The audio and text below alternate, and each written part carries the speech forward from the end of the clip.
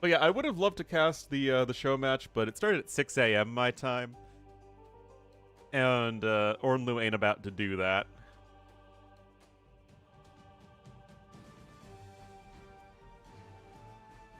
Not when it's something I know other people are gonna cover. Alright, looks like we start with the Chicken Arabia. 4-6 this morning, but unless you're a very rare breed of human, you probably didn't do that by choice.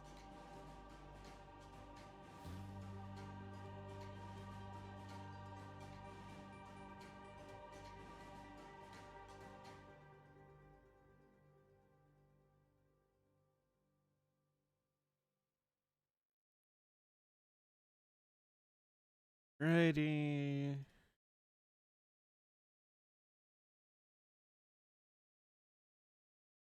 Just woke up? Okay, so you're one of those weird people then. Gets up early.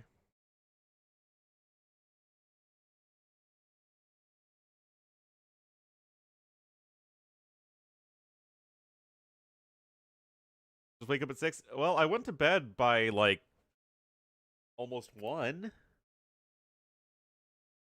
Oh no, like, I go to bed between,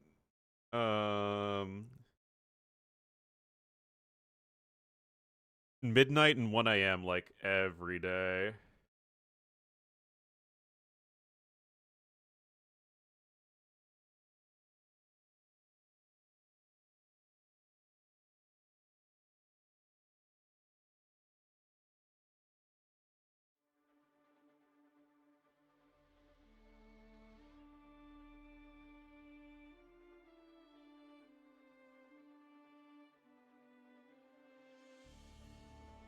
Wake up early? Yeah, my body doesn't do.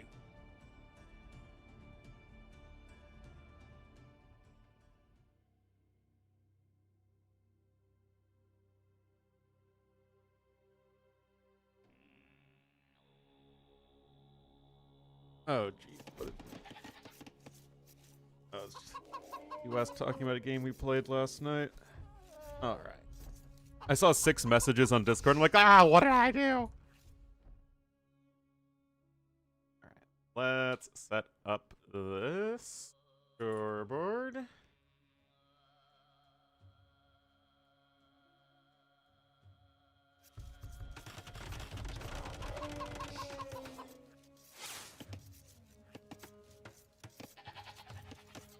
Alright, we'll make Doubt yellow.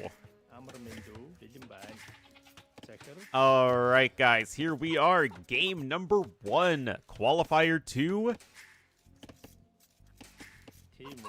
We'll have Doubt in the yellow as the Mongols to the west of the map. Ooh, what a classic matchup here. And Draken going to be in the purple as the Huns to the east. Oh, what was the feedback? I like never look at the comments for my live videos.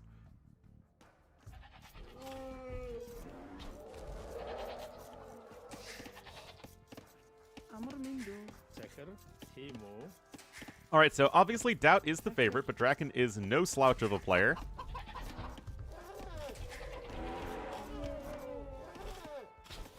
Yellow Doubt? I think we can all live with a yellow Doubt. Also, he's Mongols, so it's my favorite Civ and my favorite AoE 2 color, so, I mean, it all checks out.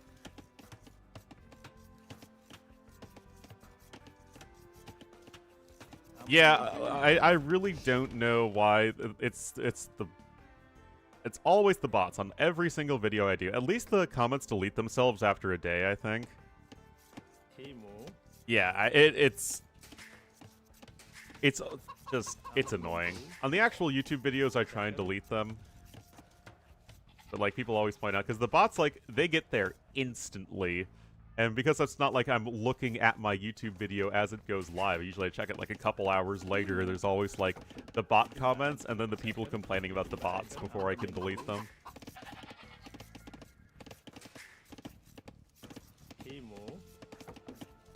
Anyway. Barracks on the way here for the Doubtster.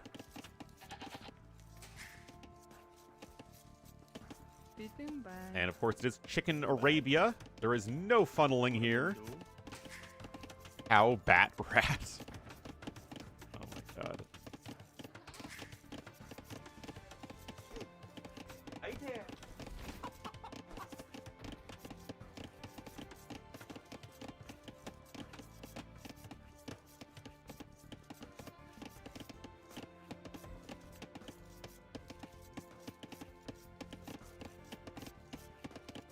Now I have a Corgi staring at me.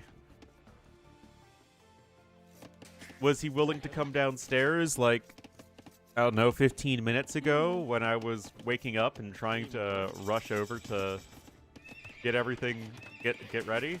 No, Dash was just sitting up the top of the stairs staring at me.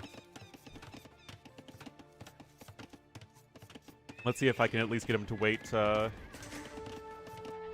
until the end of this game.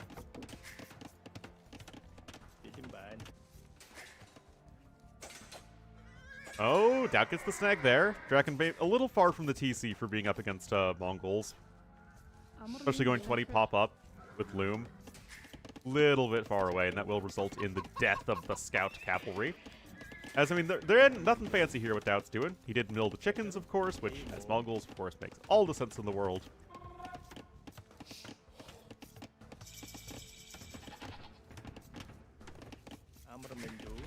And Stable coming in here as well. This matchup, it's always been kind of an odd one, because Mongols do get the early initiative over Huns, who aren't really that well positioned to defend against early pressure. At the same time, Mongols are going to start to peter out a lot after, you know, mid-feudal age, when Huns can really start to come online with the faster working stables, just really starting to scale your units well in an extended feudal age. Or if you're going up to Castle Age quickly, then you have all of the saved resources from the housing. What? What is that micro doubt? Oh no! Really, ever considered before? Yeah, must have not been an AOC player then, August. Because this match was played all the time back on ye old Voob. Okay, maybe my dreams of the Corgi waiting until the game is done will have to go unfulfilled, guys. I'm sorry, but I am a single Corgi parent, and if he needs to go outside, I need to take him outside. So give me a few minutes here. He shouldn't be too long. Sorry.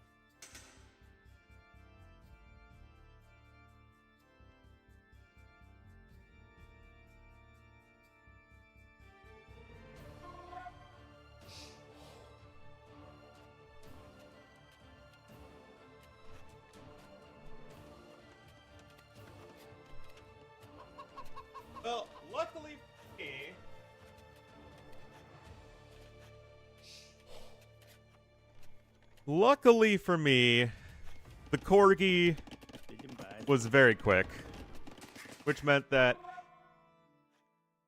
he just went outside to do his business because he knows that I expect that of him, because Ornlu ain't got no time. But really, he just wants to be fed. So, I gave him food.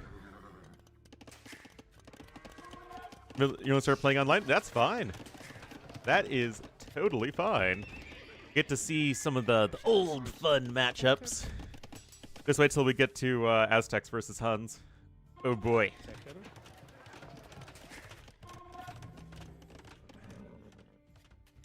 Or Chinese-Spanish nomad. Turks Aztecs arena.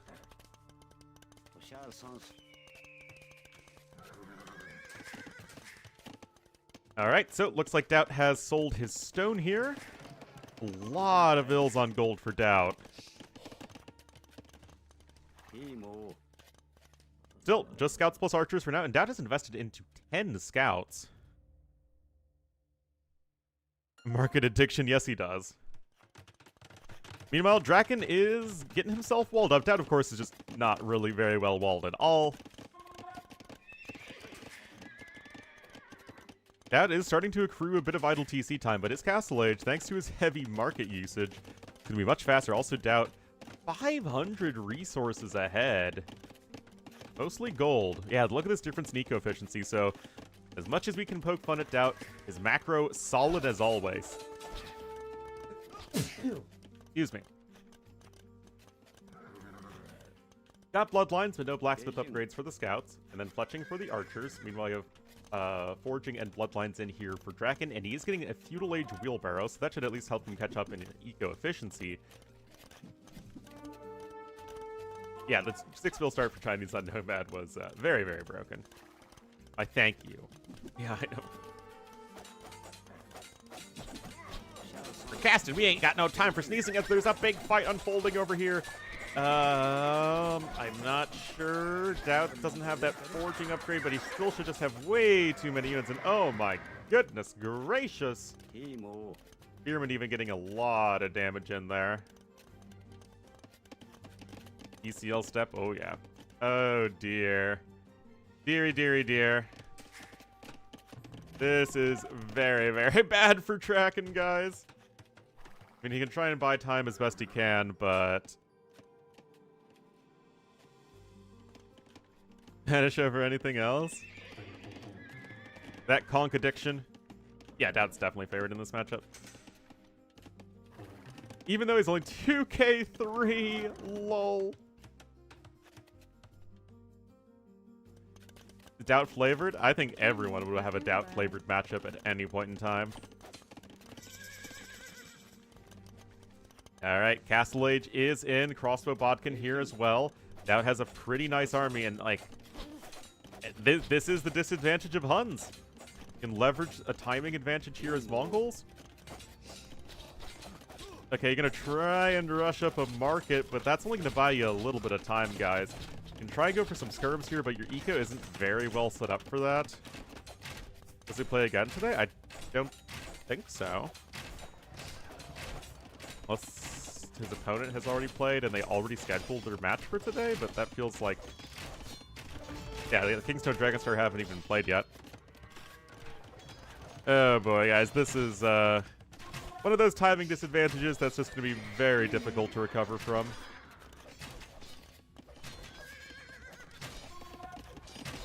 Two and 3 tomorrow, decider on Sunday. Yeah, it's going to be a jam-packed weekend of AoE too. Uh-huh. The most predictable of outcomes, guys. It's Corgi time.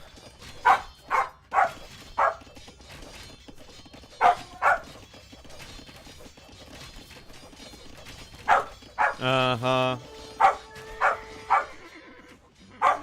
Player ice cream flavor? Oh, no.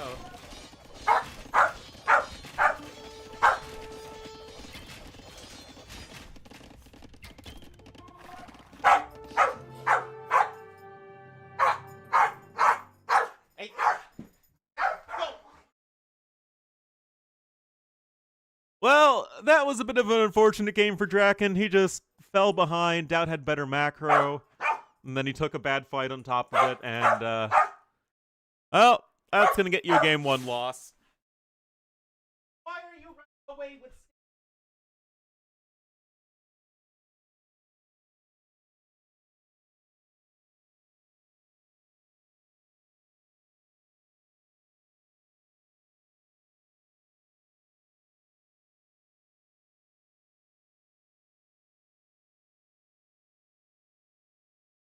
Where does he keep running?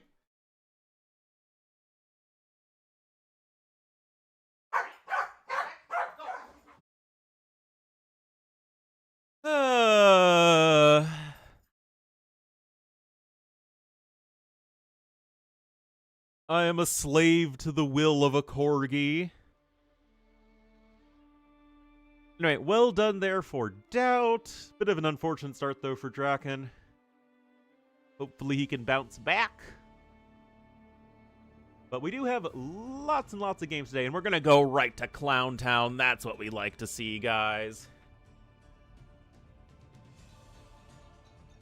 Will I cast the event? Yes, absolutely. I cast every event, but I'll do so from home, because I'm not going to be there.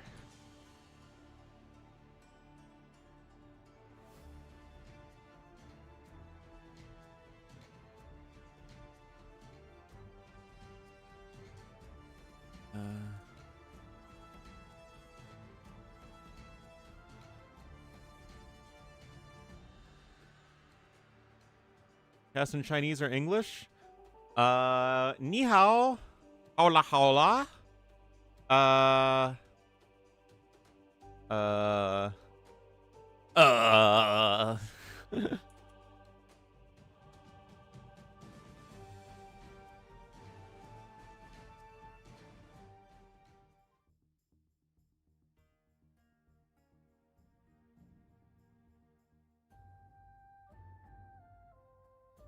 In China.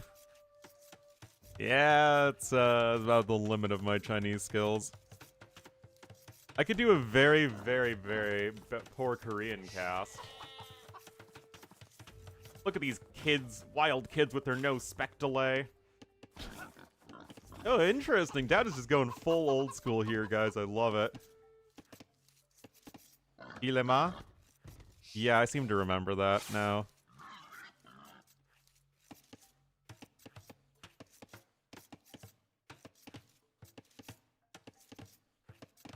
Look at this Corgi.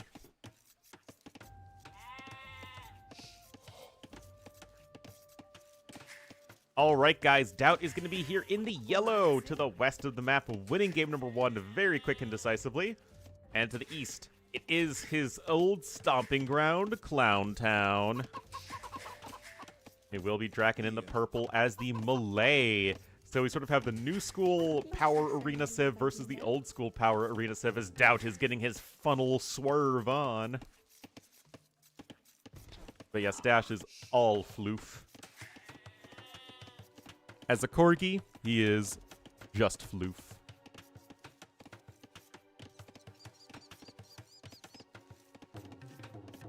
What is this matchup? I know! We just don't really ever see Aztecs on Arena anymore, and it's a shame, because Aztecs are such a fun and unique civ. Like, you got the aggression stuff, but you also have the clown stuff. Matinee. Guys, what is a movie that you see at a discounted price in the afternoon called? A matinee.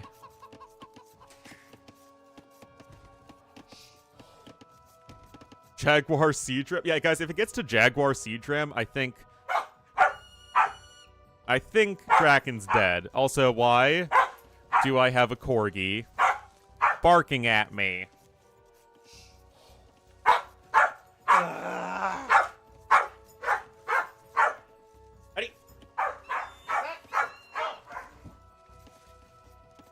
Oh yeah, you'd like that feet stream.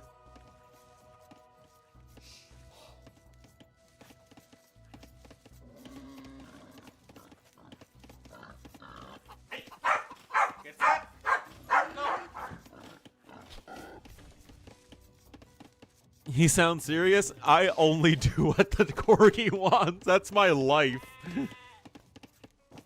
Now, the question is, why did the Corgi drop the stick behind me? Dog.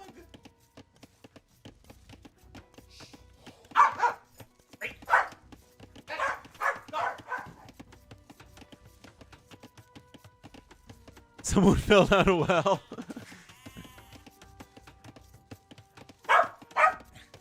How does Timmy even fall down a well?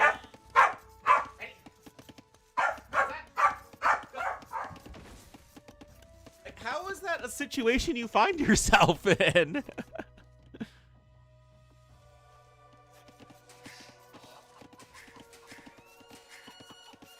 No take, only throw, yeah. In order to push him. Nah, Dash loves me. Dash adores me. Especially since I'm home alone, Dash is really never more than 10 feet from me at any given time. Oh, it's so nice to see somebody as Malay actually do the not, like, 22 pop-up fast feudal age, feudal boom thing. See, the issue is with Dash is that it's not about throwing the ball, it's about interacting with the human. It's just a chicken funnel. So even if we got Dash an automatic ball thrower, he would just bark at us so we are the ones who throw it. 19? I mean, you can go 19 pop-up. It's a little bit harder on your eco. I don't know which is, like, economically superior, but if you actually want to go for a full eco play, you're doing what Draken's doing here, guys. You're going up on, like, 30 pop. It actually is better for your eco than going up, you know, super fast and getting the eco upgrades.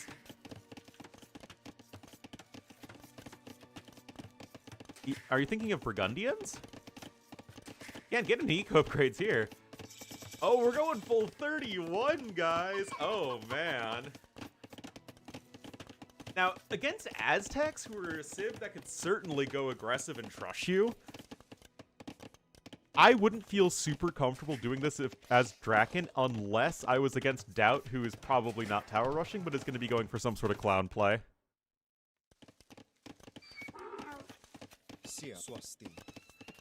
But look at this, guys. Draken's on stone, and he is going to just try and crush any sort of super heavy aggression. And I mean, Malay are the better civ on Arena these days, unfortunately. I mean, I like Malay as a civ a lot, but economically, they're just a little too good at the moment. Anya Shasayana Paniga.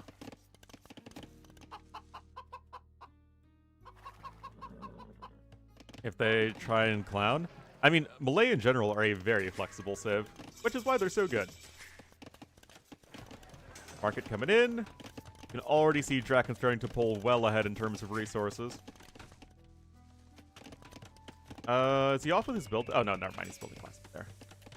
Guys, where's the blacksmith? I think, like, in the exact shot I had, yeah, I think I was looking at this, where the minimap here perfectly covered up the blacksmith. Don't see that one too often.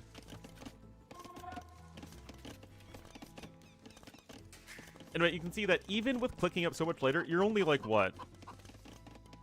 40 seconds slower to Castle Age, and you're currently 6 vills ahead. You'll end up 5 vills ahead once you get to Castle Age, but it is a very nice lead. Now, of course, you need to make sure you don't die, but honestly, Doubt isn't even playing this as aggressive as he could. Is Doubt just gonna... Doubt's gonna play this like I would freaking play this, man. He's gonna play Aztecs, make some Eagles for map control, and then boom behind it? What? What year is this? Yeah. It's so refreshing, man.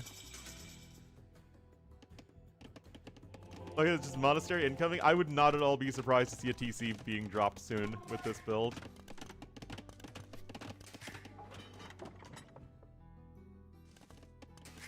A buff? Only a chicken buff. I'll be honest, guys, I broke down yesterday and got Popeye's fried chicken. I absolutely love the stuff. But I'll cook tonight. I'll cook tonight. But I love me some Popeye's fried chicken. I just try not to eat fast food because, you know, it's unhealthy. And I can eat enough unhealthy stuff without having to pay money for it. At least much money for it. But I broke down, guys. My willpower failed. Got Popeyes here in Romania. It's so freaking good. Like, I never eat at McDonald's or Burger King or Wendy's. But I love my Popeyes. I love my Chick-fil-A. And then I love my Chipotle. My weaknesses, man. Anyway, that's at 6 Eagle Warriors. He's going to go for the double monastery build. So this is, like, straight up old school.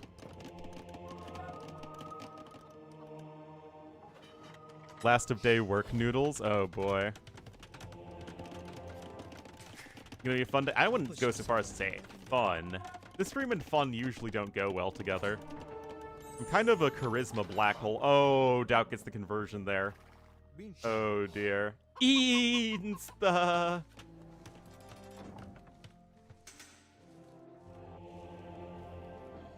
Still, Karambits are going to be good versus the Eagles, and they certainly don't represent a whole lot of value to get converted, but Doubt has the numbers lead right now, so you need to be patient. You need to wait until you have enough dudes here. Difference in KFC? Huge difference. Popeyes has flavor, and they have, like, the best biscuits.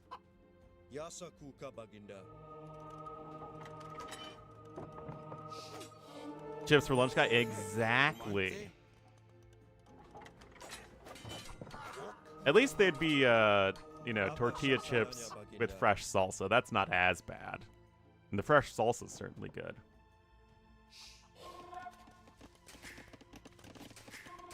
Oh, thanks, Specific God. I am doing just fine. And we've been enjoying some LingYuan Cup qualifiers.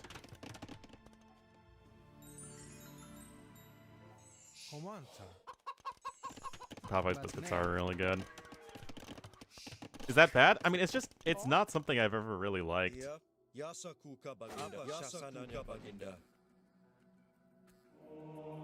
Alright, Mug's here going for the occasional Karambit conversion. Doubt already is in here with relic number 1. Second TC coming in here from Draken, but it's kind of funny because this whole build is basically set up to deal with super aggressive Aztec clowning. But, like, Doubt just isn't doing that. Oh, absolutely. It's a core part of the Popeyes experience to have terrible, terrible customer service.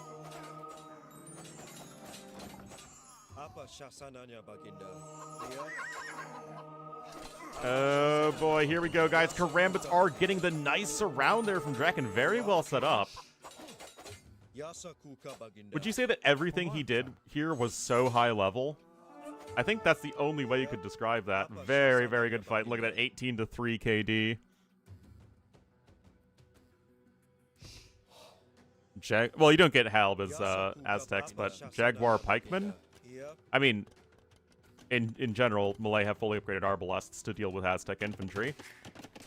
But if you get to, like, Jaguar Siege, yeah, Malay are probably going to be having a really bad time.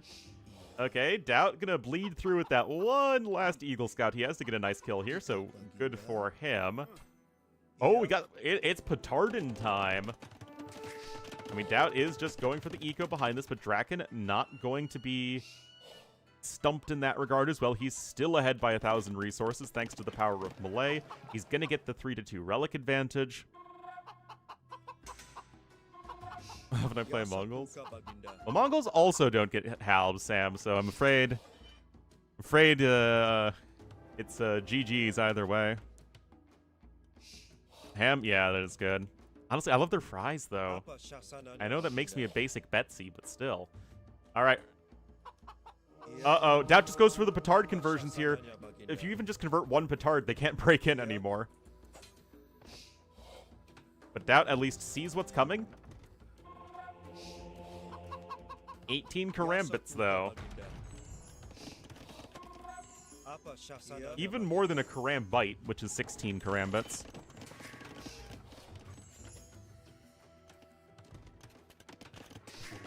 Well, Doubt was only faster to Castlade by, you know, a few seconds.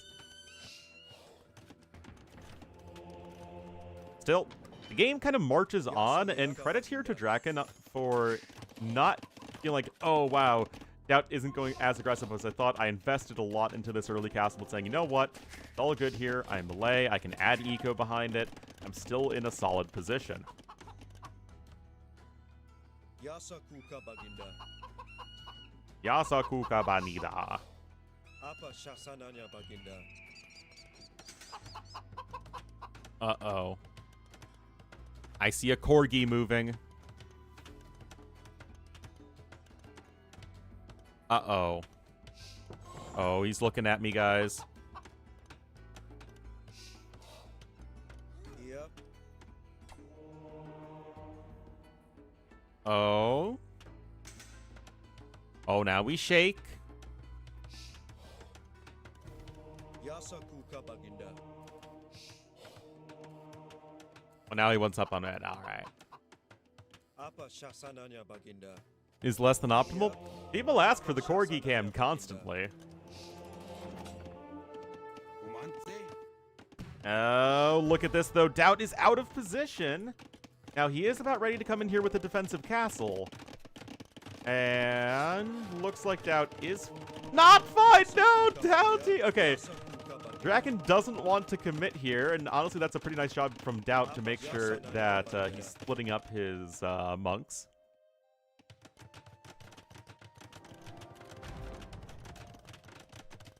Oh, poor little guy has bad allergies right now. Alright, Doubt's about ready to click up to Imp, but of course the power of the melee is not going to be easy to stop. Eco upgrades are looking a lot better here for Draken. He is 2,000 resources ahead. Going to come in here with TC number 4 forward. More like TC number forward. And Doubt's on his way up, but now it's going to be Jaggin time. I hope Doubt's got the moves like Jaguar.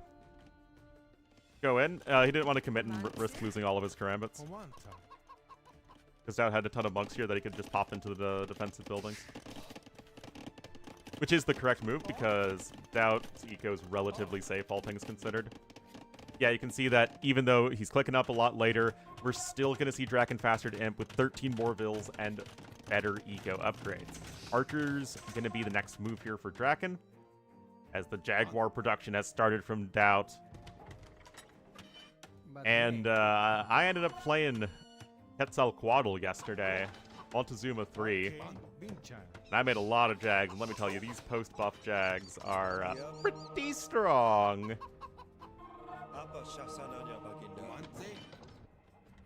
It's insane how much better they are than they used to be. Like, back in AOC, guys, they had 0 Pierce armor. Oh, I think it might have been buffed up to 1 of in the later patch, but yeah, I think they had like 1-0 or... Yeah, no, it was 1-0 armor, 10 attack instead of 15, 50 HP instead of 65, but then they had double the bonus damage, I guess, but still. They were... It was always... They had 0 armor? Yeah. Is Tabasco? Why would I be playing that scenario? At 2-0? Yeah, that's right. I keep on forgetting when exactly changes happened.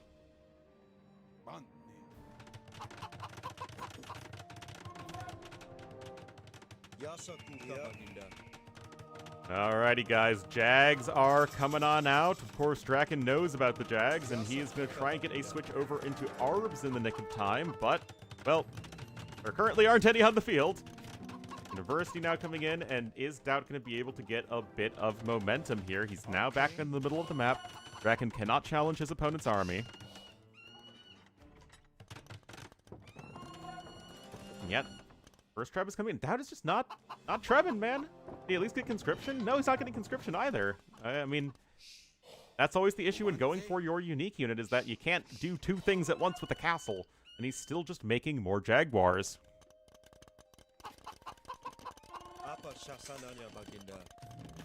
Now we're going to be on 5 ranges here in a second for the Lizard. And this is going to be getting tricky for Doubt, guys.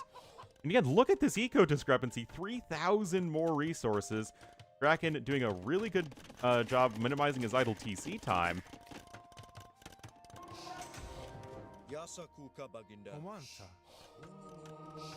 50 gold? Oh, yes. Guys, remember when the faster creation speed bonus for Aztecs affected monks, and they also produced monks faster on top of everything else. Yep. They basically had almost the Lithuanian team bonus built into the Civ as well. Alright, Illumination coming in here for Doubt, and he's going to come in with his own archery ranges. Heresy on the way, of course, Malay. One of the two elephant civs that get Heresy, the other being Gurjaras. Well, to be honest, the 50 gold is a bit more fitting for Aztecs, who are, of course, known for having tons of gold ornaments and whatnot. Apa Shasananya Baginda.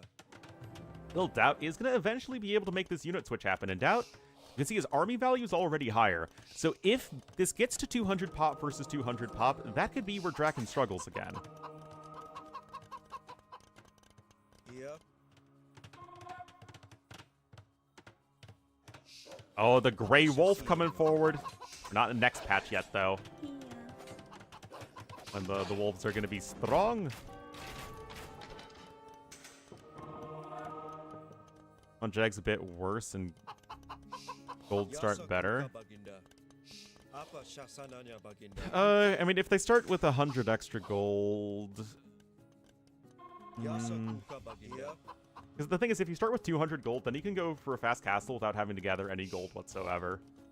And that feels like that could end up getting very bad very quickly. Anyway, the one thing I don't like from Draken is that he is very slow in getting his own siege going. He's not going to make a switch over into the elephant, so he's just done with the Karambits, I guess. I mean, you see that many Jaguar warriors on the field, there's plenty of incentive to not make Karambits. Ethiopians? Yes, but Aztecs have a great eco on top of that.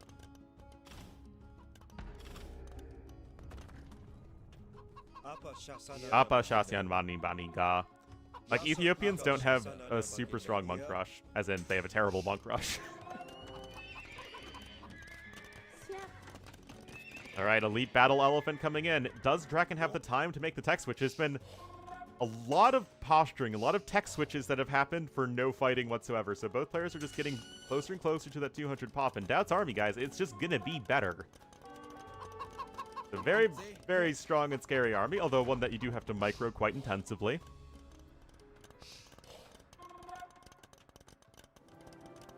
And the elephant numbers are still going to be in their fledgling stage guilds coming in now. But it does feel like Draken's advantage is going to start to wane the longer the game goes on. That said, Doubt does not have Elite Jaguar. Has 15 monks. But at least you have the arbs already out to start sniping the monks. Getting gold? That's also fair. But I mean, the bonus was still just free loom. So it was never, like, that insane. I mean, free loom is better on open maps, and the extra 50 gold is better on closed maps. And here we go, guys. Doubt gonna immediately start to siege up this castle where Draken is mining that neutral gold. Where Aztecs are, in my mind, probably the most gold-reliant civ in AoE 2. Even more than Turks, because Turks at least can keep their gold units alive for a very long time.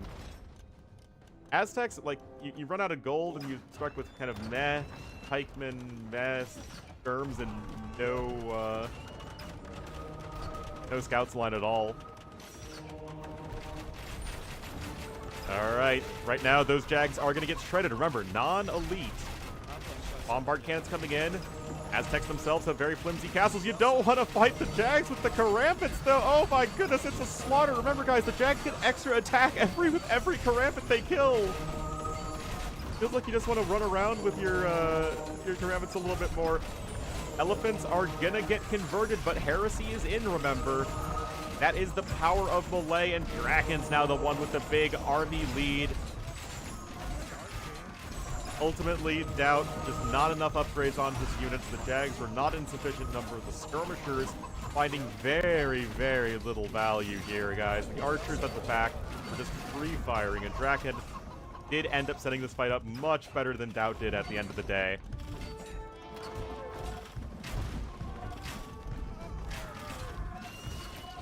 And this is absolutely positively over. Draken, 5,000 more resources. The power of the Malay will not be gainsaid. I mean, would I rather watch one range skirmisher versus one range skirmisher in Feudal Age, or would I rather watch, you know, Jaguar, Elephant, Arb, Skirmisher, Monk, Karambit? I think there's only one correct answer as to which army composition is more fun. But Draken was very patient there. He didn't take the fight until he knew that he would win it. And that's what you need to do. When you know you have the eco lead, you don't need to force an engagement. Just wait until you can take a proper fight. You know he's got the relics. He knows he has the extra map control because he still had the gold income there. And very smartly done. Anyway, Doubt's going to be basically out of castles here in a moment. And we're looking at 48 Malay elephants. I played a team game with T-West yesterday. We were on enclosed, and I had Malay pocket. No, Doubt does not have all the upgrades he needs at all.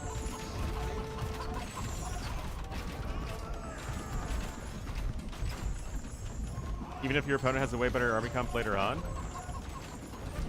You do need to take the fight before they get to their ultimate army comp, so, I mean, there is nuance to it. It's stupid nuance coming to bite us in the butt again. But in sort of that approach towards 200 population, because it's not like, if they're both sitting at 200 population, yeah, then you need to make something happen. But in the approach to the 200 population, you don't need to take a fight until you're absolutely sure you're going to have the better army, because you know that when you hit 200 population, you can just keep on making those reinforcements happen much better than your opponent can. And, like, that's sort of the default state of things. So if you can take a good fight on top of that, then your victory is all but certain, and that's exactly what Draken did here.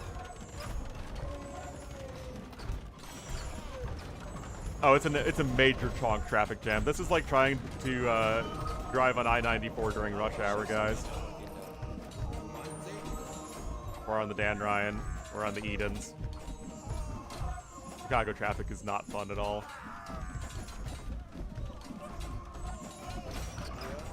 Guys, I think Good, now you can win the rest of the games, and I am happy! Oh no, Draken said that before Doubt, GG! Oh my goodness. Everything he did was so high level. Oh, guys, I knew there was a reason we got up to cast this one. Oh,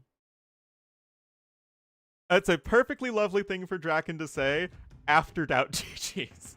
Before Doubt GG's, that feels like a 105. You know what I mean? It's all about the timing. But yeah, honestly, very well played from Draken. See, the issue is that I feel like I don't do justice to both of these players being very good.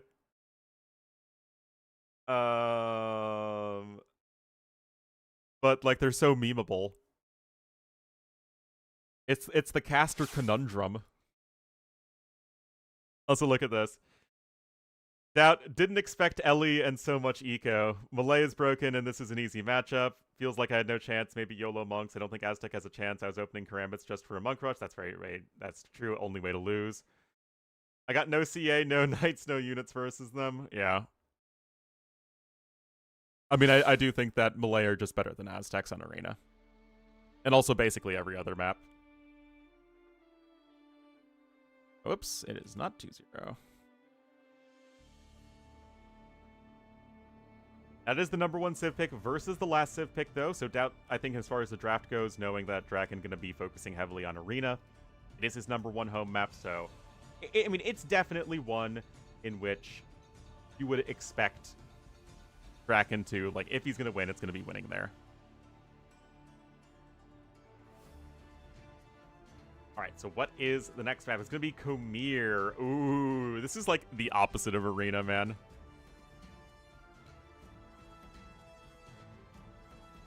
Indeed, it is loaf time. To the top players? Well, it depends on how much you like skirmishers. And hamstering.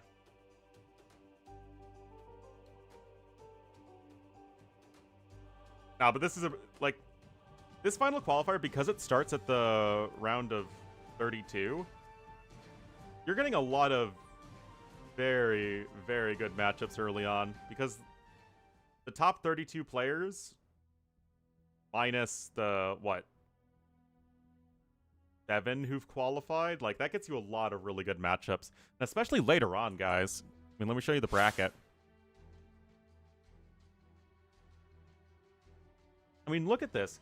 We are only going to have one of Vinch, Sora, Lewis, Andy, Dogao, Dark, stream feels good, man. Viscon, Prisma, Doubt, Kingstone, Dragonstar. Like, that is a ton of very quality players. Which means that either Vinch or Doubt is not going to qualify for this event. See? Sorry, Kookbook, but people love the Doggo stream. Thank you, Manika Wildflower, for the 2 months. Like, personally, I certainly give advantage to Vinchester, considering that he is top seed. Makes sense. Then the other bracket, I mean, you already had Tato Jordan very close. Margagu Lucho is apparently very close. I'd expect that series to be close, but credit there to Margagu. Got Mihai, Kapach Valos round 1 is already really sick. Got Sebastian, Villasa, Barles, Classic Pro, Ganji. Like, Classic Pro Ganji is another really good round 1 match. Good stuff. This will be a pretty hyped qualifier.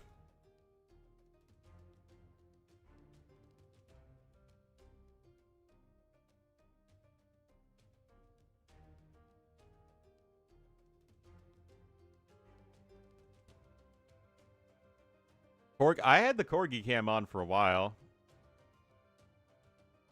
Fire might beat Mihai? I don't think so. He might, though. I mean, he's still Fire, right? He can randomly do well.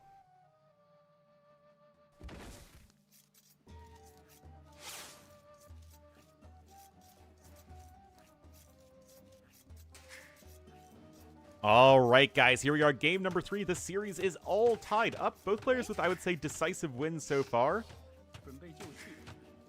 Although Dragons, it wasn't a Civ win, but if Doubt was going to have a chance, it felt like he needed to go for the YOLO rush, but then Draken went like full anti-YOLO rush. But yeah, it was a tough one for Doubt. Let's see how he's going to rebound, though. This is his home map. He will be the Yellow Persians here to the east, so they should be a very good Civ. And Draken is going to be in the purple as the woo to the west, which is apparently racist, but, you know, if you can't make silly sounds based off of the silly-sounding names, then, you know, what can you do? I'm back to Draken win out. I'll give you one guess.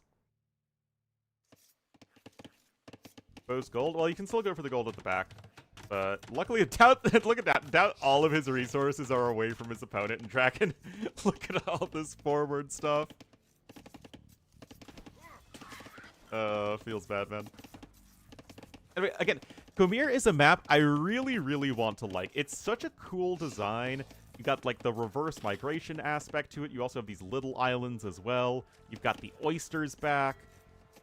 That said, I've seen one very good game on this map where players did have to expand to the side, and then you had, like, land and water fighting. And I've seen several games that was just, okay, both players galley all in, and then the guy who galley all ins better wins the game. Oysters is just gold. Yeah, apparently the map name is literally just come here, but, like, turned into a map name. It has no geographic foundation in its naming. But still, it looks really cool. That's it. Persians versus Wu. Now, Draken can go for a Metadarm Rush here as the Wu. They are very good at that. You can also just play full water anyway. Ooh, do you know what would be a really good game mode on this map? FFA. You play 8-player FFA on this map with, like, the 4 big islands in the corner. You have all the starting islands in the middle and then the extra islands. I feel like that would be really, really sick. Towards your opponent's island seems unfair. I mean, sometimes you just get a bad map in AoE. Just how it is. Just how it be.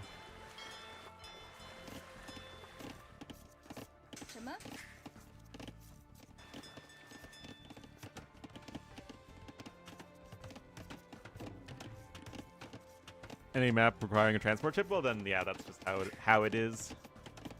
Personally, I do like water maps. I find water maps more fun to cast than hybrid maps. Or at least the chances of you getting a good game on a water map, or at least an interesting game, feel a bit higher. Top 8 players? Yep. Has Nomad not been great? The Knott's Nomad has not been that great. I mean, it's not been bad. It's been better than your average hybrid map. It's been better than Kawasan, that's for sure. But, not the best.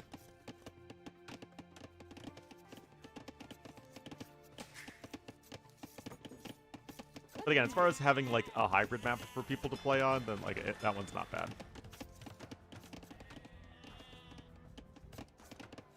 Anyway, look at this. It's a reverse Uno card. His Doubt is going to be the one going for the Men-at-Arm Rush with the Persians. Now, let's see how well Draken can react to this. Lower up to the Feudal Age. Does have the extra fishing ship. But Men-at-Arm upgrade coming in for Doubt. And look at this. Boom! Shakalaka. Forward archery range in a range of the opponent's TC. Yeah, we're playing unexplored with predetermined maps. Speeds. That sounds real fun. Oh, boy. Anyway, Draken will at this point see the incoming Men-at-Arm. He will immediately have to abandon this location. But look at this. Draken did set up this area quite well. Oh, Draken gets there in time. Okay, the tower isn't walled in, though. So Men-at-Arms can still attack at the base of the tower, but I think just going a little too close to the PC there. So Draken reasonably well set up with that tower, but archers can still harass from this angle, though maybe like a defensive galley could help. Like that plus the tower range might be enough. Yeah, arson coming in too. Oh boy, Doubt's just going for it, man. And look at this, Draken accruing some idle time. Wait, he's going FC? What? I thought he was just going for a slightly slower uptime. Oh. Was cool too. Yeah, that was another really really fun one. Whoa! Whoa, whoa, whoa, whoa. Hold up, guys. All right, see, guys, you just have to give maps a chance sometimes. You just have to give maps a chance. Okay, that's pretty rough, though, in terms of the Castle Age having getting delayed, not getting double bid axe yet. Beautiful tower here from Doubt. Oh, boy. All right, here we go. Castle Age incoming. A fair amount of idle TC time, though, for the Lizard. Now he's about to have all of his wood income denied. He can't take wood over there. I mean, he can't take wood anywhere, man. Now, there are 2 fire galleys out for Doubt, but they're not in a position to actually attack anything. So if Draken wants to sneak out with some vills, that might not be a bad idea. And that villager really did not get the memo that their base was under attack.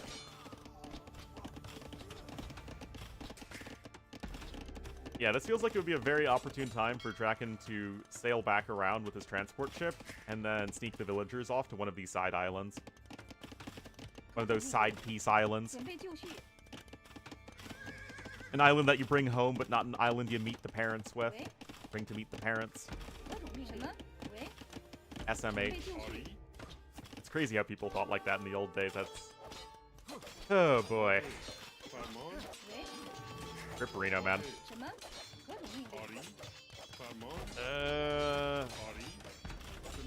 I mean, this doesn't feel great for Draken, guys. He needs to have some good dancing micro here. Oh, double kill on the 2 fishing ships.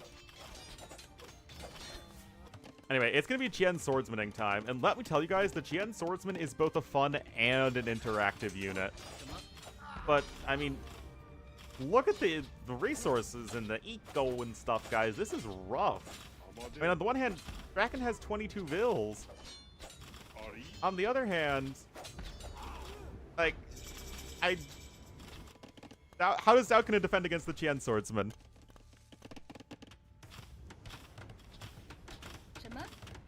Okay, you need to micro. The Vill dancing micro has been somewhat good, but... I mean, guys, Doubt is nowhere near Castle Age. Like, not even close. And I think that, again, all Draken needed to do was just get the transport up so he can send the Vills to another location, or sneak the Vills off to another location where Doubt's army is not located. And I think that, like, Draken he's unstoppable in this game. Anyway, guys, one Men-at-Arm does not beat one Jian Swordsman. Not even close. Maybe next patch it'll be a little bit better, but yeah. Jian Swordsmen are basically invincible versus Feudal Age units in general. Now, Doubt can quick wall. Remember, Doubt has an enormous eco lead. But he also has the barracks on his starting island as well, so he's actually going to start to clean all this up eventually.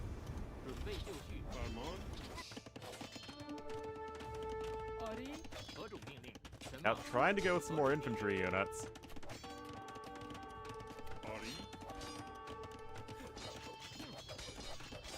I don't know about this one from Dowdy, guys. He's going to start to lose more units. Draken is in the KD lead.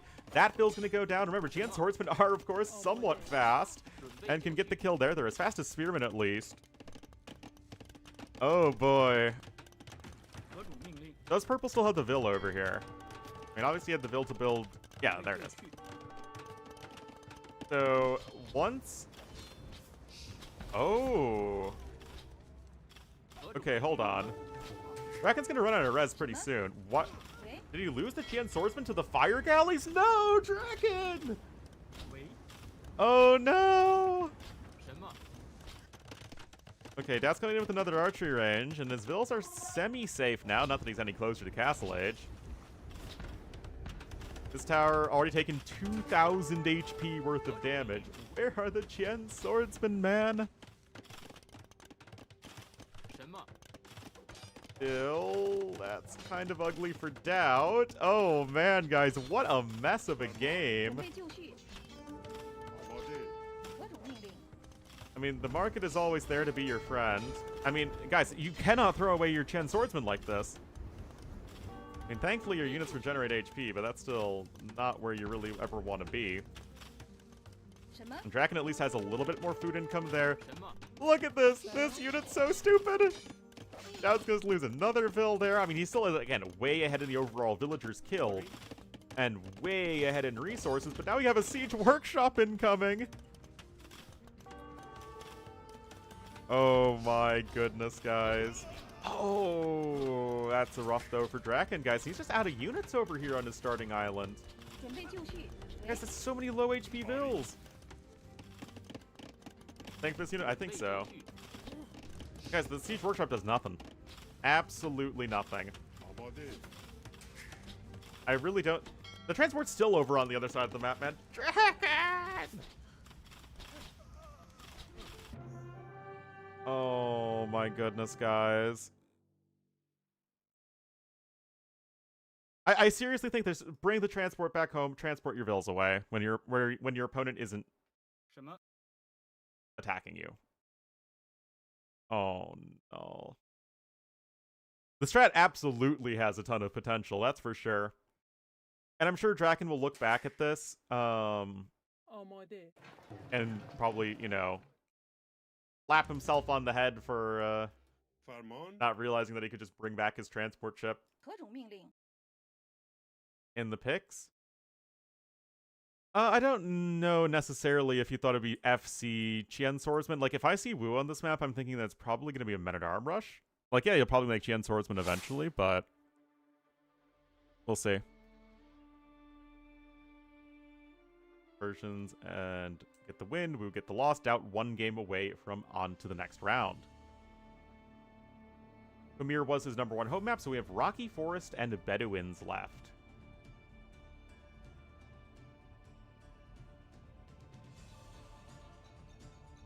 Or as they say in some circles, Bedounis. Oh, geez. Again, it's the whole thing where... Like, I see no messages on YouTube, and then I see a ton all pop up at once. In the head instead of himself? Exclamation mark Drakant. We never forget, guys. Here, I'll show you for those on YouTube.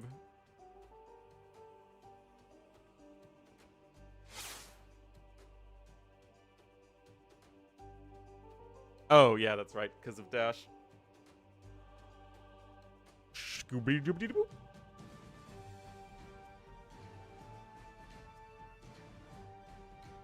And I quote, "If you can't stop shit-talking, leave. You think it's fun to keep you in a room and listen to your shits all the time."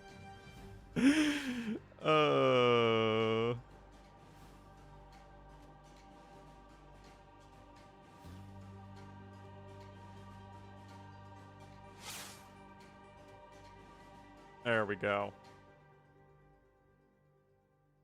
Oh, they started already. No, he said that to me.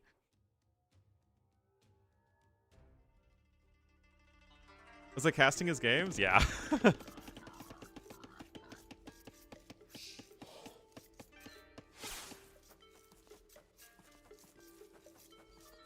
I was poking light fun at Draken, to be fair. But you know how I am. Yes, that's fine. Ornlu's always so critical. Yep. Yeah, I don't know why people keep on letting someone have Chinese on Bedouins, and Dowd does have that civ for that map.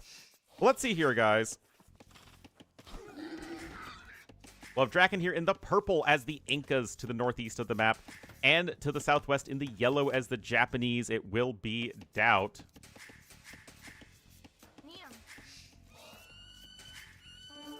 Five Drush. Well, the Inca 5 Militia Drush has really taken this map by storm in this tournament, so let's see if Draken's going to go for it. And if there is a civ that's going to deal with this well, Japanese are certainly one of them. Cheap lumber camps are going to be helpful. And the fact that your swordsman, like, even if you just get, like, say, 3 militia, plus your feudal age scout cavalry versus the 5 militia from Inca, it's at least better.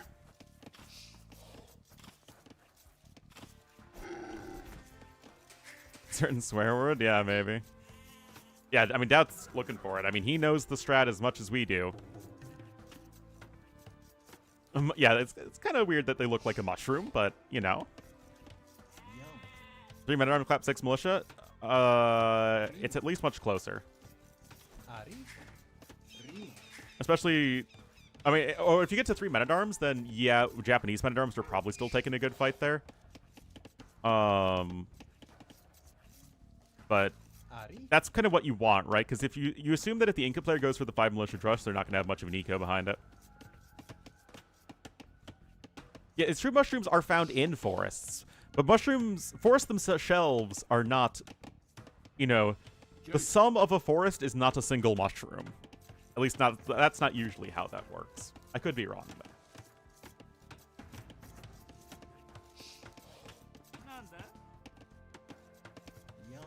Backyard? Mushrooms are found all over the place. They are mushrooms, after all.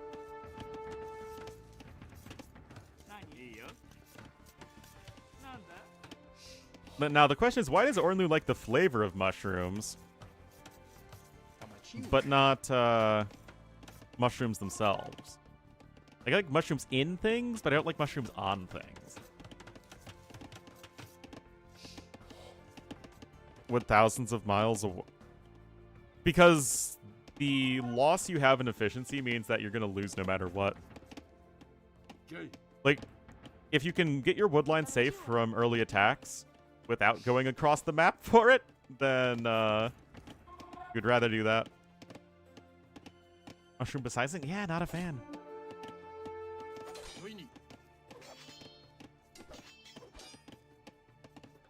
Makes no sense. To be fair, nothing I do in life seems to make any sense. Anyway, guys, here comes the militia. But if Doubt's going to make it to Feudal Age, and he sure is, he's going to have 4 militia, and he's going to get the Men-at-Arm upgrade. But if you take the fight before Feudal Age is in, that's when things can start to look much less impressive.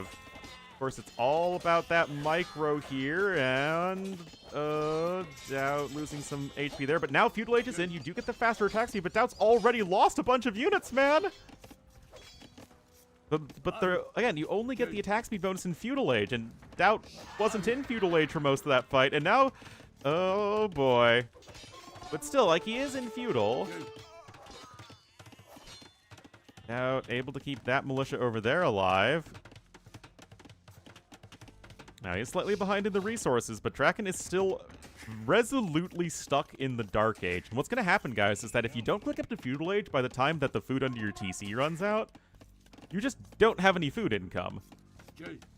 So this still feels like an extremely good spot for Doubt because he was able to make it to the Feudal Age without having his entire eco idled.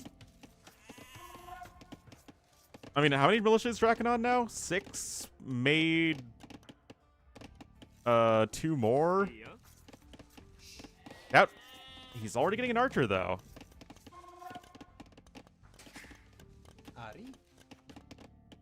Yeah, Doubt getting up to Feudal Age fast enough does feel like it should probably be game-winning. The AoE First Amendment. Anyway, nice kill there for Doubt. Also was able to pick up double bit axe, and the archer numbers are only going to be climbing.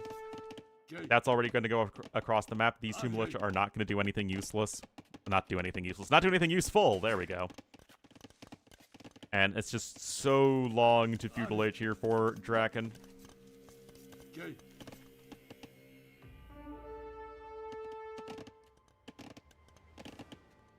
That does need to get damage done, but I don't see how Doubt won't get damage done.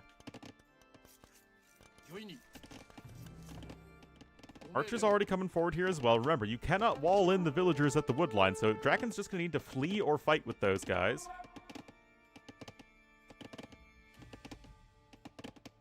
Still, Draken just hasn't stopped with the militia. I mean, 45 seconds to Feudal Age, guys. I mean, I thought Doubt could get some damage done here, but he hasn't taken the fight yet. And he never got the Men-at-Arms upgrade.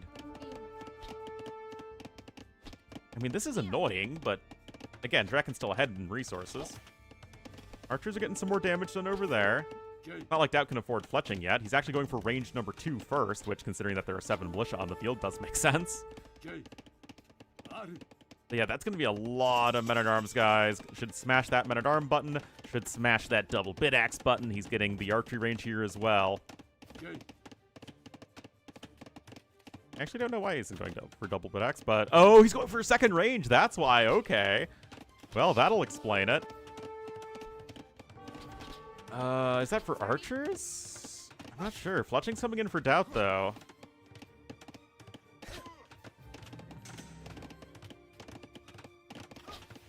Archer is going to get some more shots in there. Draken's not going for his own archers, as he should be going skirms. Doubt gets another kill there, and of course, just the archers aren't getting touched.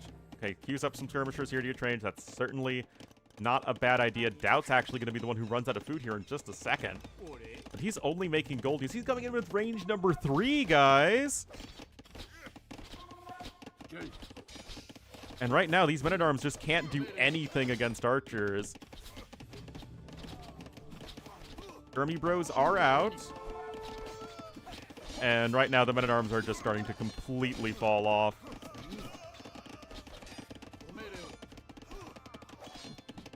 Yeah, those Men-at-Arms. To say they have not gotten value would be an understatement.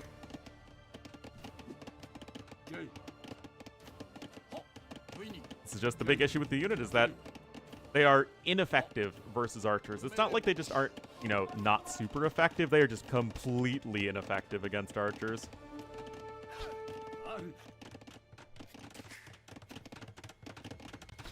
I mean, Draken has the Vil lead, but Doubt's ahead in the resources destroyed.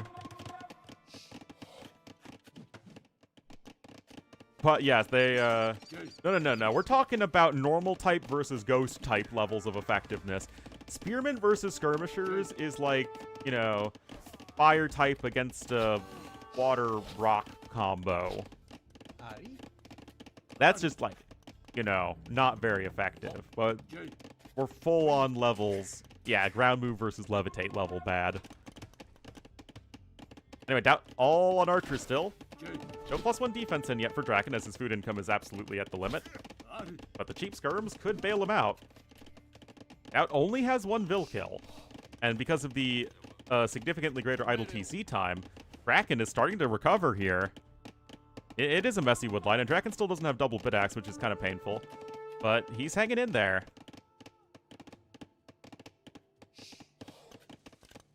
Okay, Doubt does have those extra forage bushes on the side. No, I mean, Doubt's on triple ranges. He doesn't really have the eco set up to go for scouts, but... I mean, that's just more archers than you can deal with, guys. Yeah, +1 defense is absolutely a must here, but once that's in, I think it should look a lot better for Draken. Go for his own men-at-arms? He could, but Draken has already sort of preempted that with his own archer switch. Klavskis? What? In the year of our Lord and Savior Doubt, 2025? What? Hey, man. +1 defense now in here for the archers. Is it enough? Does Doubt have enough army to actually force this? I mean, skirms will not be gainsaid for his push. Yeah. I showed the old school Voobly picture of Drakant, and you know, it just summons these people.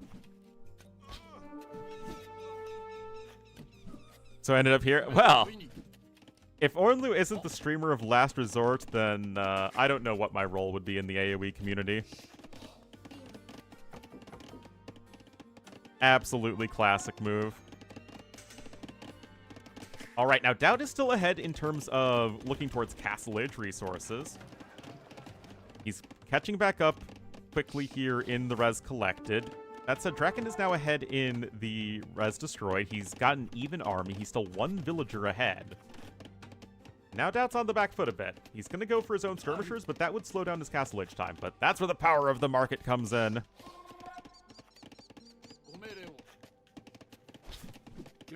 Last... I mean, the last NAC I was at, or the last NAC overall?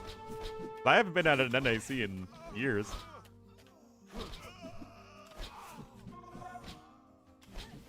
You do before in-game spectating? Oh, you bet. Overall? Oh, wow. I mean, I guess I was the side piece caster there as well.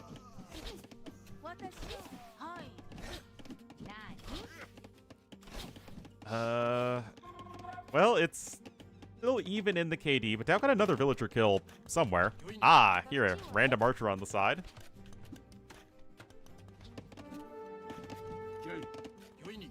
Major Brent, yeah, I can take it. I can take it. All right, getting a kill there, but again, Draken's still kind of far away from Castle Age.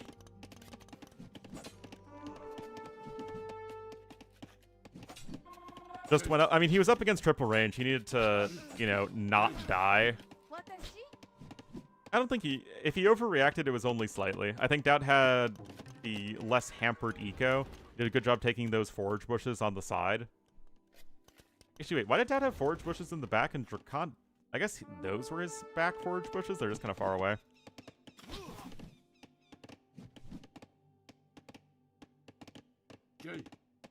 Ah. Usually this stream is the one that's very political. Whether I like it or not. Anyway, we are looking at a 1-minute advantage here in the Castle Age time, and Doubt with the power of triple range skirmishers. Or archer armor, because it doesn't matter in skirmisher if he's skirmisher. Maintain his vil numbers. It's still very good, but the hamsters, you know, really haven't refined. Is the stable? I feel like going for a stable would indicate that you aren't making skirmishers. And I don't know if you ever want to play a game of AoE that is just not making skirmishers. Anyway, look at this. Castle Age is here, but Doubt cannot even research Elite Skirmisher. 230 wood, remember.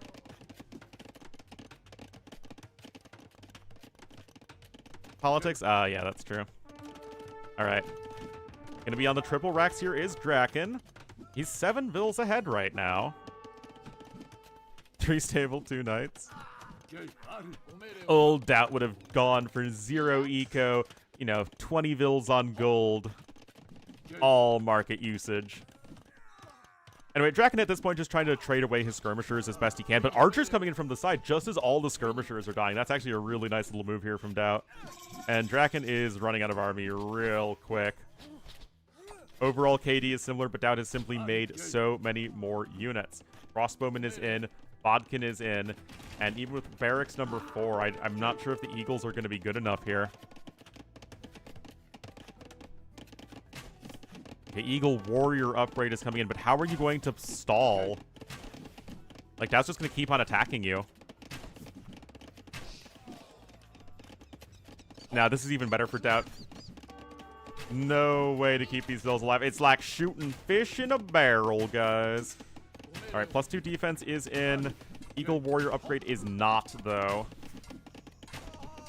And Draken is still ahead in vills because Doubt has so much idle TC time. But, I mean, the numbers... I mean, that's going to be 4 barracks in a moment.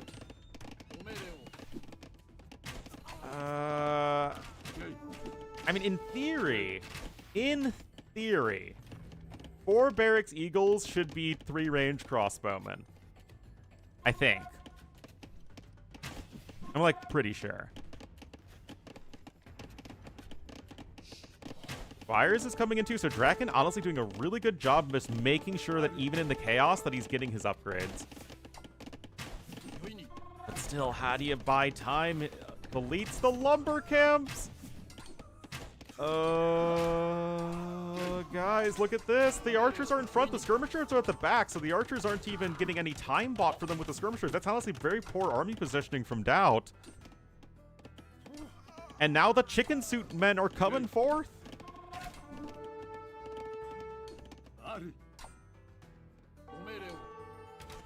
Oh, but Archer's coming in on the other side here from Doubt, and that is going to be getting even more eco value.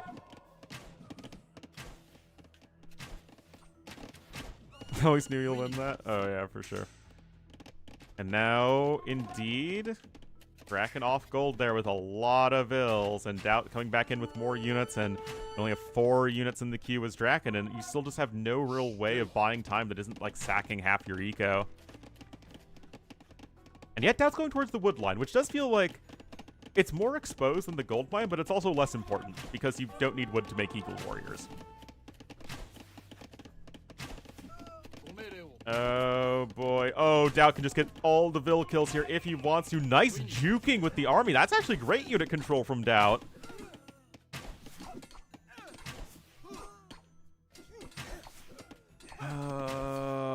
Yeah. I mean, it's... Okay, so Doubt's, like, losing his army. Right? He will lose it eventually. He's probably killed enough Vills, though, that it doesn't matter whatsoever. Goes Knights. It's like the Anakin and Padme meme, right? Now Doubt just goes Knights, right? Right? Right? As Doubt's Anakin, and he adds in another archery range. He's gonna be on 5.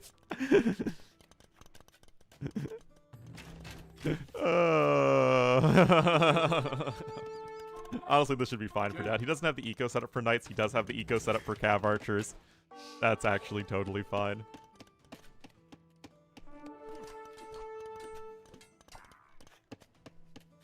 That's it. You're clipping those archers by themselves. The Eagles are going to get some more kills over here. And, I mean, Draken is still going to kill more stuff. Doubt is only going to catch up in villagers' resources collected in just a moment. He has 10 CA queued up. Can Draken snowball this? Because he's wiped out Doubt's army. He's actually nicely ahead in res destroyed.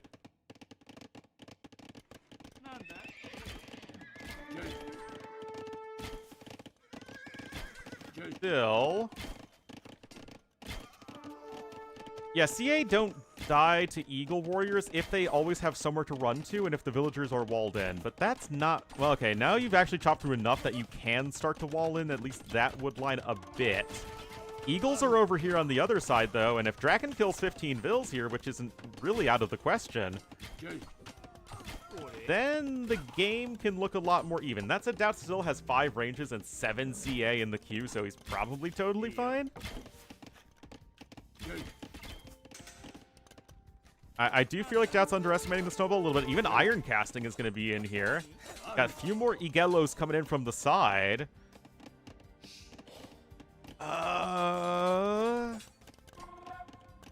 Number 1 counter in the game, that would be the Skirmisher. Yeah, but you just kite with the CA because they're faster. But like I said, guys, kiting with CA is only a luxury you get if your villagers are safe. Because otherwise the Eagles just kill the villagers. Because right now what Draken's doing is actually forcing the fight. Which is what you need to do here if you stand any chance. And, I mean, right now, guys, Draken's catching up in the villager count. Do you have APM? Well, I don't have that either, so it's a struggle no matter what. Oh no, Doubty! This is why I did actually prefer the Knights, though, if he could make the switch happen. I understand it if Doubt thought that I don't have the time or eco balance to go Knights. But I do think that you could just find yourself in a situation where you simply can't avoid taking a fight. I mean, it was the same issue that Draken had earlier, right? It's because he couldn't wall in his villagers. He kept on just having to take the fight when Doubt was forcing the issue with his archers. Now Doubt's in the same exact boat from before. And this is about to actually be chopped through in a second, so you can just send a couple reinforcements down that way. Because the villager count is dead even at this point. No arson in yet. No arson yet. Draken doing a little bit of dancing. That said, Doubt is going to get to a big and scary blob of cav archers. Oh, he's hoovering.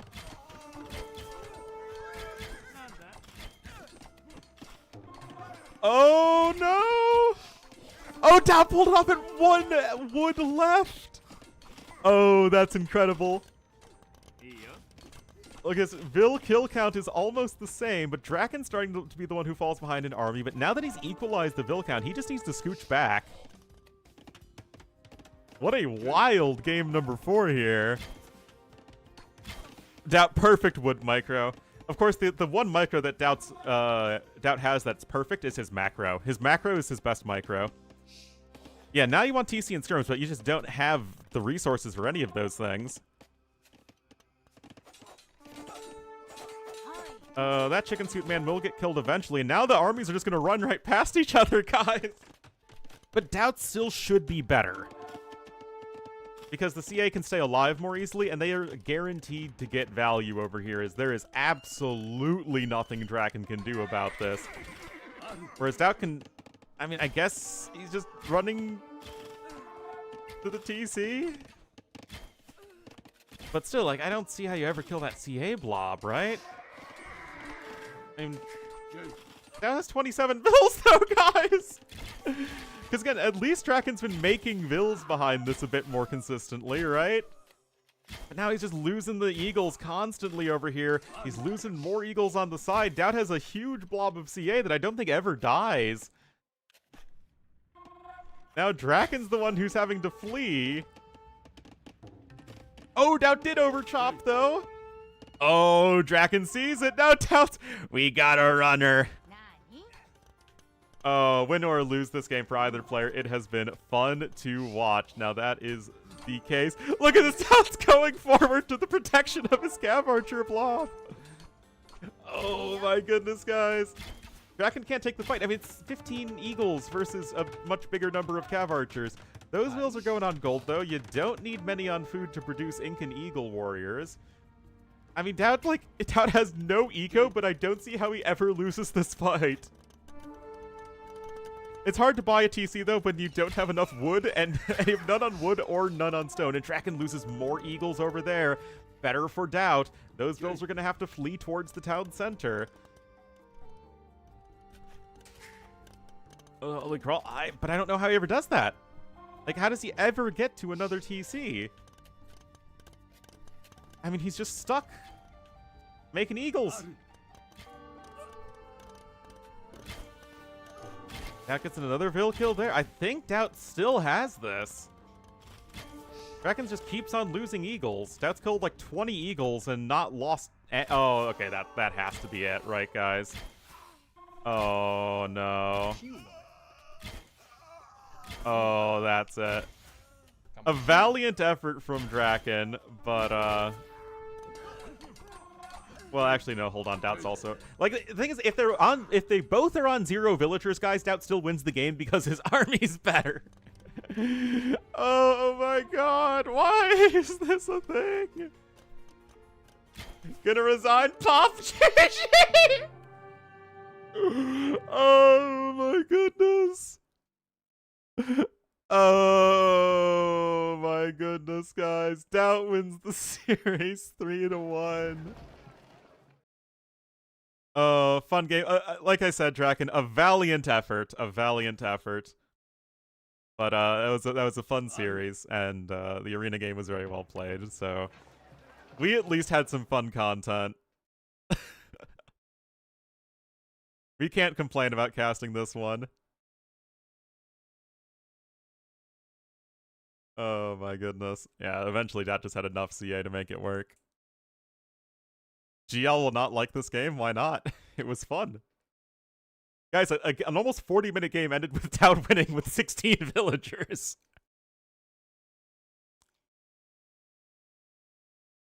Oh, man.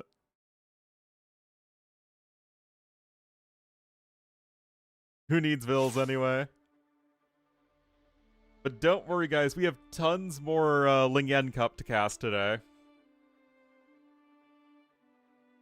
No, because, again, Doubt could have 0 villagers and he'd still win the game because Draken can't gather resources, and Doubt's army is never going to die. Well, thanks, Echidna. I mean, those are the sorts of games that always make my job as a caster very easy. Alright, guys, let's see what is next. I think Mihai versus Fire is already underway. Let's go ahead and set this up. Hey guys, this is just the first round of the qualifiers. Like I showed off earlier, it's only going to get better from here on out.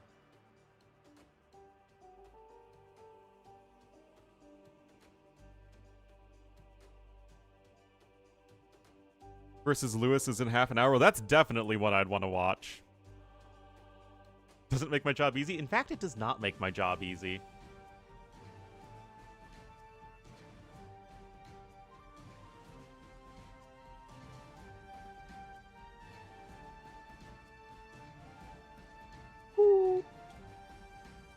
Yeah, I'm sure you guys are going to want to see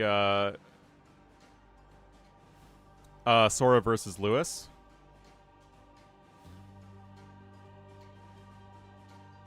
So we could possibly switch over to that one in a little bit. We'll have to kind of see.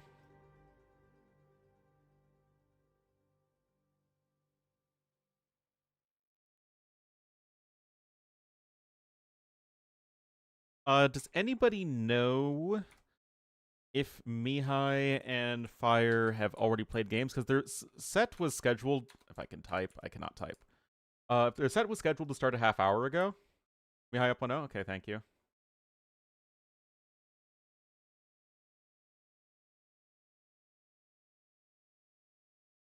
Oh, whoops. I put that on score B instead of player B by OBS. Japanese and Tatars, thank you, thank you.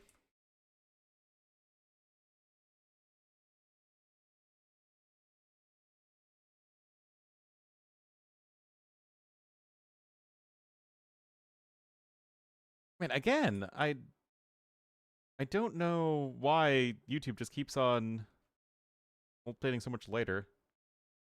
Let's see here. Mania. And Brazil.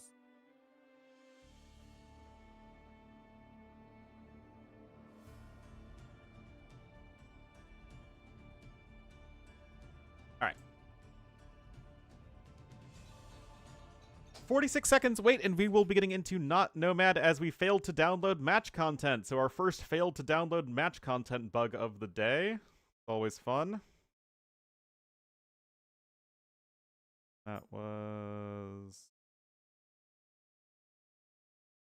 Japanese and Tatars. Dash.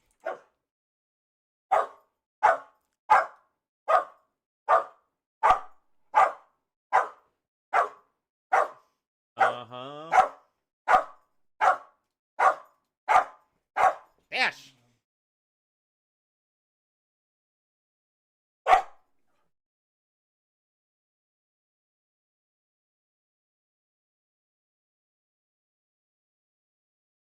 Oh, now he's getting stick again.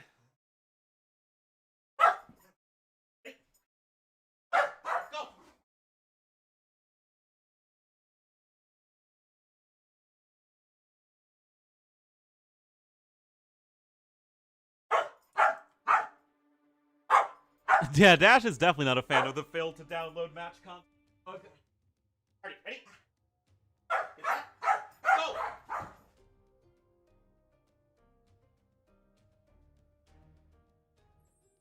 Alright, guys, getting into this one here. Ready? Go! Bork.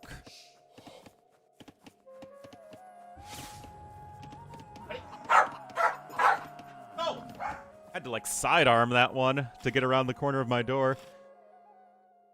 All right, professionalism failing as always. Ready? Get set. Go.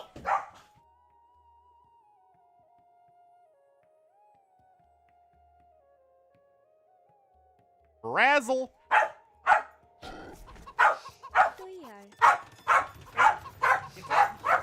Oh, gee. Oh, that one failed. All right, guys, I need to actually get some breakfast.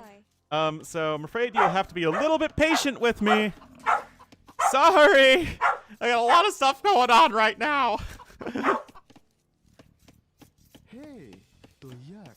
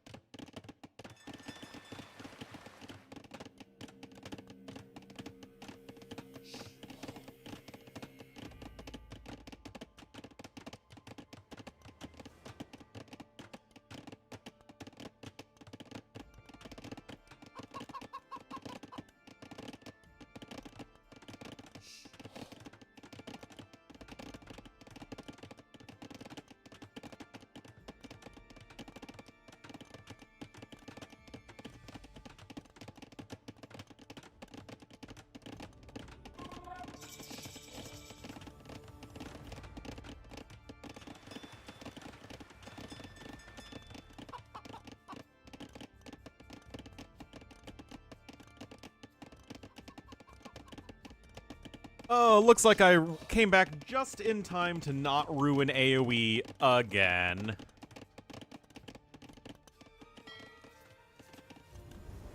Looks like nothing has actually died yet, but Mihai is ahead by a few hundred resources.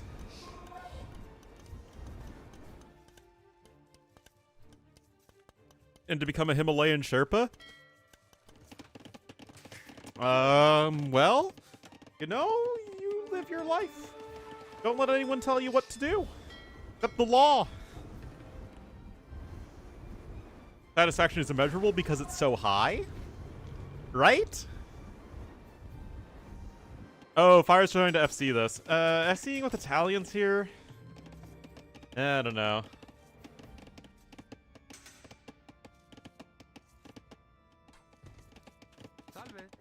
What? Win? Andy's fantastic. Isn't Andy technically the player who's most recently won an S-tier tournament who isn't named Hera?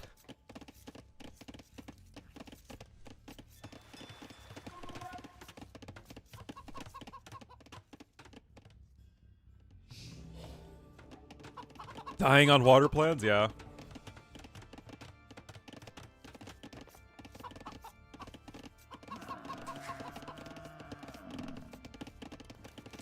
Is that 3 lines of Twitch chat?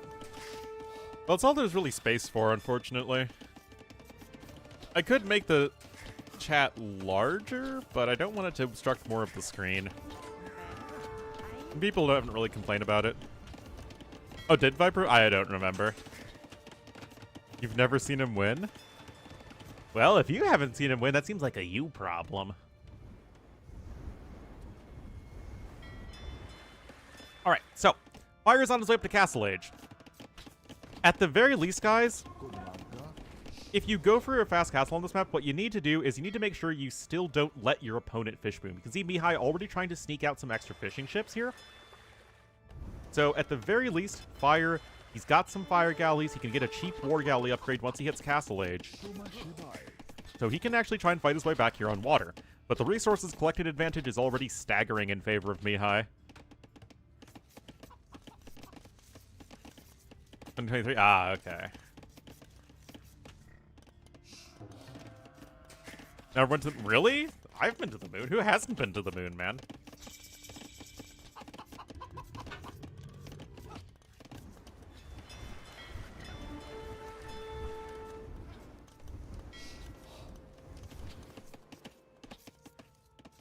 Well, Mihai is about ready to click up to Castle Age. Also, thank you for letting me get my breakfast and make my coffee. I was pretty hungry.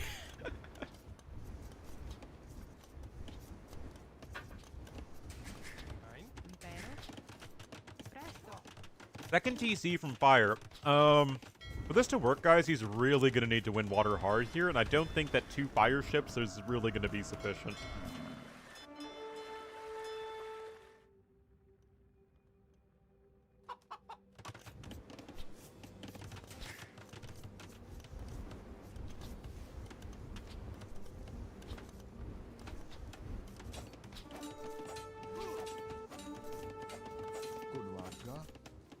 Go wreck that archer.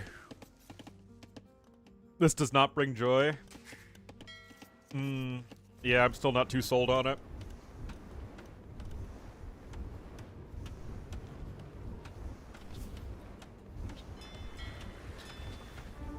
That villager's even getting threatened by the archer. I mean, nicely done here from Mihai to keep up the pressure as best you can. 4 fire galleys for him. And again, it just feels like on this map, I prefer the strategy that is focusing on winning water as quickly as possible, as it seems to have by far the best win rate, and I heckin' love DE sometimes. Yeah, it's a 2-0.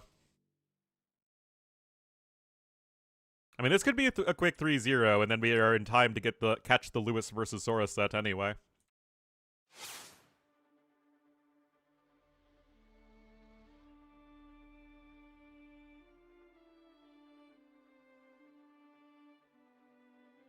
Ah, Dave came online. I'm like, man, we lost a ton of viewers. Ah, curses. All good.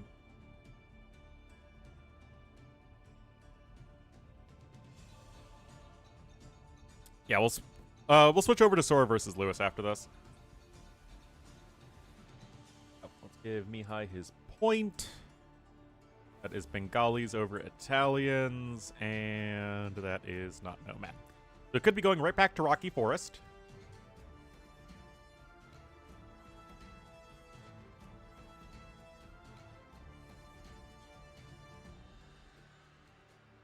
Castle dropping or crossbow timing? No, I do think fighting for water is best. What's the quirk of not Nomad? So it's basically Nomad, but you start with your TC. If you think that makes no sense, I don't blame you. So basically the resource distribution is that of Nomad. And you start right next to a wood line instead of like in a clearing. The golden stones are kind of all hodgepodge all over the place, so...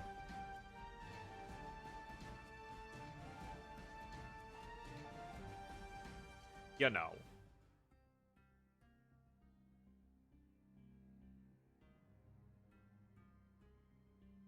Random? It seems fairly random, yeah. Alright, looks like we're going to the land of Chicken Arabia. So, Mr. Corgi.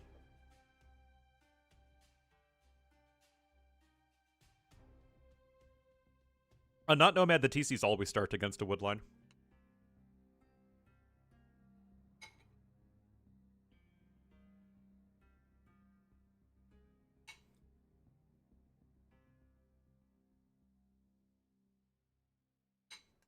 He is just staring at me, guys. All he wants is in life is an oatmeal bowl right now.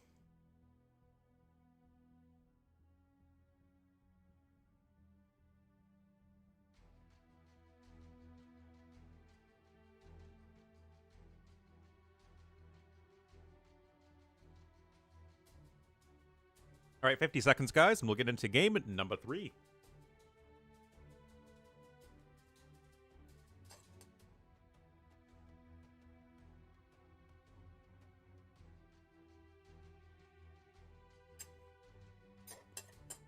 Corgi needs... It's Maslao, but also... It's just... It's food at the top, but also playtime at the top, and also going outside at the tops, and also belly rubs at the tops, and then everything else is kind of irrelevant.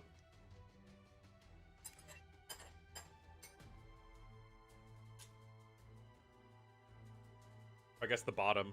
Yeah, it's an inverse pyramid.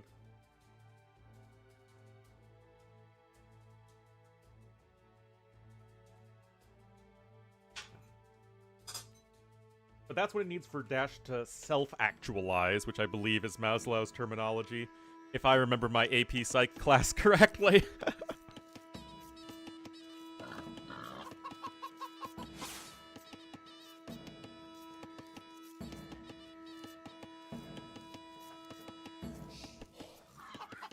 Verse Arena, it's a pretty fun one.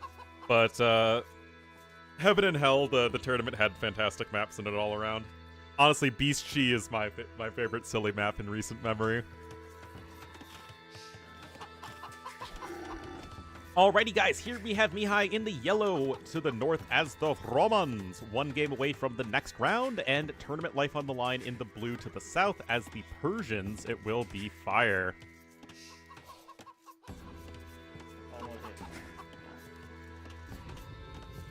Man, it's so weird actually seeing the bamboo forest trees small, like they should be.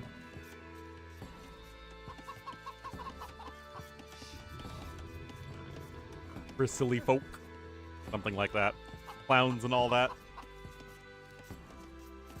So here's my question, guys. Why do the devs think that it's more important to add a bunch of new flora and fauna with a DLC, but then not add any new,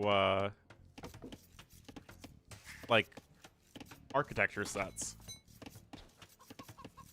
Wouldn't you say that's backwards? Like, we get... Like, the Chinese DLC gave us tons of different new flora and fauna to mess around with. Yeah, but I'm talking about, like, one type of cosmetic to another cosmetic.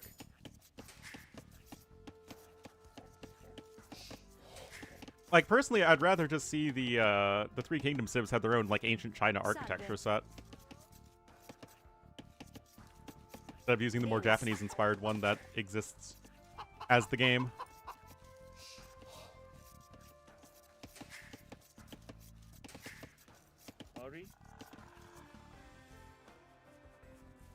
An old thing? Maybe. Oh, whoa, whoa, whoa, whoa, hold up there. Pro caster move again. It's a boar absconsion. And, of course, this is always going to be the case on Chicken Arabias, that laming is encouraged. We did indeed make updated castles and monasteries recently, which was great and very well received.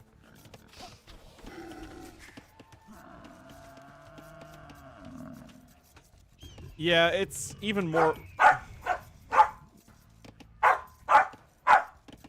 It's like... Hey. Oh. You know how, like, you stub your toe? And, like, there's a second where it's like, oh, crap, I just stubbed my toe before the pain kicks in? Hey. Go. To me, that's like the sound of Dash dropping the stick behind me, and I hear the thud of the stick, and I'm like, oh, no. And then the barking starts. That is my life. Fire's actually going to be going for Men-at-Arms here. Right? Going Men-at-Arms against Romans does feel a little weird. Dash! What? What could you possibly...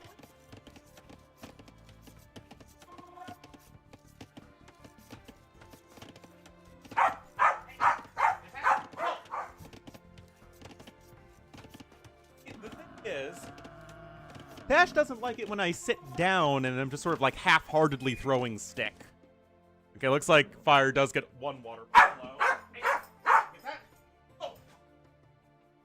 He prefers it if I'm up running around with him. Still, having the extra boar is a big help. For Militia, though...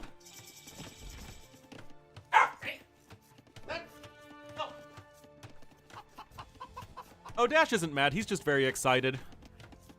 All right, so it is just going to be a Scouts opening as the crocodiles coming in.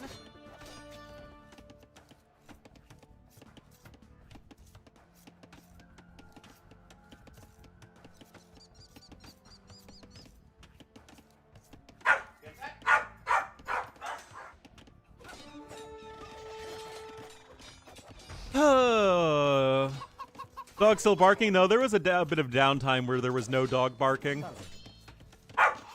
Oh, that's an early kill though for Fire.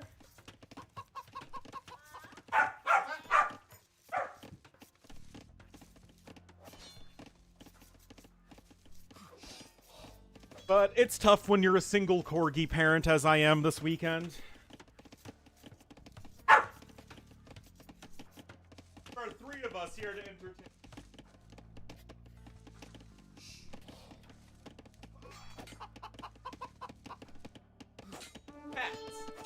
Ah!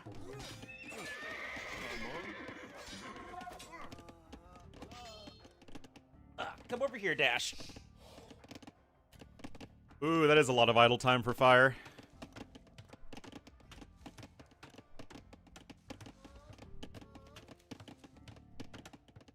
Than their generic building architecture. It's still a...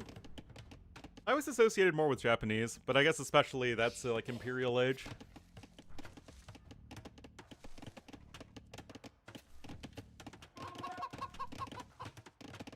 Anyway, Men-at-Arms are still here hanging around, and they did get 2 villager kills, actually, but Fire's also 200 resources behind, so there's only so much of an advantage that you're going to get there. Meanwhile, the Scouts are crossing the map over here. Those villas are successfully walled in, though, by Fire.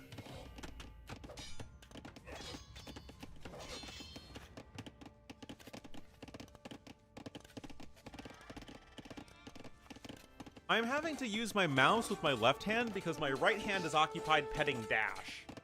Makes my life a lot more difficult than it should be. No, spear's over here. But at least there is a spear forward. Yeah, looks like it. Those quick walls are good by Mihai, though.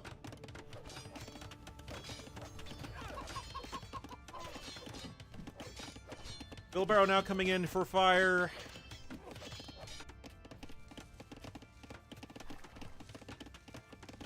Got some more out. I mean, the Scouts are still just kind of hoovering around. Fire is still ahead here in the village, or in the, yeah, the villager count, and he's getting villager, but just now getting double bit axe. That explains a lot. Going for that heavy of Men-at-Arms pressure for Men-at-Arms, even with Persians, is real tough on your early eco.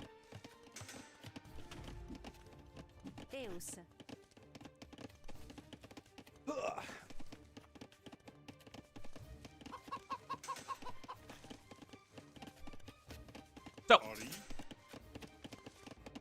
Horse collar and wheelbarrow are both in here for fire. And having all those eco upgrades plus an even bill count is certainly worth something. Even with the Roman eco.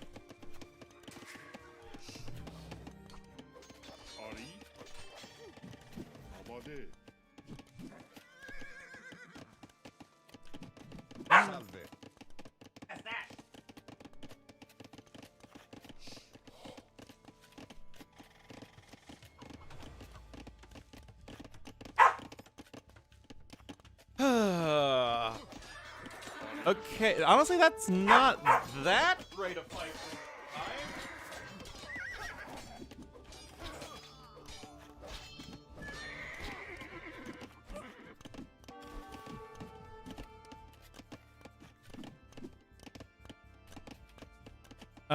Yeah.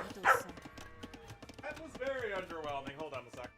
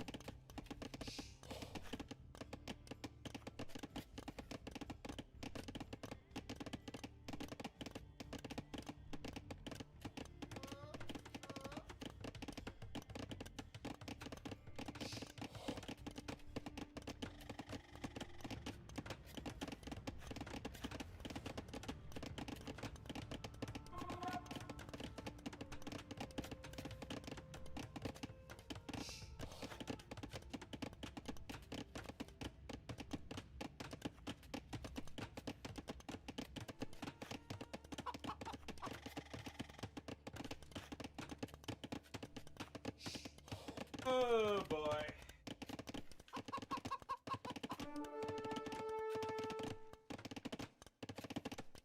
This is what happens when your parents go out on a little vacation for their 40th wedding anniversary. Alright, so it looks like Mihai is getting himself fully walled, but fire is closer to castle age. Oh, hold on.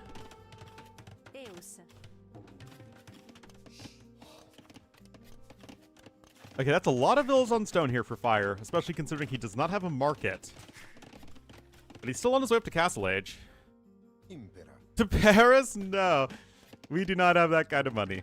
No, they're going to northern Michigan. They're meeting some old friends, and they're like going on like an RV camper thing. Paris, Texas? No. Apparently it's a nice RV though. But yeah, they're going to, was it Painted Rock? No, not Painted Rocks. Something like that. I forget. I'll look it up. It is very pretty. It's on Lake Superior. Well, those scouts are also not really getting a whole lot done here for Mihai. I mean, they will kill the spearmen. But I mean, dying to the tower there, it's really not that exciting. Camping, normally I'm the same, even though I've done it before. That's how you know you don't like it, as if you try something. But it is apparently a very nice one. I mean, they have Wi-Fi and everything. It's not that rustic. It really isn't.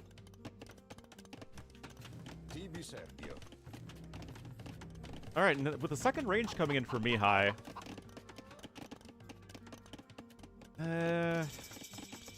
it feels like you aren't really developing towards the things that Romans are good at, and you're also quite far behind in the timing, which feels like not a great combo. Also camping, I mean, in some contexts it is. Or like to some people it is. Personally, I'm more of a hotel kind of guy.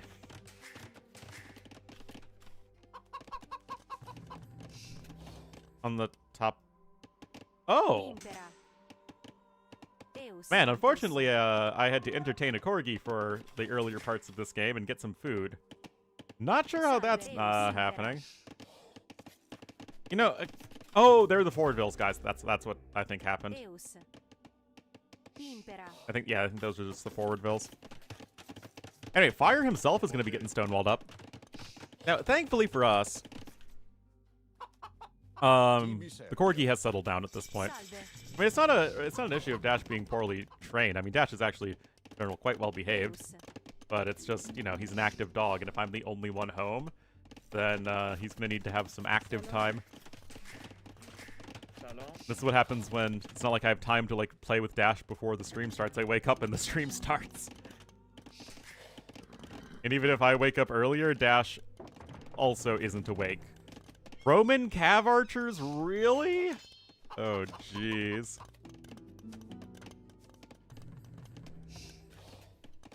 Third TC coming in here from Fire as well. I mean, he's getting himself all comfy cozy in the corner. Salve.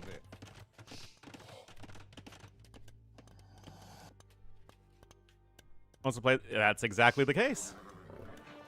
Dash is very routine-oriented.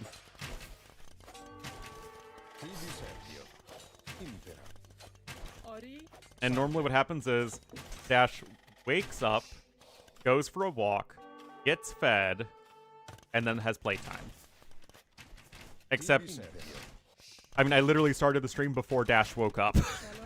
So that entire routine was kind of thrown off.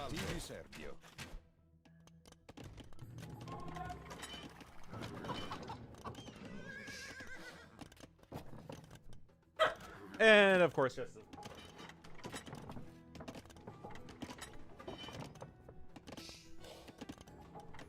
just as I say that.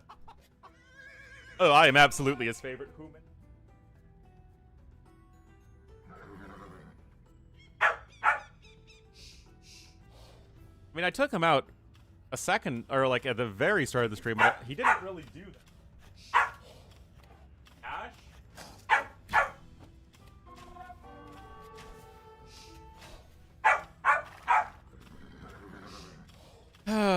And that's because he doesn't take walks with me. He takes walks with my dad, and he's much better going on walks with my dad. Okay, extra TCs are coming in here from Mihai, but I really don't like his position. Hold on.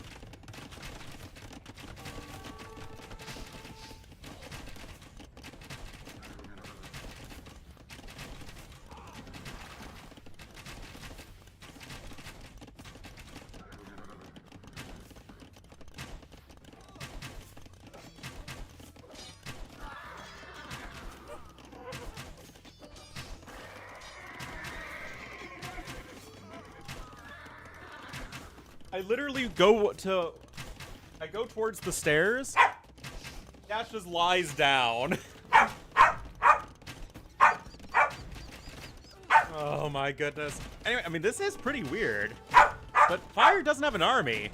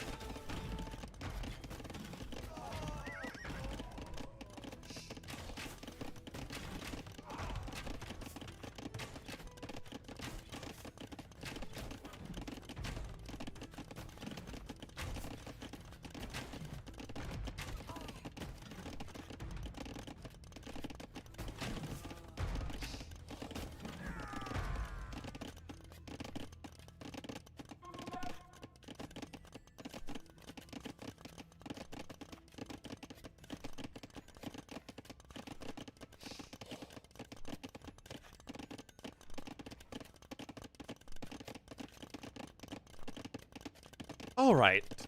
That should hopefully have bought us a bit of time.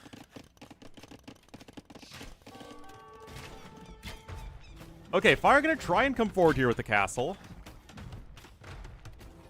And the CA aren't really in the best spot to defend against that. CA being a take. I mean, that's already been the case since Bohemians have been a thing. Yeah, it's true. Romans are a pretty silly civ.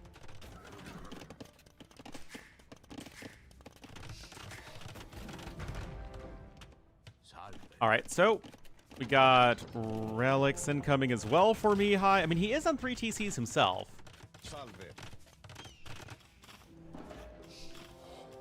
And as it gets to the later stages of the game, it's another kind of weird matchup, because Romans don't like dealing with gunpowder, because, I mean, one, that makes sense, and two, I mean, your best units are, like, melee units and scorpions, so hand cannoneers and bombard cannons are going to be very effective. That said, it still feels like Mihai could just overwhelm Fire with numbers, and if you don't have a ton of gold to play with, then Persians are going to be a bit more tricky. And yeah, Fire's eco upgrades are looking better. Switch to Ornlu strats. Yes, I was just ahead of my time, guys.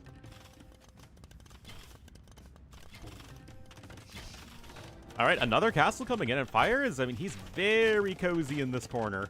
He's got a gold income, at least in the short run. He's going to get a little bit more stone income over there. Now, his other secondary gold is way forward here on this hill, so he's going to need to actually push out onto the map for that.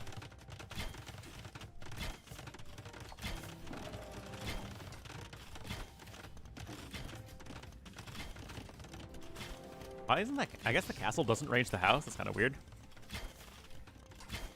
6 months, yeah.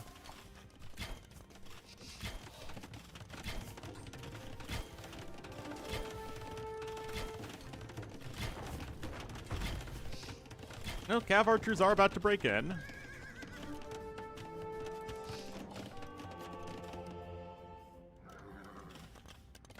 Imp times are basically identical.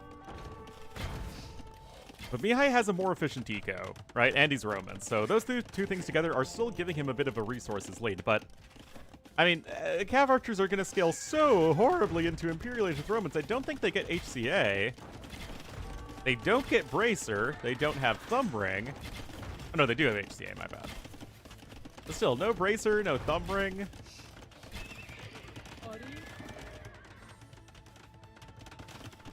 And, like, that's still what Mihai's going for.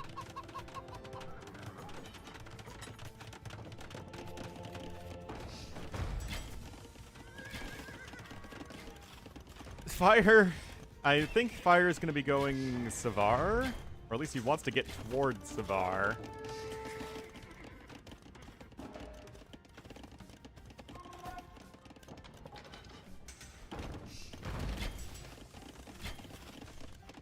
I guess some Sniper Blacksmith there.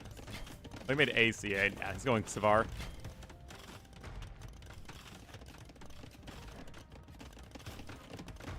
Vietnamese not having them? Well, Vietnamese did historically use Cav archers, and the devs do feel like CA is still something that most civs should have, unless your name is Bohemians, or if you have Elephant archers, or if you're an American civ. Every other civ in the game at least has regular CA. But I do think it's kind of silly from an AoE2 perspective. Like, AoE2 civ design, that Vietnamese have good Cav archers and are played as a CA plus light Cav civ. Because they're designed to be much more of a foot archer civ with Ratans, skirmishers, arbs.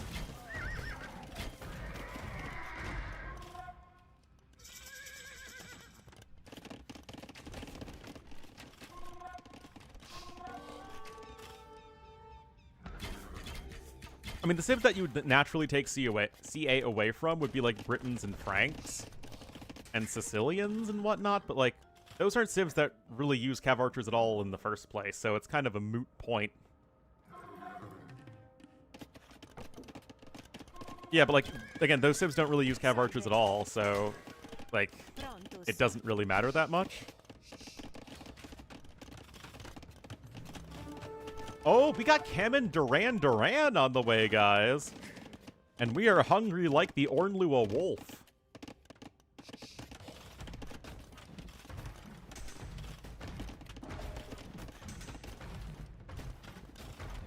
In Castle Age? Did they... Unless they changed it in the most recent patch, I don't think they get extra armor. I think it bonuses explicitly foot archers and condos.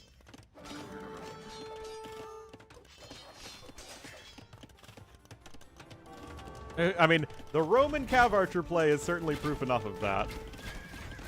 Good old Roman Cav Archers versus Persian Scorpions. Okay, so yeah, that's true.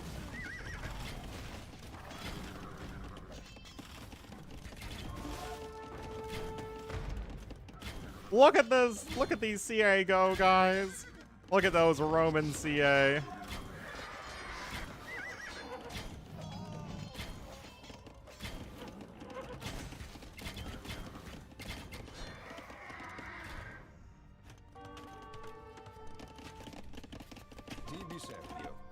Well, at least there's the Halb switch incoming, which is still going to be quite helpful. Oh, you bet he's still making CA. Yeah, Cavalier is going to be very good for Fire if he can afford it, but my concern for Fire, and I'm sure Fire's concern as well, is that he just doesn't have good long-term build access. The one in the back of his face is run out. This gold isn't going to last all that much longer. Only has, you know, 2,400 gold left on it, so he's going to need to secure this gold. And you still have a long way to go in terms of actually getting all the way to Savar. Or as they say in some places, Saver?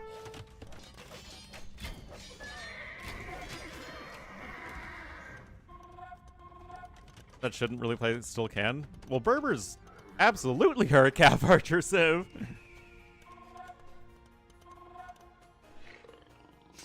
I mean, Portuguese CA, I mean, it's...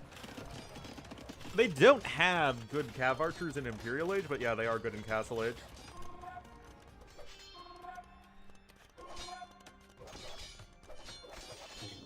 Asian as a whole, yep, they certainly didn't love it there. Wasn't good for horses, but yeah, Vietnam, especially northern Vietnam, absolutely had Cav Archers. Cavalry plus Camel Archer civ. I mean, those are the units they're best at, but you still have Cav Archers, right? They're a well-upgraded mount, but not super powerful, like, efficient mounted unit civ. That's kind of what they do best. That's a late bow saw there from Mihai. And Fire does have the, you know, resources lead finally. Roman, yeah, apparently they do. I'd forgotten that they did, to be honest. But Mihai's gonna lose even more bills there, and Fire's doing just fine for himself. He's got Knights at least with +4 defense. He's got Hussar, he's got Kamandarin, and now he's gonna start getting towards those Bombard cannons. And Mihai just is not making anything that is especially good for Romans, which is not great getting into Imperial Age.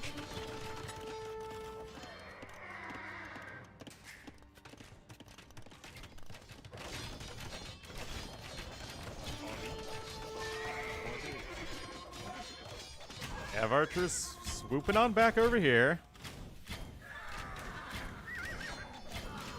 Why go Romans? Because of their eco.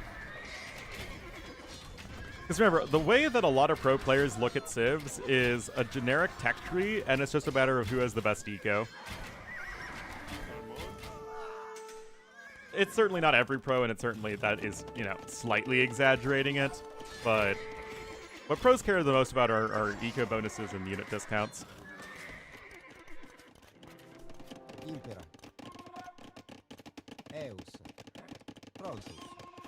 So, Hussar's running in over here, but we got Cavalier on the way, we got Bombards on the map. Which civ has the best ego? The Franks. Easily. Kappa! Or maybe even the Burgundians.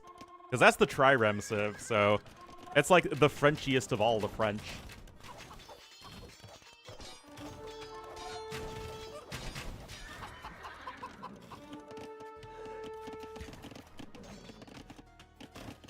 Alright, good Hussar raids here from Fire.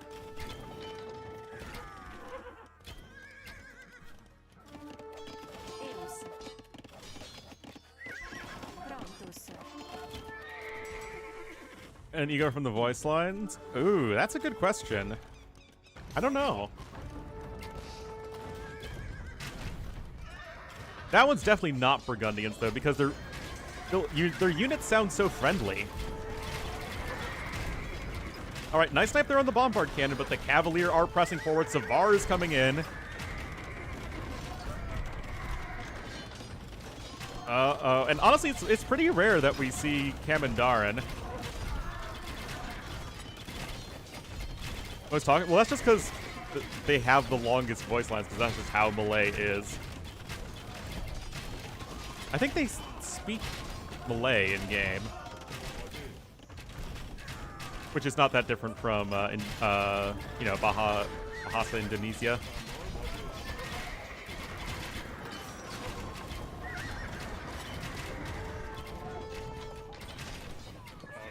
I don't know if smug is the right word I'd use for Gujar monks. I think smog is the better, or fog, or cloud of smoke around them, if you know what I mean.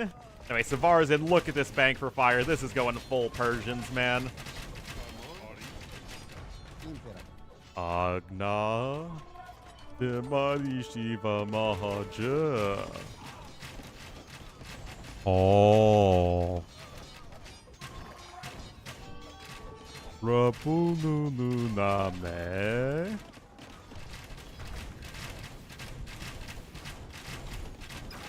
I have a mandate? Well, I mean, to be fair, it is coming from Latin. Castle race? Never bring a knight to a castle race fight.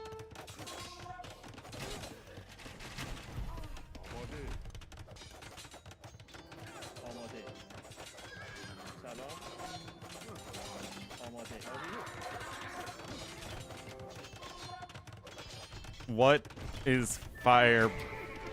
Oh, well, he was max pop, right? So you just naturally start to bank up resources when you hit max pop. Oddish.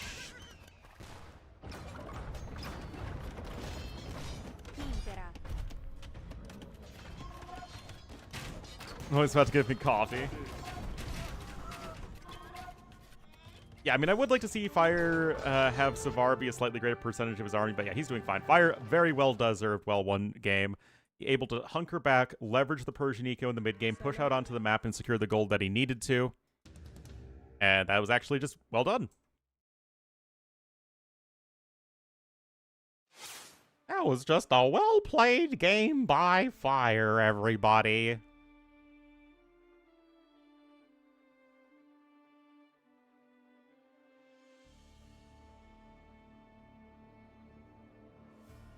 What's up with that? Yeah, it's a little weird. They're all about Net Samsung.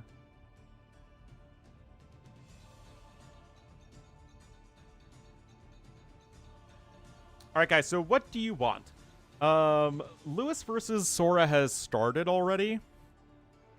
They just started game number 1. Do you want me to switch over to that series, or do you want me to finish this series?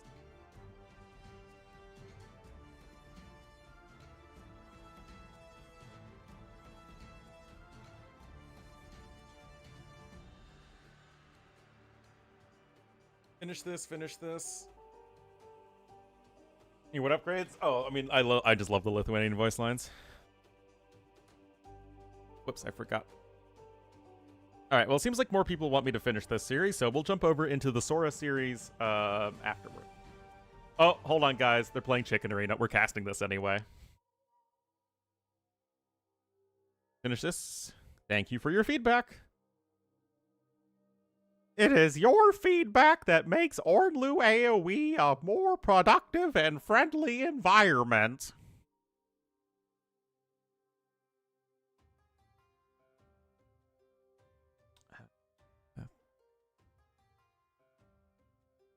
Every day I'm funneling.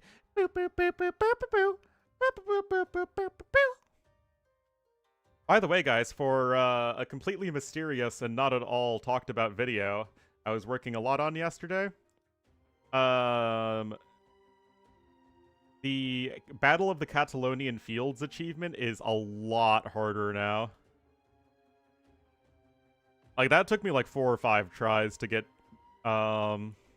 done. Yeah, truly countless bodies, beating it in 30 minutes. Because now it's Romans and not Byzantine. So you have Romans, they have the faster working builders. And then you just get right over to the legionaries as well, which are much more annoying to take down with Castle Age Knights. And so it's a lot harder to...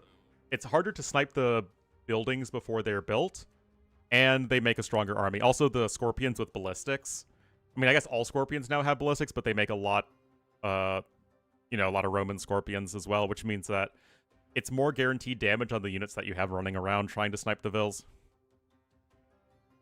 But I did it. And the point of the video is to show that you can do every achievement in the game on hard difficulty. But I'd like to get it done by the end of this weekend, because I'm home alone and I got a lot of time on my hands. Of course, I'll be casting this as well, so we'll have to see how I can balance that properly, but yeah.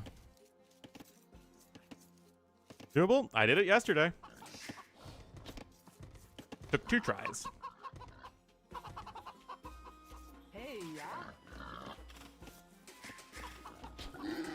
I think it used to be more broken than it is now, because it used to be like they leveled the base by like 3 minutes. Now it's more like 6 minutes, which is much more doable. Oh, everybody get your funnel out. Get your chicken funnel ready. We had Trush. So, Teutons versus Turks is definitely a Trush matchup. It's an oh, yes. I wish they added a legendary difficulty to all of the campaigns, because I want an excuse to go back and play all of the campaigns for YouTube with the new pretty castles and monks and stuff.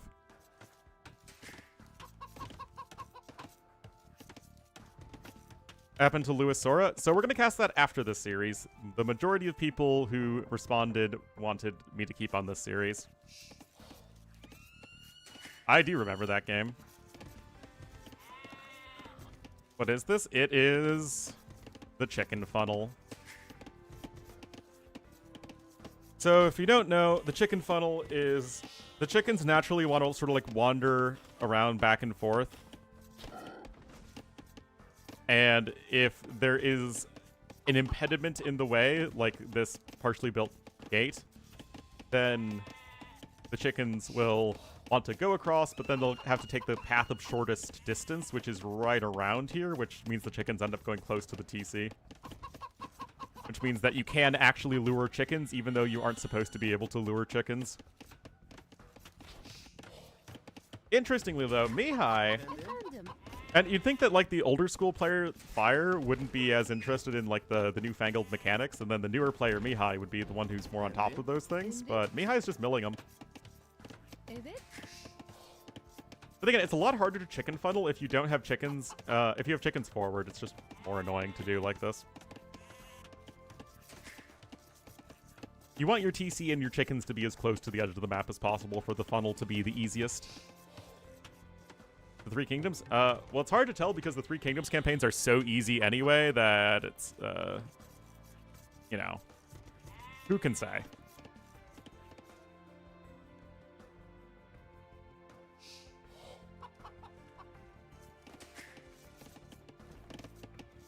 But the Three Kingdoms DLC gave me 0 achievements for my top 10 hardest achievements video I'm talking about.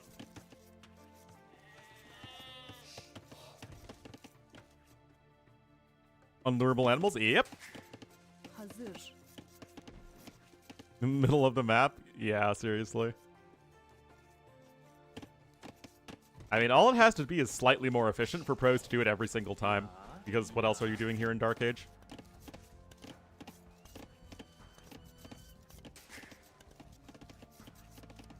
Like, whenever I see Arena, though, it makes me want to play a game. Like, I see Arena, I'm like, Teuton Starks, oh, this is interesting, let's go for it. Except I don't really tower rush much on ladder, but I mean, if I'm Teutons here, I'm still tower rushing. And yet, that's not what Fire's doing. Fire's just going up in 24 pop. Chicken funneling is not something you can do most of the time in Arabia, but sometimes you'll get a good map and you can do it. Which is the better civ here? So, I would say Turks are probably a low S tier, high A tier arena civ, and Teutons are like a solidly A tier arena civ. So on paper, a Turks would only be like the slightly better pick. But I do think that this particular matchup is one that's very good for Turks because Teutons will have a hard time actually forcing an engagement against the Turks player. I mean, Teutons in general aren't that good at forcing engagements in the first place, but usually their units are, you know, the idea with these Teutons is that their units are so strong that even if they can't dictate the fight set as easily, they do very well once they actually engage, but it's going to be so difficult to ever do that.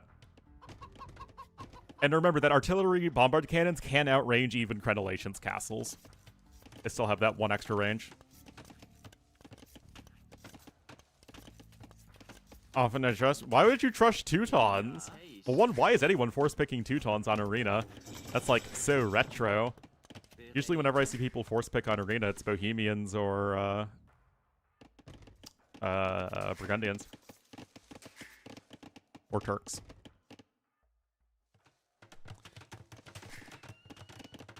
Oh, you're the Teutons, okay. Portuguese. Can't read? Definitely not. It's always Turks? I guess. Played Yodit, thought it was pretty, because Yodit is one of the weakest campaigns in the game, in my opinion. Yeah. I feel bad that I make fun of it all the time, but I do think Tariq is the weakest campaign in the game. Then I think it's a toss-up between Yodit and Pachacuti.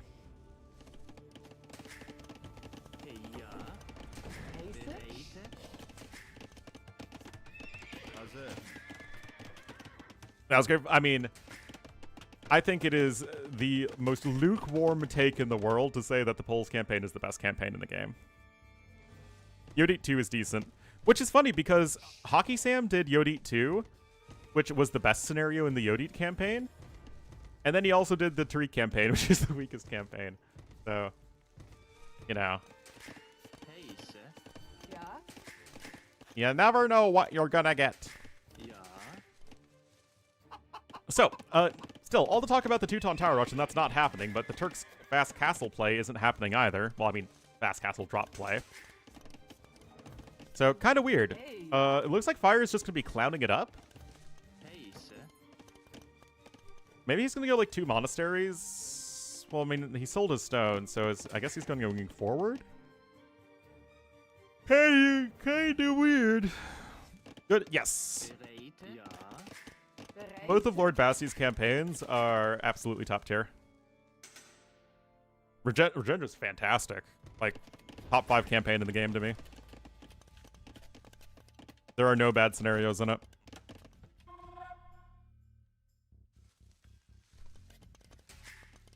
Top 3? It's hard to say because I feel like when you're talking about the best campaigns, you have to really make a big break between the AOC campaigns and then all of the more modern campaigns, because everyone's nostalgia is way too hard-coded. And a double monastery here from Fire, like I said, but it's going to be really tough to ever push out across the map against the Turk like Cav.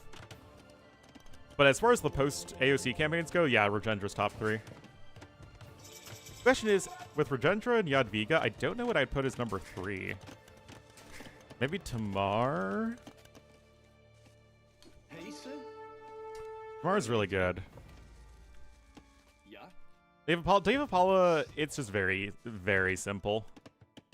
He has boom into elephants, boom into elephants, boom into elephants. It does do a very good job of showcasing dynasties of India, though. So from that perspective, I think that and there was some clever writing in it. From that perspective, I think the campaign did a good job. Not just nostalgia. Yep. Well, especially if you use the old voice acting and writing and whatnot, it's just, and the music, it's just better.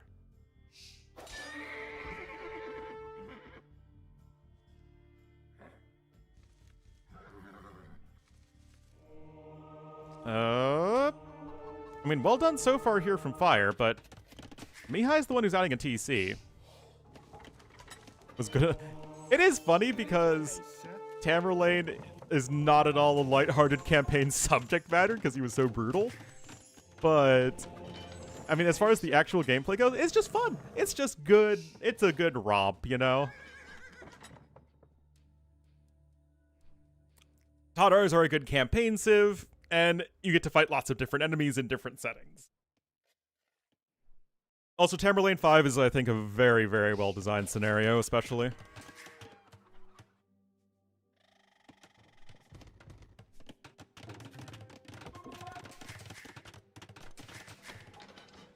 At least, yeah, I mean, that was the interesting one. Because there you kind of got to make use of the fact that Tatars have a very efficient army, gold-wise. El Cid was not my favorite campaign from AOC. I don't know why. I guess the scenarios never really excited me as much. Anyway, Fire is coming out here for a relic.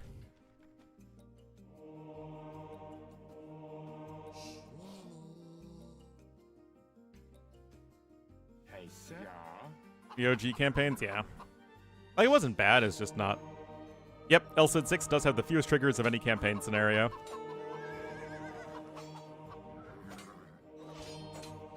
Although I think it's also up there with Studio of Armin 1.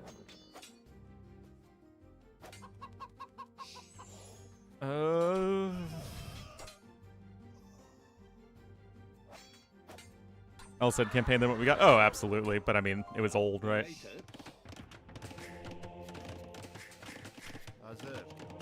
But to me, an El Cid campaign, especially because he keeps on going from lord to lord and has, you know, can go from a very small following to a larger following, like, that would, like, a good... I think, like, a really good El Cid campaign would be a pretty trigger-heavy campaign, which there obviously wasn't back in the day. Anyway, honestly, guys, Fire is doing a nice job here. He's taking good fights with his spearmen. Yeah, some of his monks get sniped, but that's honestly somewhat unavoidable. And he is getting his third TC down. It's just Mihai is ahead in eco as Turks, which is rough.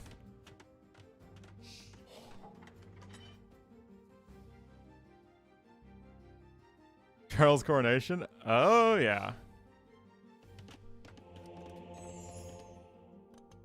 Use potential? Yeah, I think that's fair. Yeah, El Cid 4 was definitely the best of the scenarios, the Blackguards. But you don't even get to play Spanish in it, you play Saracens.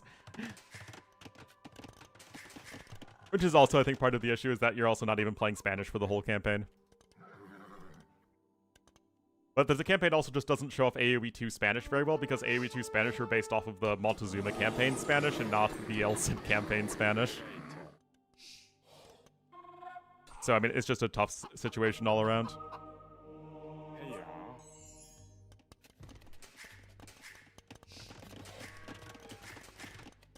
Well, fourth TC's coming in here from Fire, but he is behind by 4 Vills, and Mihai's going to have the wheelbarrow upgrade.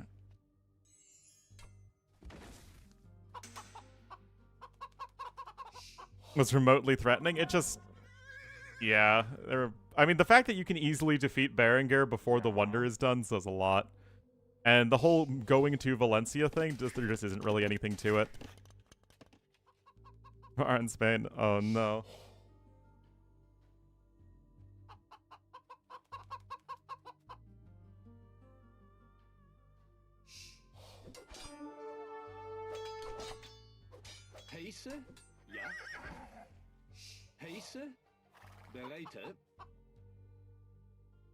Chronicles as Mongols campaign? See, that's the thing, is like, Chronicles as like an idea to do something much more immersive and single-player oriented, I actually like. But I just don't know why it had to be Ancient Era stuff. There is so much Middle Ages content that can be turned into Chronicles style, like a big grand-scale campaign. But it just, they went with ancient stuff. Is going full Ornlu? I mean, double monastery into booming is definitely how you played back in the day.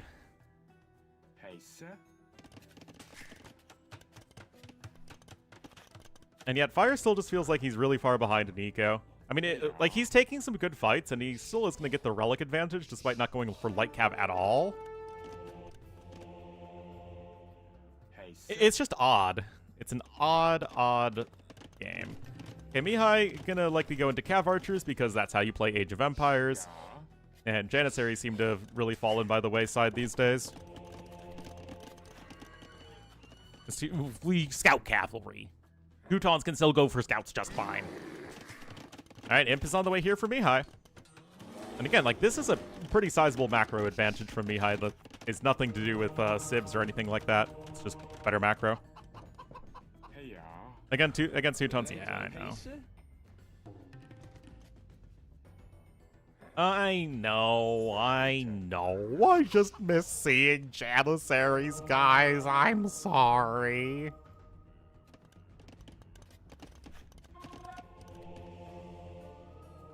Well, Fire's coming forward, but again, he's slower up to Imp. Mihai was much later going on to Stone, and in that way, he's kind of more like the new school players. They're generally speaking are much more about just hitting their timings, which Stone does not help you really do. That said, Mihai obviously knows that his opponent is trying to castle drop him. So, 1, he's already sending forth the CA, and 2, he's already getting the stone mining upgrade. He has 11 villagers on the resource, and with the faster Imperial Age as Turks, getting the free upgrade thingy, chemistry. What can Teutons do against CA? Siege Onager. Alb.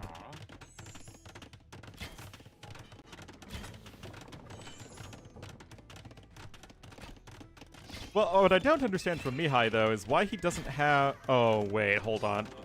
Oh,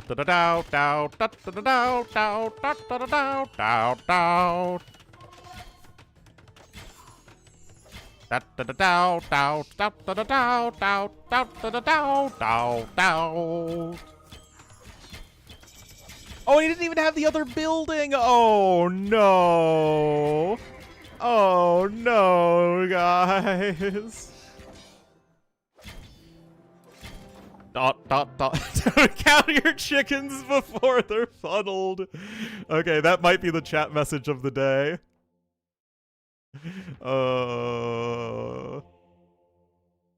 Remember that, guys. Never count your chickens before they're funneled.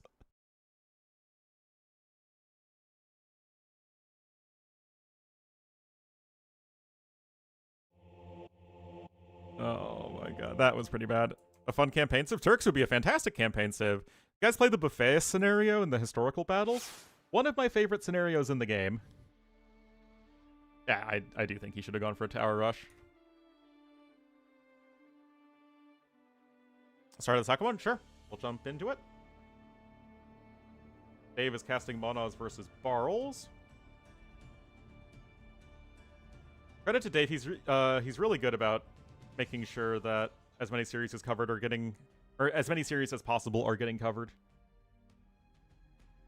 He'll take the less hype series if it means that it gets covered.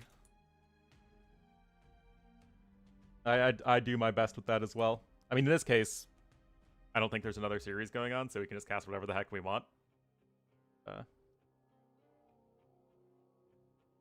Gotta appreciate when a streamer does that.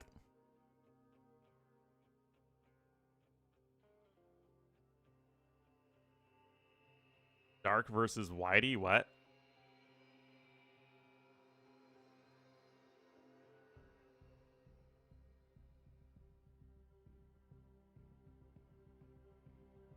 Buffets is great, and then there's Manzikert. I don't know what you're talking about. I've never heard of Manzikert. It's about to start? Okay, well, I know I just said that, but even we have our limits. I mean, would you rather me cast Lewis Sora, or would you rather me cast Whitey Dark?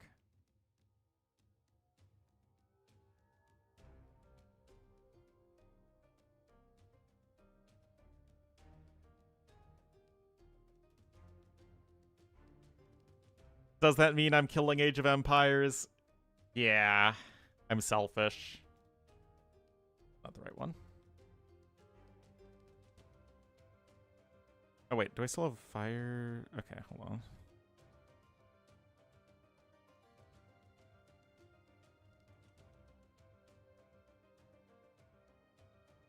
If it was Monos versus Barrels and no one was casting that, I would cast that series, but I think Dark Whitey should probably be very one-sided. Anyway, guys,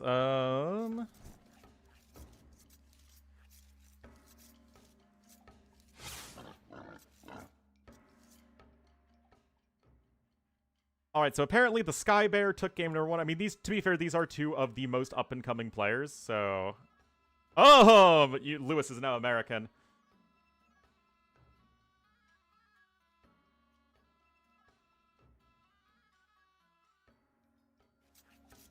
All right, so apparently Sora won game number 1, but we are now here on Lookout.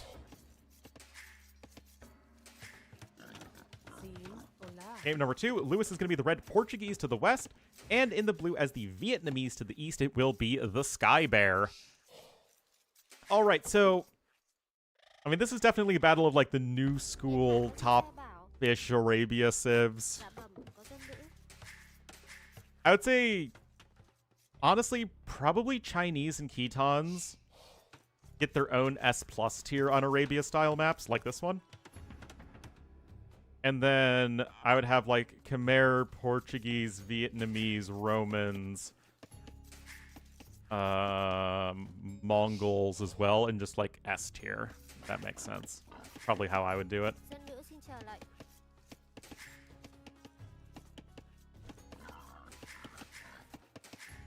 Competitive with Khitans, they are. Especially on 9-Ville starts.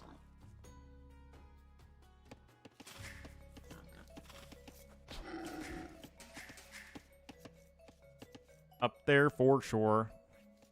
100 food. Whenever I've seen Chinese played, they've been absolutely bonkers crazy.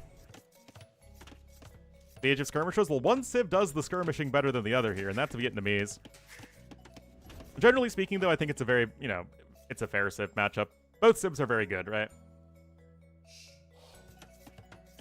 In terms of, like, personal preference, I like Vietnamese more, but I kind of like those, cheap unit, grindy sorts of civs. I think Portuguese might still be a little bit stronger on paper, especially mid-game. I mean, I really like the flexibility of Portuguese, right? You can just do anything with the civ. You could go for Sharkatzors if you wanted with Portuguese. They'd find a way to make it happen with the gold discount.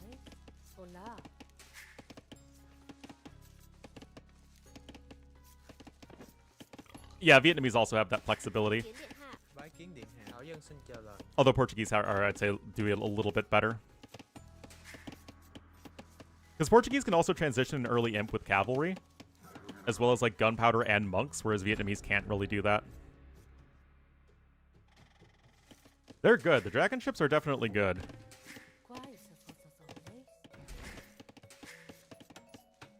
Master of Skirms. Mihai does love his CA. I mean, Mihai's always been a ranged unit player. It's what he prefers. Sora, I don't know. I don't really associate Sora with skirmishers any more than I associate every pro with skirmishers.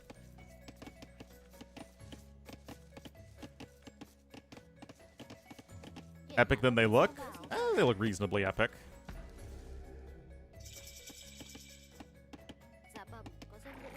Notably, Sora not on gold. Normally what you do is you send your 3 villagers forward onto gold, but look at this. Lewis is actually bringing them on home. He's bringing it home, guys! Isn't that what the English do? They bring it home?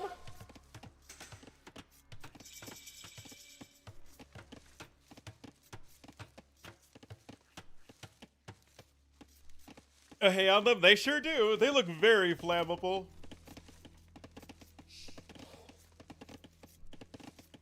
All right, Double Bit-Axe and Horse Color both coming in here for Sora. Nice utilization of the Vietnamese bonus. Sora's just now starting to wall off, as both players are just going to start to feel out the game with some scouts. To bring it home all the time.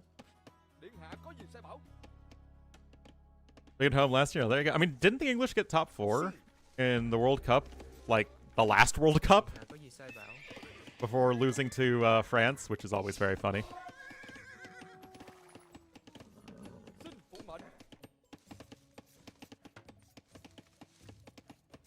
Eurofinals? Ah.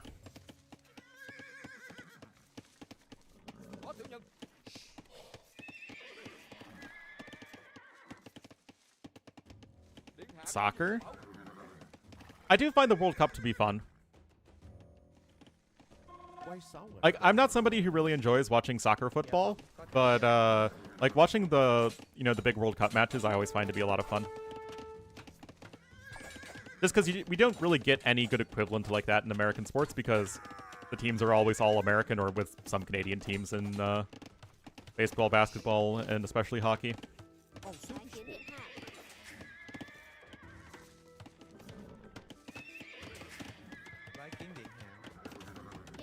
Anyway, a little bit of a scuffle here. Lewis is slightly ahead in the resources, nothing that drastic, and he is also going to be dropping now the archery range. They have a good German manager. Everyone, yeah, I mean, to me, that's like the fun part, right? It's just such an international event. It's like the Olympics, except with, I don't know, which is a more sleazy organization, the IOC or FIFA? That's a tough one. I think it's actually FIFA. I think it might actually just be FIFA. I mean, it's hard to get more sleazy than FIFA. FIFA, yeah.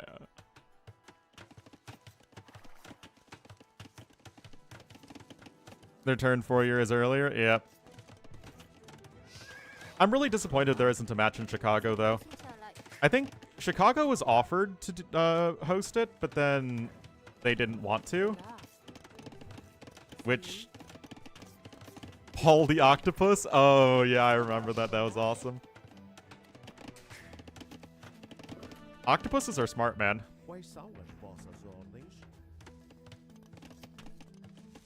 The Saudi Arabia? Oh my goodness.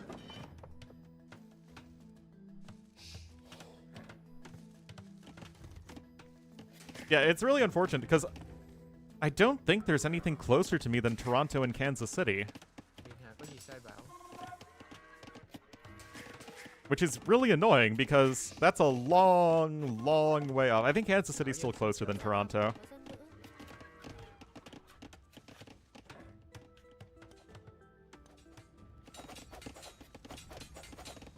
How much is a flight? I mean, to be fair, a flight to Kansas City would normally be very cheap.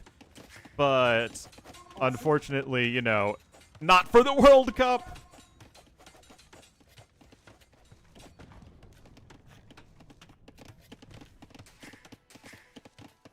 Projects those cities don't do it? Yeah. I think especially, like, if you're America, you might not think that there would be enough people interested in it for the enormous price tag that would come with it. I have the feeling that the World Cup itself is exciting enough, and the fact that football is becoming more popular in America,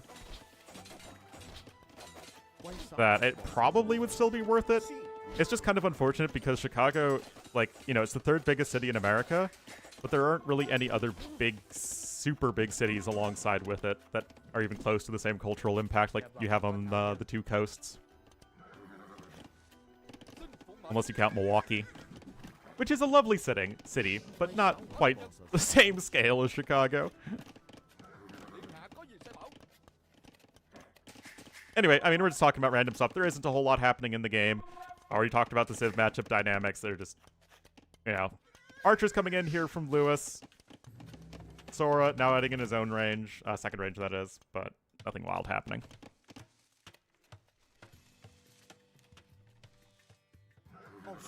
But yeah, you'd think that, considering that Chicago has the capacity for, you know, huge sports teams and stadiums. An LA team? Oh, I thought that was just a joke. Yeah, Hung Sun is so huge in Korea. They actually had, I think, 21 do a halftime show when they're playing at was doing his last match with, I think it's Tottenham, right? That he was playing with.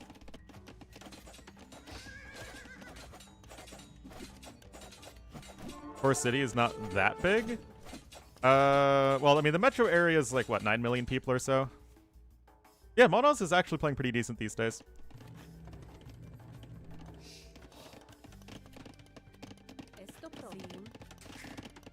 But yeah, the Chicago core city is like, what, 2 to 3 million people?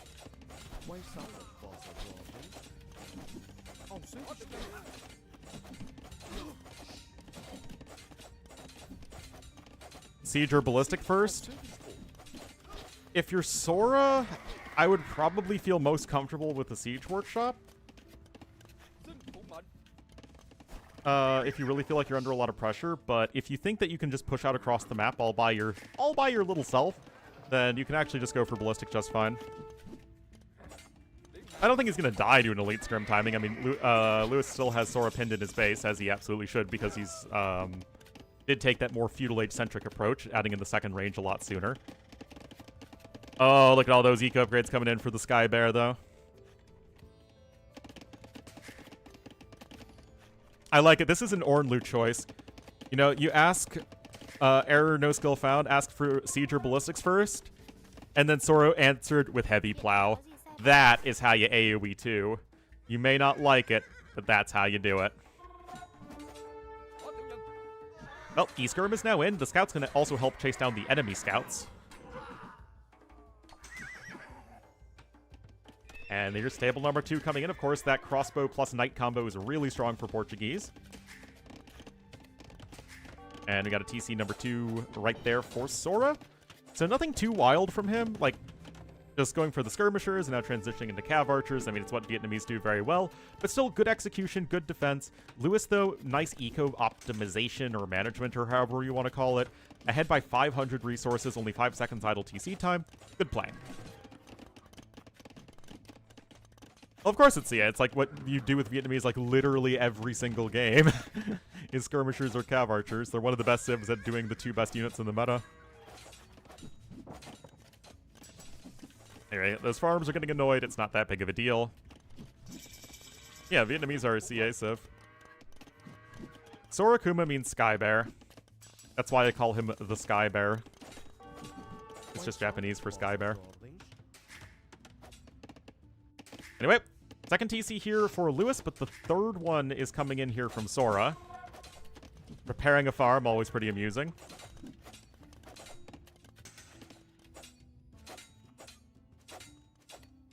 Wiping those outposts is good. But still, you have nothing against knights, and honestly, great recognition there. Didn't even see the second stable, wow.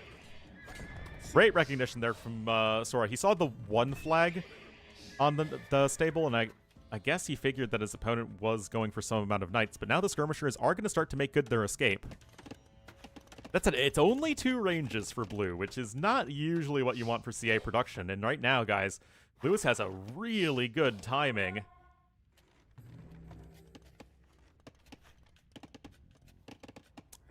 Yeah, I mean, the Chicago Metro even goes a bit into Indiana. Like, Hammond and all the way to Gary is very much part of the Chicago suburbs. I know, I have to drive through it all the time, every time I want to go east. Alright here, guys. I don't know. I don't think the knights can die fast enough. I think this is going to be well microed by Lewis. Kenosha, I would say that there is actually, like, somewhere around Zion, there's not that much going on. If you want to have Kenosha and Racine part of the Chicago suburbs, I mean, it's kind of like halfway between Chicago and Milwaukee. Scary stories from Gary? The most scary part about Gary is just how sad it is. It's not so much that it's horrifying and it's like, oh man, you're gonna get killed there. It's just sad. No, post-urban decay. Anyway, Sora is gonna get a university here in just a second.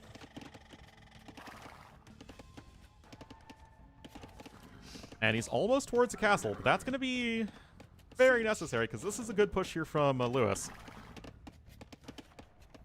Gary would expect, yeah.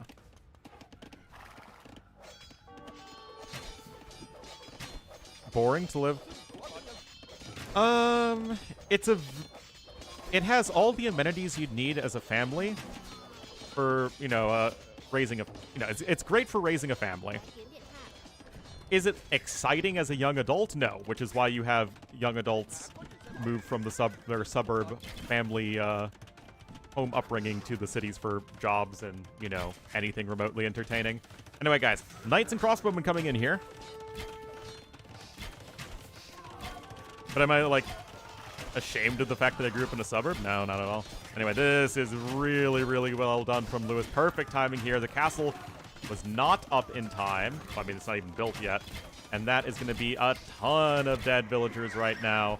Yes, ballistics is in for both players, but you still have the crossbowman blobbing. TC? No, I meant castle. As in, to effectively defend against this, you need the castle up in time, as even having the TC here doesn't really do all that much. I meant what I said! 18 dead vills, and now Sora is obviously in a dreadful position. Lewis just adds in his own third TC. For once, yeah. Well, I can't say anything against that. No stone mined at all here from Lewis. Everything is just either on improving his eco or churning out more units. That said, those mangonels are a little out of position, but I think they should be fine. Yeah, they're fine.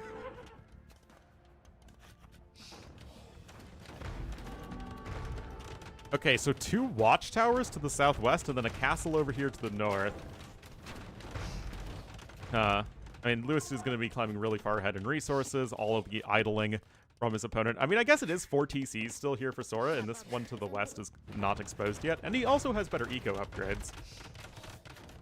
But we still have to much prefer Lewis's position. He's done a better job of, taking fights.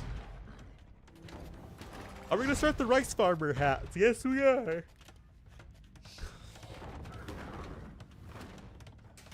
Now, that TC will be up in time, although the CA will give Sora a little bit of that counter-attacking potential.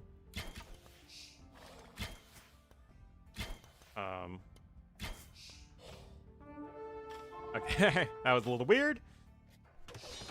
Mangonels are mangonelling. No guard tower. Guard tower upgrade is incoming, so that will help you defend, for sure. And you can even garrison the rattan archers inside the guard towers for some nice extra arrowage. But the timing is still slightly too late, like with the other lack of castle earlier. There's still just that one palisade defending there, and if you can get between these 2 TCs, that would be huge for Sora. Oh, Mangonel gets in front of the other Mangonel to avoid the back Mangonel getting lethal damage taken, so that was very well done. Cav archers are coming forward, and Lewis is still in a very strong aggressive position. These Cav archers, they need to recognize that you can go in over here, but he hasn't even scouted the palisade. I guess now he does, but I'm sure, Lewis knows about the CA. He knows that he just needs to mass up his reinforcements a bit. Going over to gold. And that knight's not going to do a whole lot still. I mean, Sora's actually caught back up in the Vil count, which is pretty crazy. Lewis, though, starting to pick up relics. Neither player at all close to the Imperial Age. And that's still just a very big and scary army for Lewis, applying pressure here at the front. That said, Watchtower number 2 is going to be, and that looks all sorts of wrong. Oh my goodness, guys, that just doesn't look right at all. Messing with my head. Anyway, nice job there. I'm going to kill the CA. Yeah, you're still not really going to be work towards a second castle at this point as Sora, as he has no stone income, so it's going to be kind of difficult to keep the rattan archer numbers up. It really does. And there's Imp from Lewis. This could be deadly. What a kid move, guys. Not mining any stone whatsoever. All about the unit and the timing.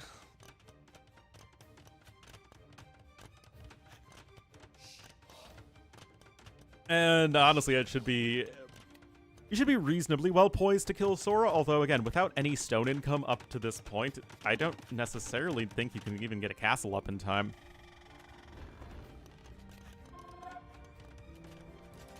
Not that Sora is actually going anywhere in this game, to be fair. Oh, this is a nice little knight counterattack going all the way around the edge.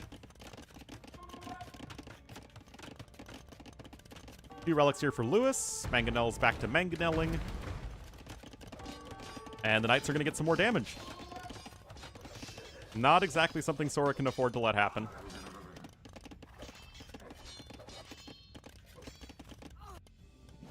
A little bit of a counterattack here. You are still a ways off from Imperial Age's Lewis, but he's got house walls over here, so he's totally fine. I mean, if there was a hole here, it could be a disaster, but thankfully for Lewis, that's not the case. Unit dies over there. Oh, man, those villagers are also going to get wrecked by the crossbowmen. And Sora himself is going to be looking for Imperial Age, but Lewis might just be too far ahead with his well-done mid-game pressure.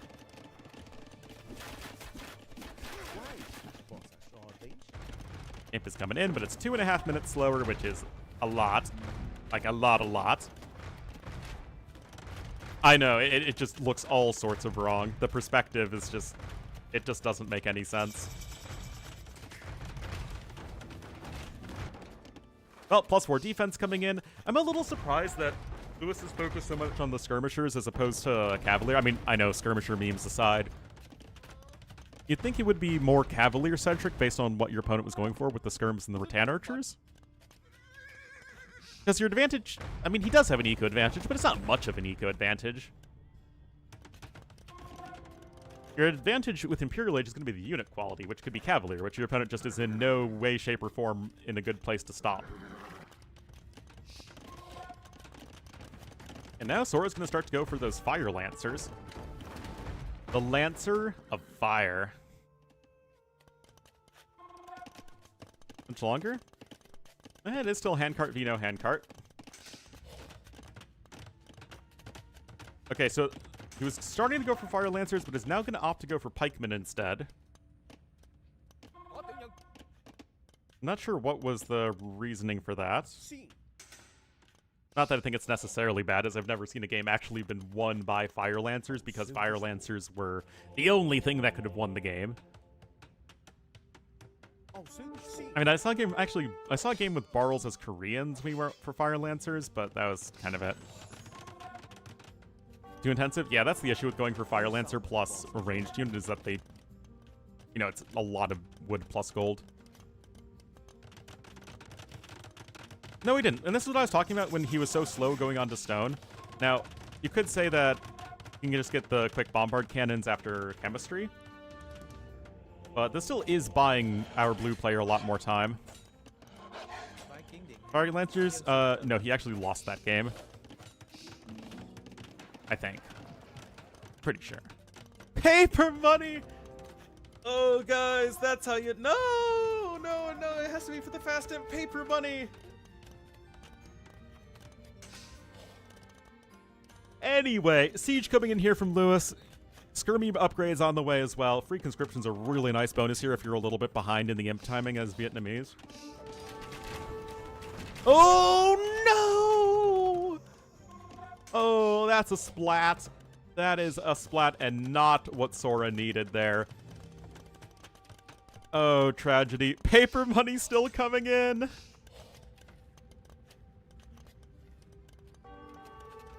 Guys, Sora is ready for the long run, except he doesn't have any relics to his opponent having 4 relics, so that's still not great. Yeah, only now the second cast is coming in, and it is going to be so difficult to keep that guy alive. I guess the bombard cannon is going to get sniped, which is going to buy you a little bit of time, but it's not like Sora's even repairing. No! Sora! Why?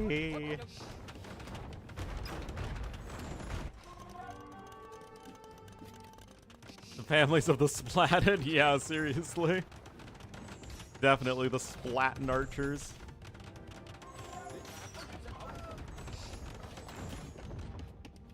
I would say, yeah, he had a chance, but the issue is that Lewis still has the map control. He still has the Treb War advantage going to him. There's Arquebus on its way as well.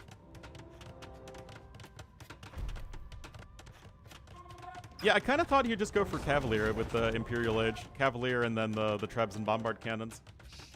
But nope. Doesn't even have heavy plow.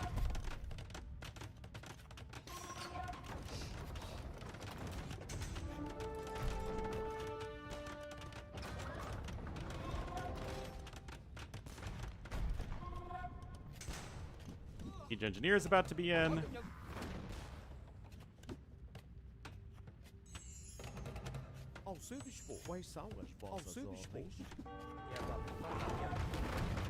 Oh, Lewis wants to score some brownie points with Ornlu, guys.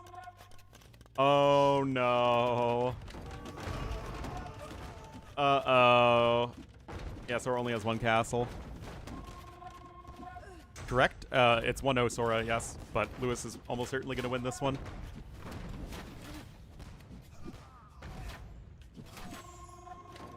But it's one thing to tech bombard towers, another thing to actually start spamming them.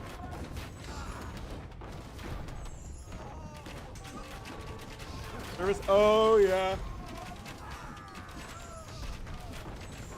I went for mass bombard towers in the game I played with T-West yesterday. That's how you Portuguese, guys. I remember the last time I saw this matchup on this map, the Portuguese player would have won if he had just gone for bombard towers, but he didn't, and he got ground down by Vietnamese. I forget who the players were, though. Jeez, those mangonels have been money. So we're trying to push over on the side, and he does have 5 trebuchets, which is nothing to shake a stick at. And, I mean, he is at 185 population. Any advantage? Yeah, with Arquebus, they actually, their projectiles move a bit faster, and they are better at tracking moving targets. Nikov, that might be right. We are at 6 bombard cannons, though, with Arquebus and siege engineers. Actually, what is the projectile increase?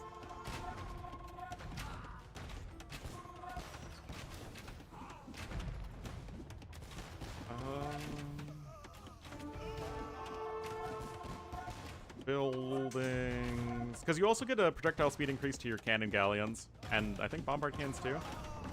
Yeah, so the projectile speed is 3 for all the other civs, and it's 3.5 as Portuguese, which is nice.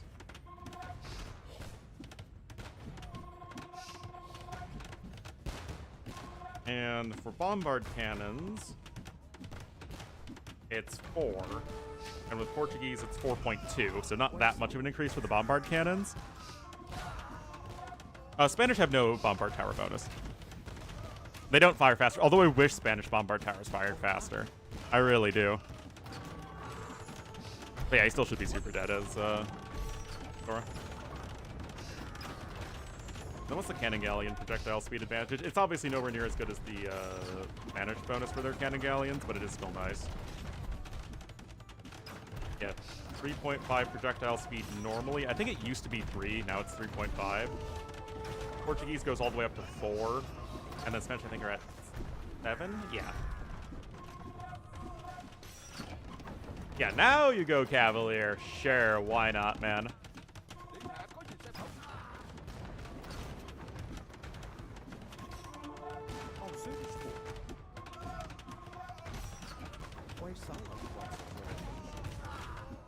I don't know, guys. I'm not sold on this.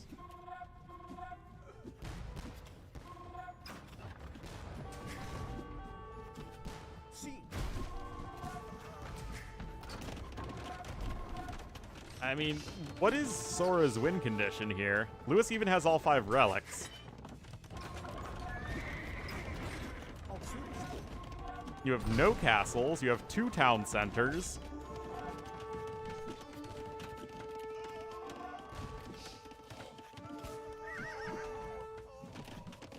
I mean, I guess his population is still okay. But I just don't see how you actually plan on winning the video game.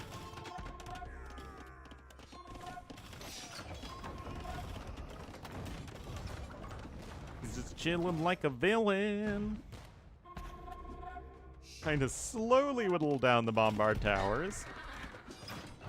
Got no gold income. Yeah, that's true. I wouldn't resign at 180 pop, especially not in a tournament match.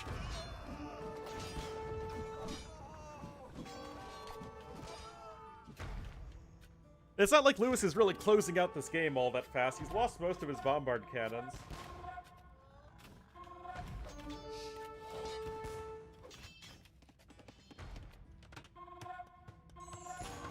Yeah, the score does say a lot, though. Lewis almost comically far ahead in res destroyed.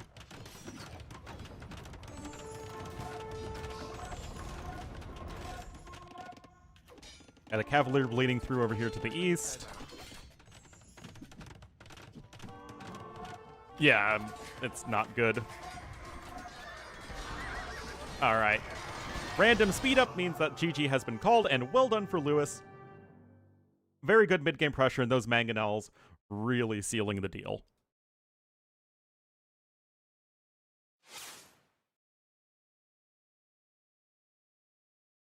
Well done.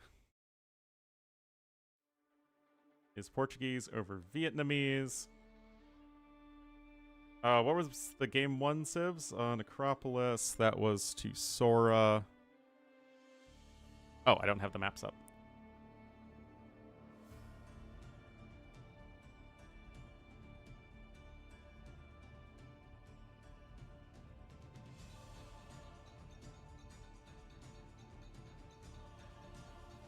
Ah, the Romkins are my favorite civ.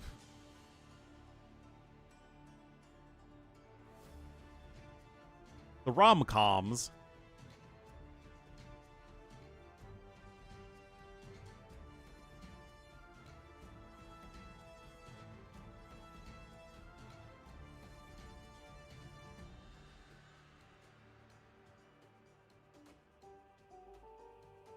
Oops.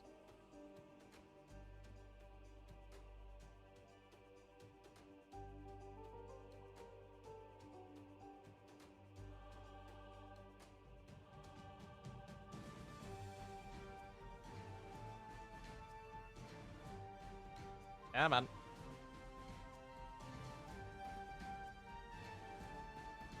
Oh, he was? Oh, tragic.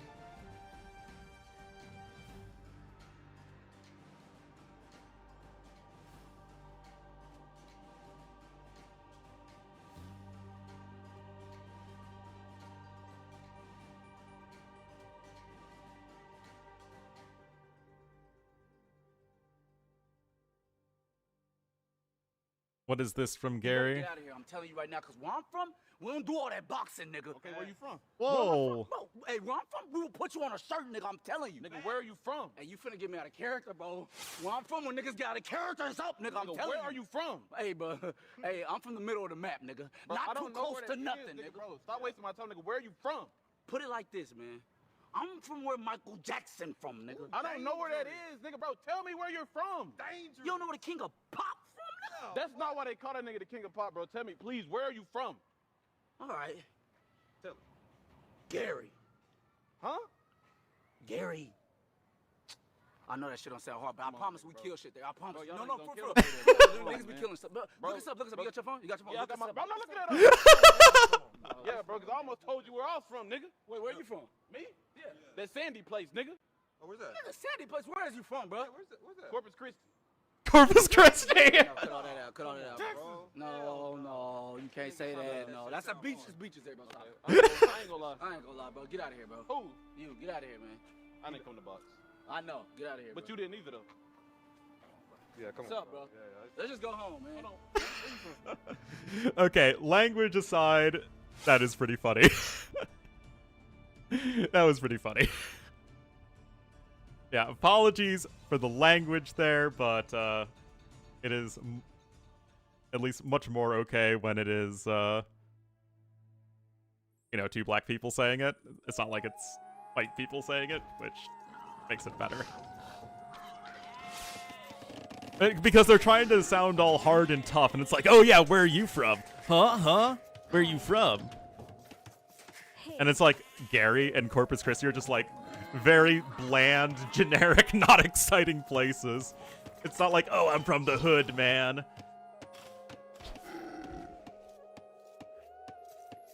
Anyway, guys, here we are, game number 2. Hi. 3, I know how to count. The second one, I'm casting. Hey. You're in the blue as the Bengalis will be. Sora to the west. And to the south in the red as the Burmese, it will be Lewis. This could be some excellent clowning, guys. Are you ready to clown? I'm not ready to clown because I need to get more coffee. I'll be right back. Oh, wait, Sora lost a boar? Adesh? Hey. Oh, he did?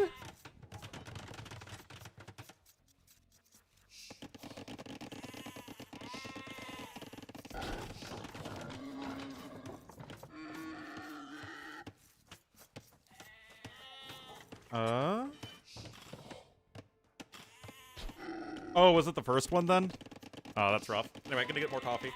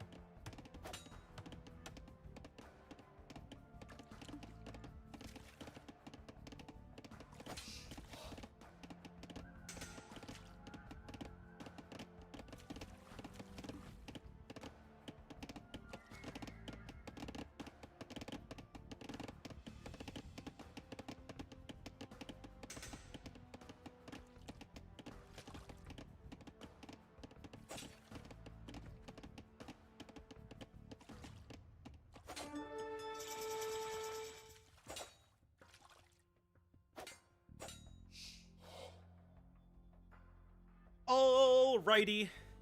Guess what, guys? Guess what? I'm gonna take an Allegra right now because my eyes are really itchy. I was gonna take a Benadryl, but then I would fall asleep. Thankfully, the Allegra doesn't have you do that.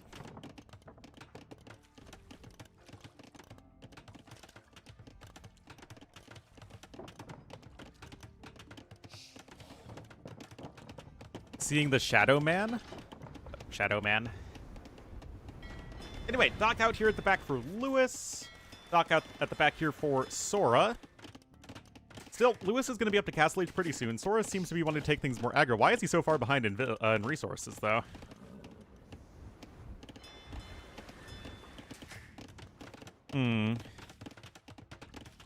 Doesn't cause drowsiness? Yeah, that's the point, is I'm taking it to not get drowsiness. Oh, yeah, that's right, the boar. Yes, yes.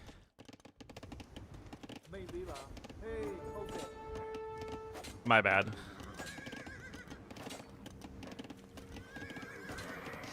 you know, the casting quality, it's not the best at times. And then hitting into 3-hour nap. I know. Like, guys, what's gonna happen is, whenever I end the stream, I'm just gonna fall asleep anyway, even though I've just taken coffee.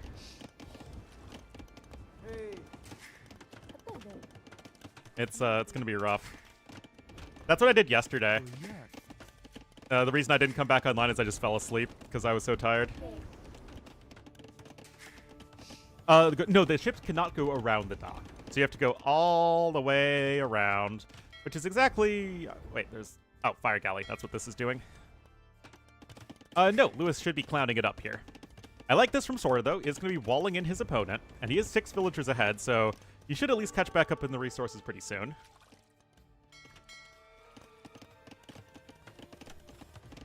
That's why they call him Stonewall Sora.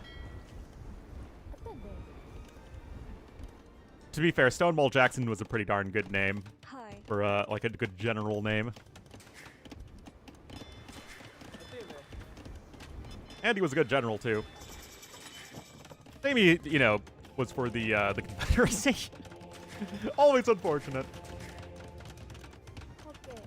He was a Confederate general in the Civil War who was very, very effective until when he was out scouting in outside of Chancellorsville. Literally, his soldiers thought he was an enemy, was a Union like scout, and so they shot and killed him. And that's how you lost one of your best generals in the war. Way to go.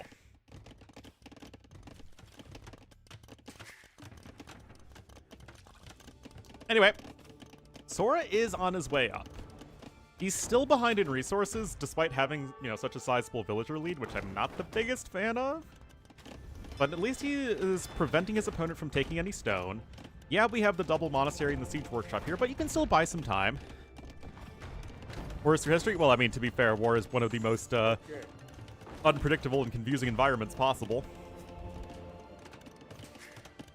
But the thing is, it wasn't even in the middle of a battle, right? About slavery? Yes, it was about slavery. Well, primarily. But slavery and slavery-adjacent topics were the reason. Unfortunately, there's been a very significant push from, you know, revisionists and, frankly, racists and anti-American people who want to claim it's about other things, but no, it's about slavery. And slavery-adjacent topics. Mostly.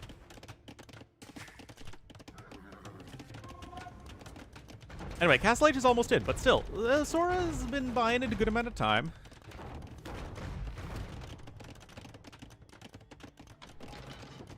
And gonna fight you? Well, one side, the power holders in the south, their entire economic livelihood depended on slavery. And they never really transitioned into anything else. Whereas in the north, they weren't as reliant on slaves. So they recognized, as did most of the European countries around this time, that slavery was inherently wrong. Don't get me wrong.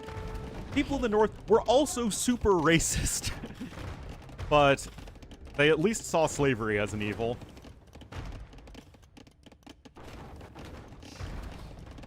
The Confederate flag was a cool logo. Ooh. That's rough. The game is over! No, that's not. Like, the game isn't over, but it's a pretty rough spot here for Sora.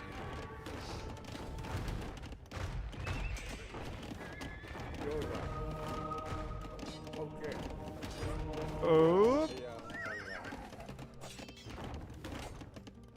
I mean, honestly, well microed there from Sora. Well micro, but still, it's just one stable light cav. Late 20th century? I mean, in many places, white people are still very racist.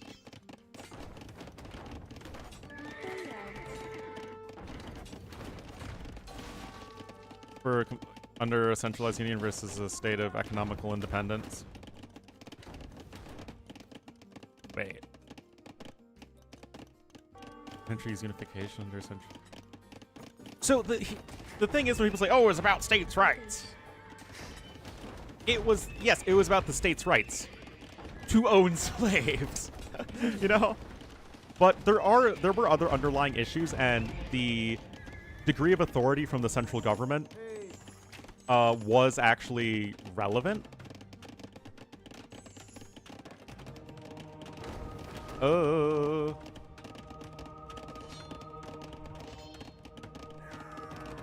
But of course, like, that sort of nuance tends to be lost.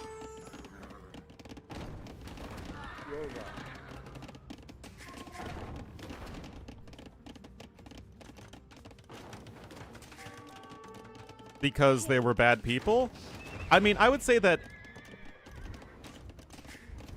it's always, I think, a little problematic to try and look at historical events through a modern ethical lens, because it's like, okay, well, yeah, slavery is wrong, and the treatment of African Americans was very, very poor and unjust. But to say that, like, the people in the South were evil is kind of, it is a bit problematic. Anyway, back to the Mangonel push. You have 5 monks here. You only have 4 light cav. This is going to be a very, very tough one to try and make work for Sora, if not downright impossible. Good micro here from Lewis. Sora does have the 1 extra TC, but it just feels like he's been so far behind this entire game since the boar fail.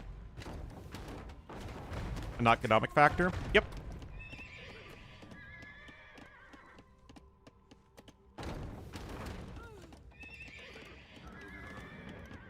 To do so there. Okay. Well, I think it's complicated.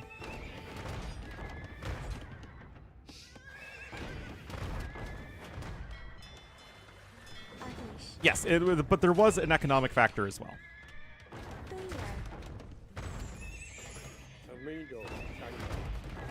I mean, the whole development, the fact that the North and South took very different and diverging development paths is like a very long, well-studied and well-explained historical phenomenon that is a core part of any AP US history class.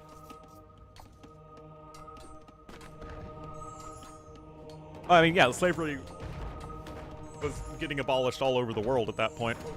And especially relevant for Americans is that slavery was abolished at that point in both the UK and France.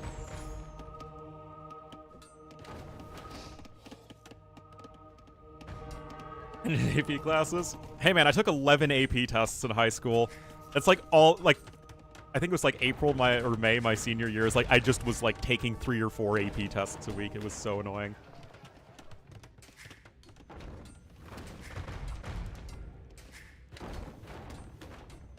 APM test? No, I'd fail that one.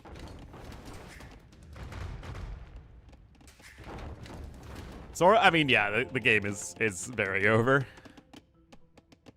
AP is advanced placement, which is like intro college level classes that you can take it in high school, and if you pass the test, you can get college credit for it.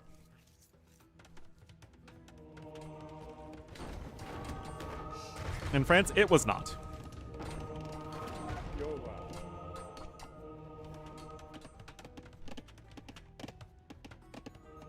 Incorrect. Yep.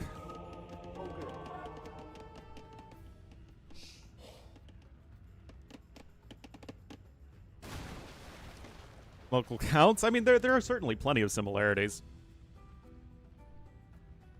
And yes, it took longer to be abolished in America because again, the northern states banned slavery not much more easily because it wasn't economically relevant, especially for the people in power. So it's much easier to get on your moral high ground and say slavery is evil when you don't even benefit from it.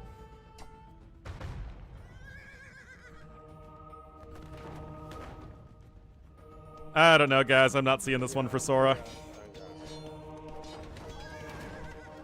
Wage slaves? Something like that. Hi. Yeah, Sora's pretty dead. Hey, Tuyan,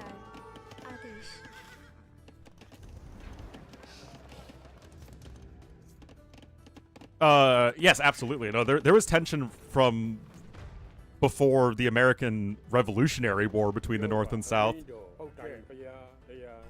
I mean, that's where you get the whole 3/5 compromise. When for taking congressional representation, they counted slaves as 3/5 of a person, as a compromise between the southern states who wanted slaves to count as people so they could increase their population and then therefore representation in the Congress, and the northern states who didn't want to count slaves as people. Okay. So again, all of these people are racists.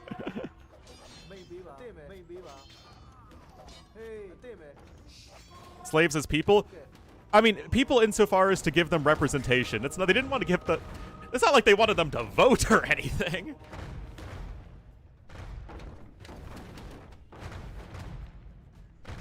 As an opportunity to start the war? No.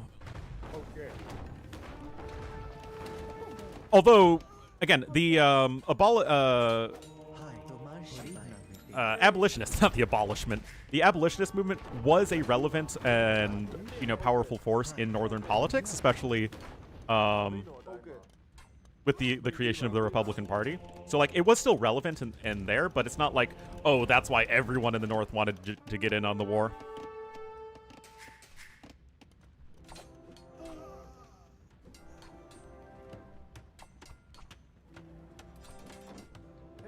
All right, castle coming on in. Ooh.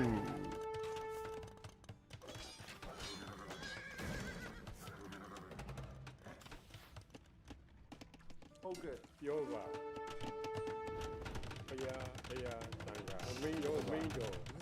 Okay. And a lot of it when it came to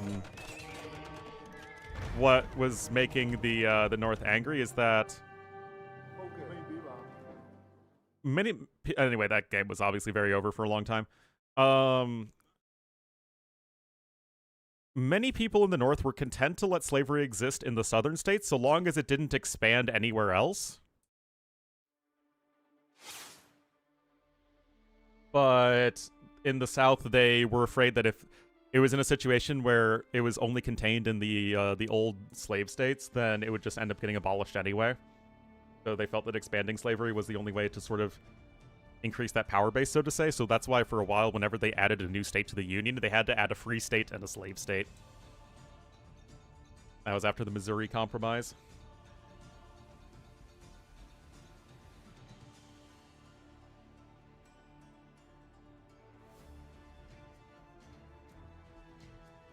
And power, I mean, there are many different lenses that you can look at it. Anyway, that is the Burmese beating the Bengalis. That is Ring of Reeds. Sora's #1 home map, too. That's a painful one. So we got Fish and Fish and Khmer left. Looks like Khmer is going to be the next one. Probably Armenians versus Vikings, and then Lithuanians, Celts on Fish and Fish. Was Mexico doing the slaves at the time? At that point, I think Mexico had abolished slavery. When did Mexico abolish slavery? 1837, that's what I thought. Yeah, it was before even the Mexican-American War. So Mexico had slaves, but Mexico was fundamentally different, right? Because in America,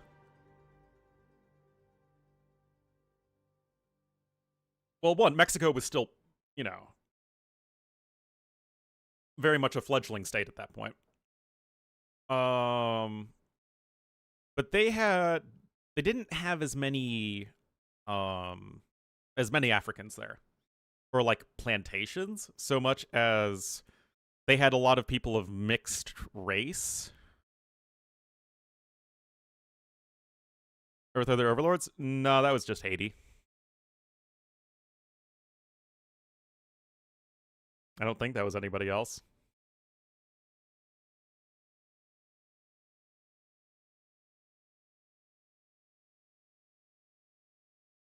But yeah, you had a whole, like, the whole encomienda system, which it was just a bit different. You did have plantations and whatnot, but it wasn't done as much with chattel slavery. In Ecuador, that was through a sense of independence and uniqueness from Spain and Latin America. That was more of a nationalist movement. The lower class, I mean, the lower classes obviously would have played a significant role in not feeling associated with the mostly European or European aristocratic like viziers and whatnot.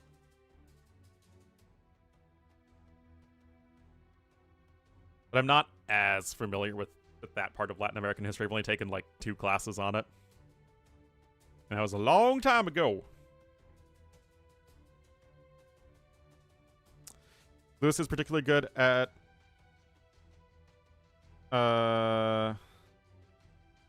Mango Micro? For sure. I mean, Lewis just has good micro in general. I don't think there's like, oh, he is especially good at Mangonel Micro relative to his other micro, but I mean, he's just good. He's good at it.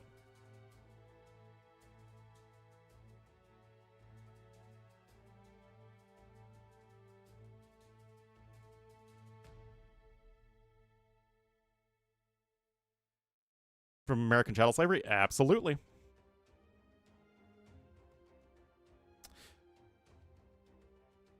Winnable bracket?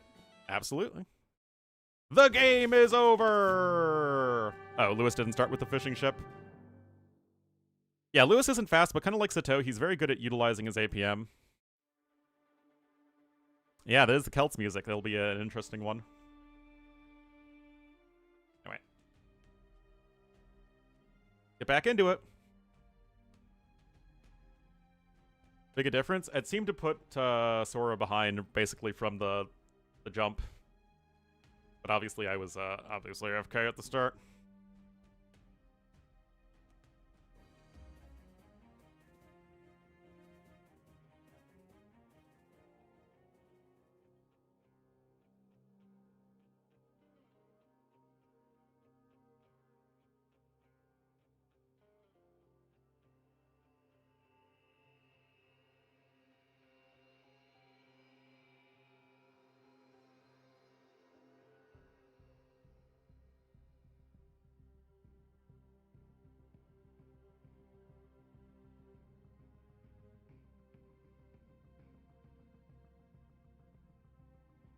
Vic City, thank you so much for the 6 months.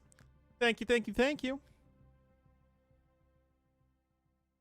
Is someone reminiscent of Homestar Runner? Because that's what I got it from. See, these things, I never understand how seeding works. Because Dark is at seed 3, which feels a little high.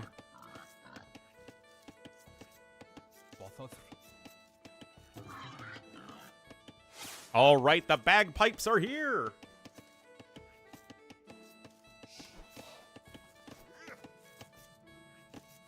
Dark did do very well in TTL, but he is inconsistent. So, guys, Lewis, the Red Vikings here to the north, 1 win away from the next round. And then tournament life on the line. I mean, it would be really huge if Sora could make it to the LingYuan Cup to really, I think, highlight the fact that of how much of a better player he is. You know, how good he is an upcoming player. So, Hilt for Sora. We did have a very good game on this map earlier between Draken and Doubt. That was just all chaotic forward aggression on both sides.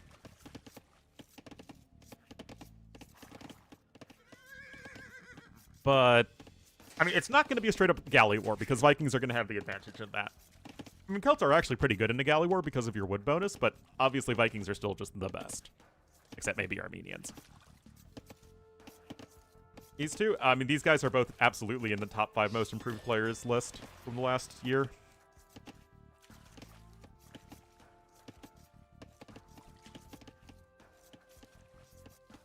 How long pros delay adding in spears and monk siege pushes? No, they can just attack on so well. Yeah, I mean that's part of it for sure.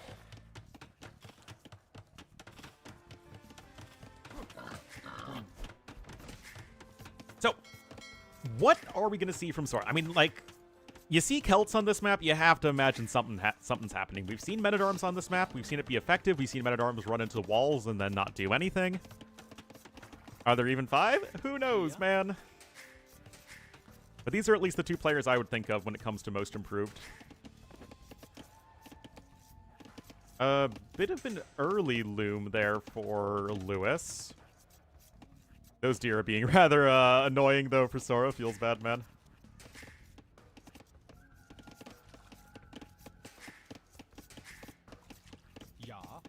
Research in loom makes your villagers harder to kill.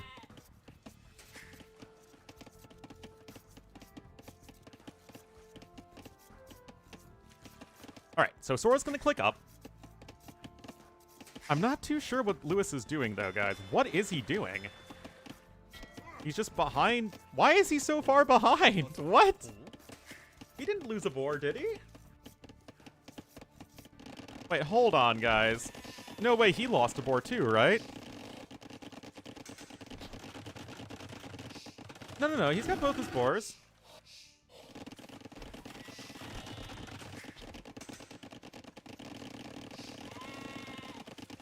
Yeah, the qualifiers end this weekend, so we have a big set of days this weekend.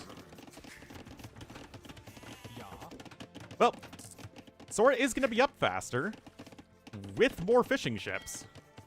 And... okay, I like this. Drop-off? I guess it is getting closer, but, I mean, Sora still notably is up faster with more fishing ships. Lewis is actually going to be making some militia, so even the Viking player is actually going to be going for men-at-arms, which... oh, this is cute. Oh, look at this, guys. That is... I don't think that's going to get scouted.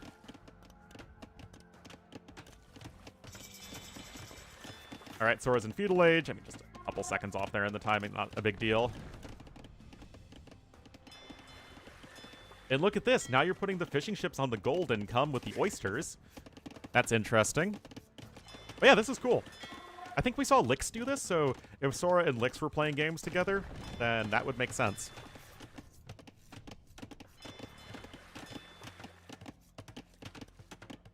Hell, I mean, it's like it's supposed to be a sneaky dock, though, so... I mean, it's not like Lewis would really have any reason to go there. Anyway, that's going to be 2 forward docks. And what concerns me right now here for Red is that, okay, you're going to go forward with your men-at-arms, but you're just going to wall to the TC with your wood line. And then because you're gathering gold with your fishing ships, you can't be hit from that location. And so, Blue going to see what's going on. He's got Town Watch, too. And fishing ships are going to have to come sail away. Come sail away.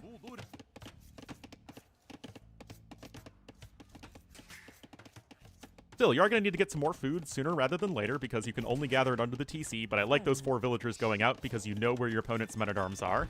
That's another cute move from Sora, so very nice strategy so far. He's ahead in resources. And like I said, the issue with Vikings, if you're going men-at-arms, you don't have fire galleys. And going galleys when you're not able to fully devote your resources to the galley war is a bit rough. But look at this, guys. As soon as the men-at-arms come over here, you're just going to pop into the transport ship. Look at that. Look at that. That's cute. Like this with food? Nah, it's not that OP. It's not even that fast. Because think of a fishing ship gathering from a gold oyster similar to a villager gathering from an a villager gathering from a gold mine is similar to a fishing ship gathering from an oyster, and this would be a very efficient villager to mining camp, you know, distance, right? All right, forward now coming in here from Red.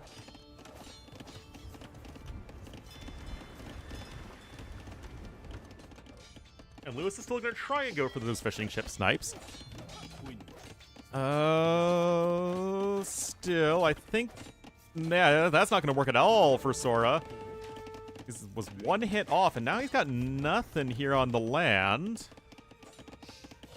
I don't know about that, guys. The archery range is going to be in. Now, of course, you can and probably should go for a tower somewhere around over here, but I think what Sora's trying to do is wait for... oh, the Vil goes down! What are you doing? Oh, the Vil was trying to go over to those units, but the fire galley was there. Oh, no tower at all. And the fire galleys patrolling over here means that the transport ship can't hang around. And this is looking better and better for Sora if he wants to take this to a game 5. Quick gates coming in on the side. I mean, that is just very, very well done here. And look at this. Now you can actually build the defensive tower on the stone and on the forage bushes. So you're going to be able to continue your food income. And this is just all the advantage of those oysters. I mean, I just love how Sora's been playing this really, really smart play. Because now you've got your food income on the mill, so you can still keep up your bill production as needed. Lewis obviously is going to be struggling for food income himself because he got his fishing ship sniped. I guess he has 2 alive, but they're not really doing anything useful.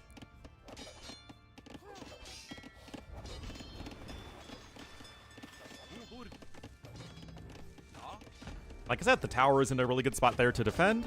Oh, I actually really like the addition of oysters. Not sure about that. I mean, I guess if the men-at-arms don't scout it, okay, I guess that's fine. It's just a little weird to build a mill for 1 shorefish.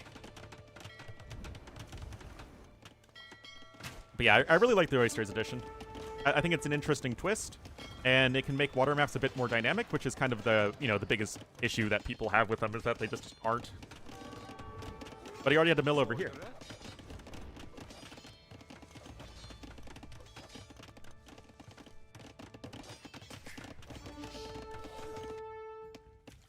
Look at this. The vills that were on the deer that over here, and that went to the transport, now lumberjacking all the way to the other side. And now you've got your own galley production going here as Sora, so that you're not just getting, snowballed on the water in late feudal age, which can absolutely happen against Vikings. But so, do you have a market coming in here from Lewis? He's 1,000 res behind, though. Game number 5 would be on Fish and Fish, by the way. For those who are wondering.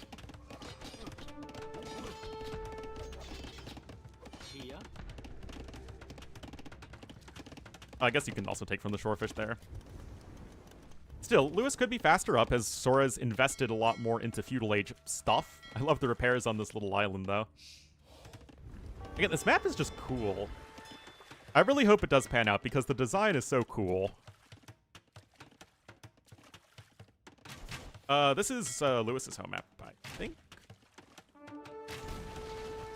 Nope, it's Sora's, my bad. Fish and Fish is Lewis's second home map.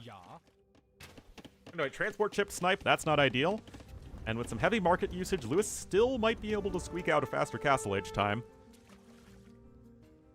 It literally comes from come here, apparently. It is the most silly map naming convention I've ever seen. It is not based off of any geographic reality.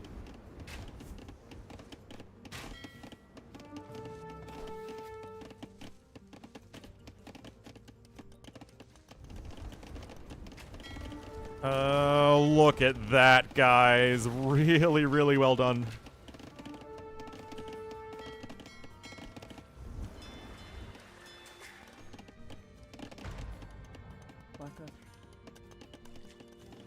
Kumir? Is that like an Aussie sound? I don't know who did the map, unfortunately. Might lose Avil there, but Sora still played this super well. I've really liked his playstyle. The forward dock with the fire ships, the defense at home was just, again, everything was sort of done in like just the nick of time. Yeah, I also agree that. But like, the first games we saw on this map last week was all about just trying to snowball the galley war. Whereas it seems like it's getting much more chaotic the more players are, well, playing the map. That's a lot of vills on stone. Wait, what are you trying to do here? Still feel like you should just drop a TC right there. I mean, you're literally going to get through the entire wood line.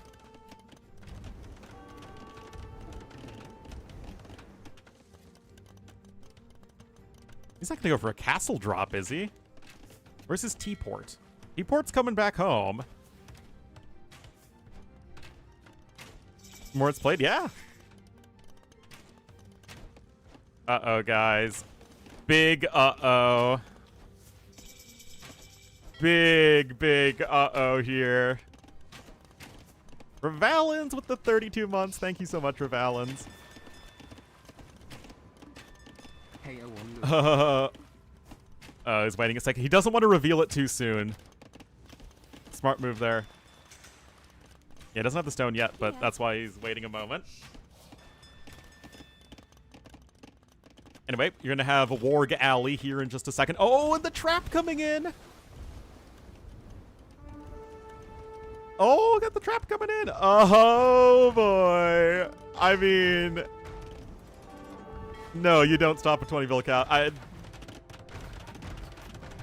Bear from the sky and not from the shores. I mean, then you can have some Woad Raiders. Are longboats good against fire ships? They're okay. It's better for longboats than it is for regular galleys. Okay, might get a conversion there. It could not be more forward. Nope. And you send the bills over to wood on the other side. Now, I do think you need some food income as Sora. But look at this. He's doing such a good job of just trapping the enemy longboats with his fire ships. No, what's even sexier, Women Pleaser, is that it's on a water map, and wood and gold are obviously the most important resources for making ships. I mean, this is just such great play from Sora. Again, Lewis isn't playing poorly. He's trying to find a way to come back in the game, but he just couldn't. And we aren't going to go to the rubber match. Kia. Yeah, that was awesome. Sora won that game on land without making a single land unit. Like, again, that game was won by Sora having a great defense here in a not at all easy situation, and then dropping a forward castle. Like, how often do we see a game won on the land without ever making a land unit? Obviously, the KD was super good.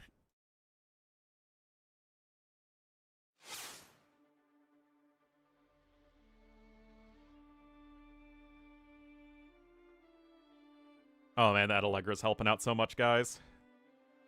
I don't know about you, but my seasonal allergies manifest themselves into, like, itchy eyes.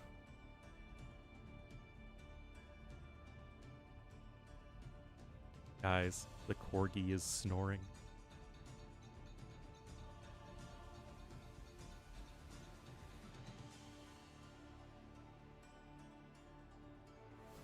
He just needed some attention earlier. Yeah, it's specifically China mainland, so both the Taiwanese and Hong Kong players.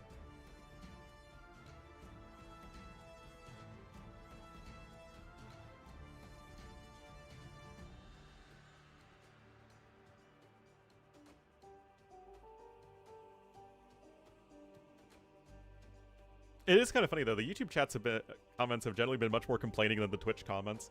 But I guess the people on Twitch are just used to what my stream is. Have a better shot versus Vinch.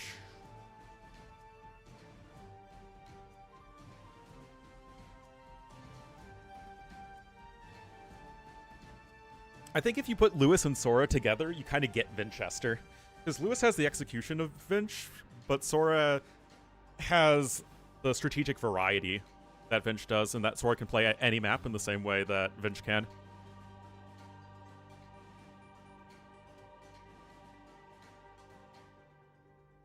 Me ruining AoE? Oh, we had somebody complaining about Dash.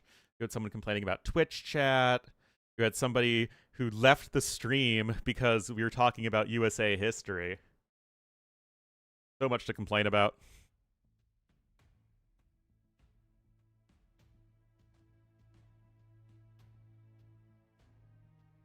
Humanity kind of situation, I know.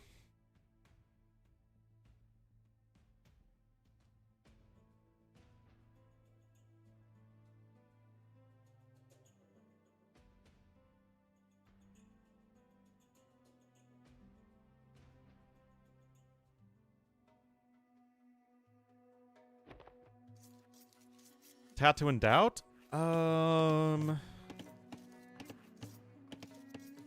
Is it boring if I just say Tato and... Ooh. I think Vinchester from the upper bracket's still the favorite. I think a Sebastian Tato final set would slap. As the kids say. Anyway, guys, here we are, game number 5. This one is for literally 100% of the marbles. And Tato Barrels.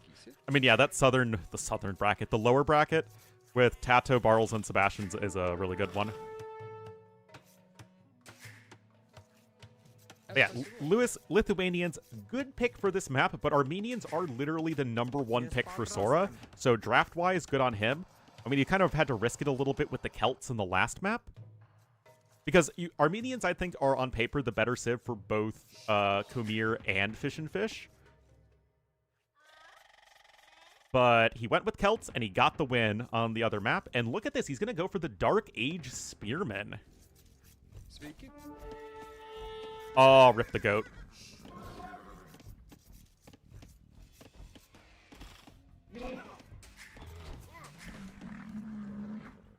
I also prefer Armenians.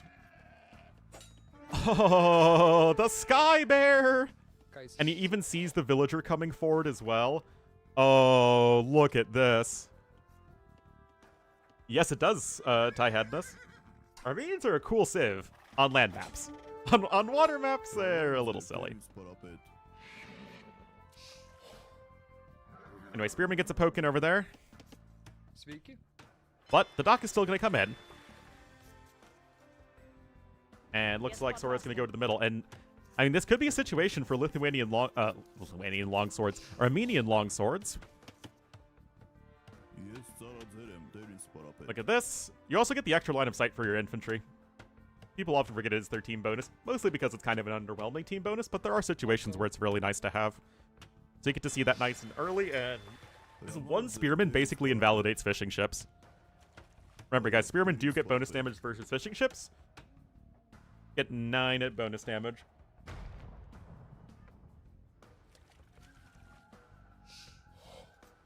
They used to have only 9 bonus damage versus camels. And the way it works out for, like, melee units to get bonus damage versus ships, it's a legacy, of course, from when camels were ships. So basically, like, a unit that had X bonus damage versus camels would have that same X value against ships. It's a little bit less now because spearmen were buffed versus camels, but still, 9 bonus damage is a lot. Anyway, Lewis is up faster. Nice hit there. Still, we're looking at around a minute advantage. But that dock's doing a whole lot of nothing at the moment. What do Genbos do then? I think it's 5 bonus damage against... No, it's not. Maybe 3 bonus damage against camels? I think it's what? It's 4... Or is it 5 and 6? I get them and camel archers mixed up. I think camel archers have a little bit less bonus damage versus cav archers than Genbos do versus cav. But yeah, you do get some bonus damage. However, fire ships invalidate the Genbo bonus damage because it's fairly low. Right, and the ship armor helps make up the gap. Anyway, Lewis is coming in here with the barracks, but does opening scouts really feel that great here? Yeah, I think Kumo should be going longswords. Still, Lewis is going to get the kill there. And I don't think Sora was expecting Lewis to be up that quickly. And yeah, like Lewis planned on queuing up a fishing ship, but then stopped. Where's the ship? Yep, yeah, that checks out. Because again, the values started out the same, but then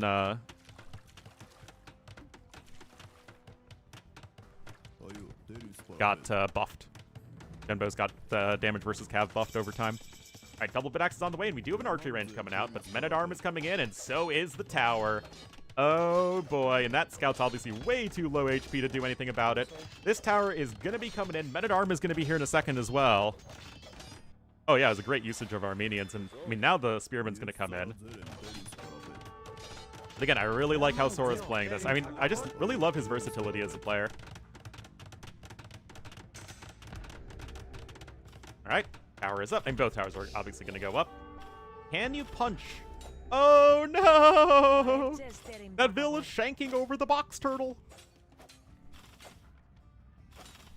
Oh no, that's annoying to deal with. Now, of course, skirmishers coming out is going to be very good, but you've got long swordsman, man.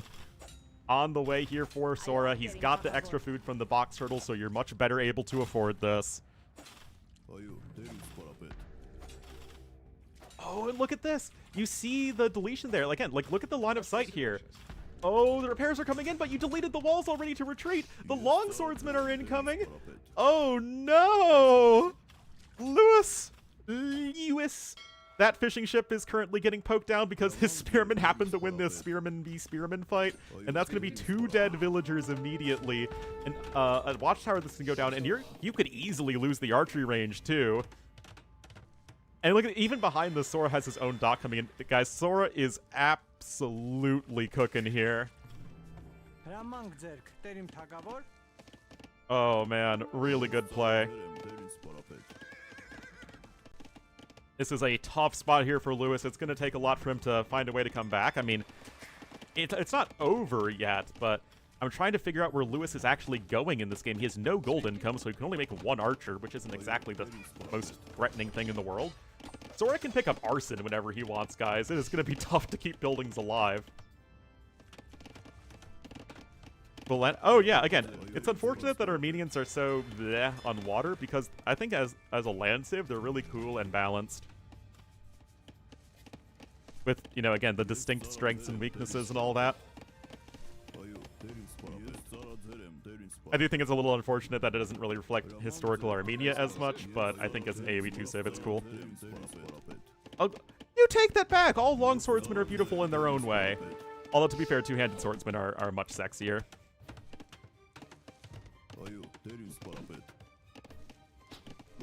Bad late game? I mean, I think that you could still say that's like a simplistic way of looking at it, but kinda. But Champion's Eye. Cyan Fleet. Yeah, that's a silly bonus, man. 4 fishing ships coming in, a 3-build lead right here for Sora. He's also coming in with some spearmen. Additionally, Sora adding in some scouts. There's a blacksmith. Look like backpackers. Unrealistic standards of infantry beauty? Yeah, that's true.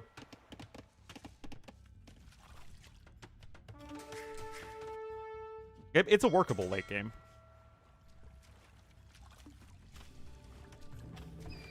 Oh yeah, the 100 AC champions are very, very good. Yeah, it turns out that if you have a significantly better version of the Viking HP bonus for your champions, it's even better. But that's a kind of a feels badge man for Vikings moment.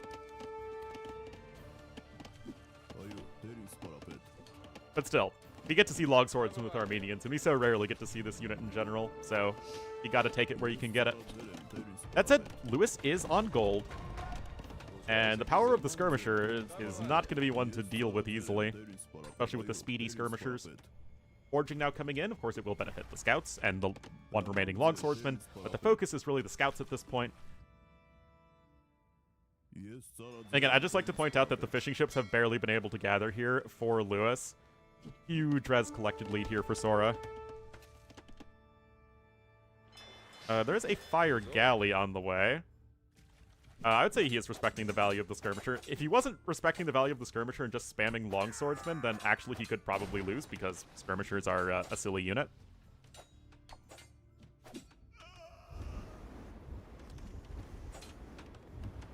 Wait, what are Dravidians? Speaking but cool civ design on land? I don't know. I think aside from the Therosadai, which honestly is, I think, one of the most embarrassing moments of the devs, I think Dravidians reflect historically. I mean, infantry, elephants, more plotting armies on the land with lots of attack, not as much armor. I think that's, I think that checks out. I mean, I'm no expert on that region of history, but I still think it sounds good to me.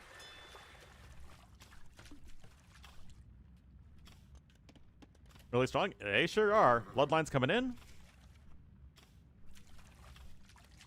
Improved pathfinding, but the improved pathfinding isn't even in the game yet. Yeah, I mean, this is looking really rough here for Lewis. I mean, Lewis versus Sora is already such a good first round match. Got another dock on its way. Yes. But I'm pretty sure that the devs didn't want to add in 2 Cavasivs at the exact same time, right? Because you want to do a Caucasus DLC, the 2 civs that make the most sense to do are Armenians and Georgians.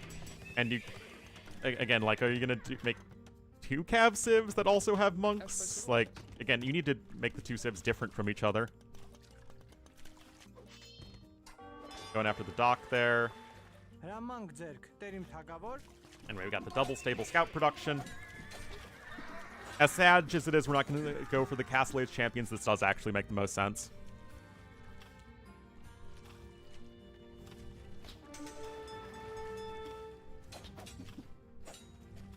Worse before the improvement. I mean, it's just, it feels like the pup has been around without being implemented in the game for a really long time.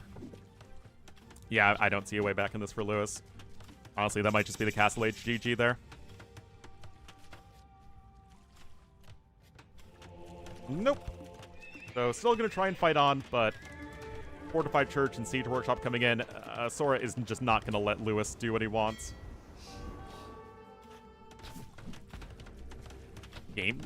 What would Gamescom have to do with anything? Do need the garrison there, but you do so. Got Armenian Bowsaw coming in. But yeah, the games... I mean, it was a really good game number 3 from Lewis. Actually, 2 and 3 were both good Lewis games, but Sora apparently took game number 1. Unfortunately, we didn't see that one because we were casting the other series. Albanian civ? Yeah, that would be very confusing. It would be like having a Portuguese in an African DLC.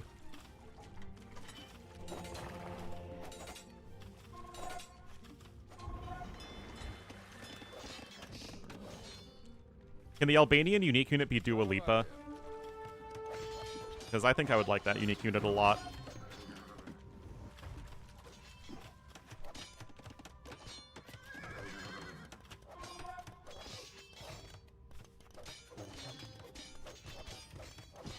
Not that Albania? Aw, feels Ornlu, man. All the controversies, yes.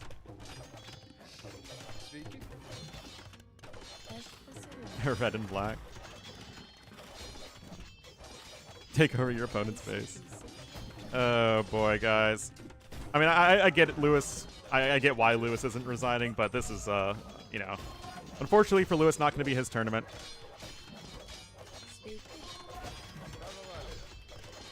Oh, I actually think you could totally do a Balkan DLC.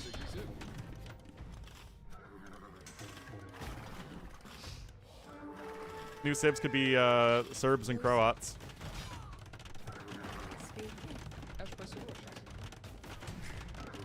And, oh yeah, and Wallachs, duh.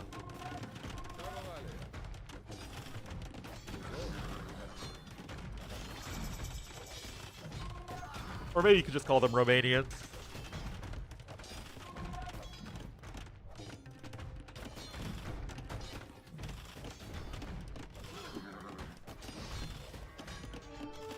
Uh-oh. No, I'm saying the only ones that, we don't, that were huge in the AV2 time frame and aren't in the game already. Get Alexander the Alright. Scotterbay? Yeah. Inflammatory comments? Yeah, yeah.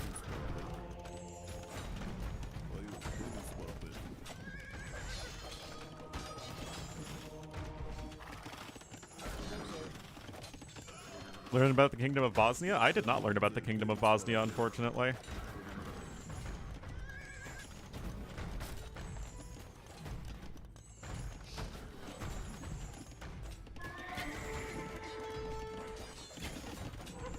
It's funny because, like, you could add a Balkan DLC with, 2 new Slavic civs, and you'd still have the civ in the game called Slavs because they're never going to rename Slavs for, historical or modern issues.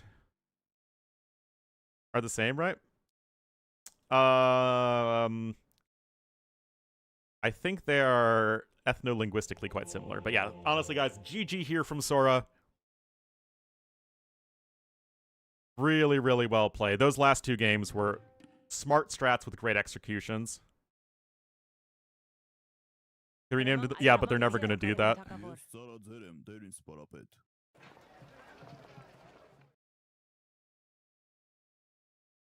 Renamed Italians? I think it's fine. I don't think it's that big a deal.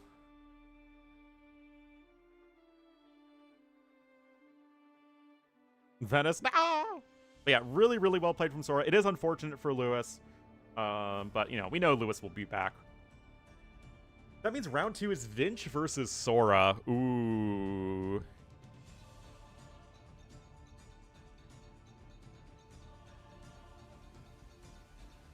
In university. All right, guys. So, let's see what's happening now. Dave is casting Prisma versus Siscon, which should actually be a really good set.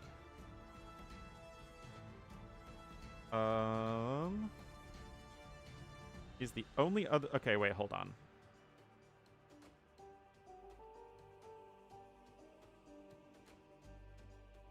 Villasa versus running Kapach Valos, Dogao Antagonist.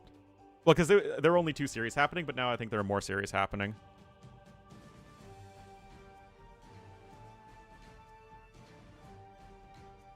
Kapach Valos? Okay, let's see who else is casting and what they're casting.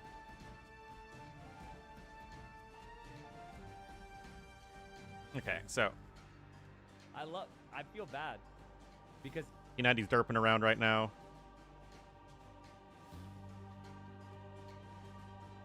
Oh, it's TOS. Okay, he's going to be raiding me in a moment. Oh, Mem. Right. Yeah, I know. That is also being played now. Dark 130, so Tisca versus Prisma versus Dark. Thanks for the raid, T West. Trying to figure out what other people are casting.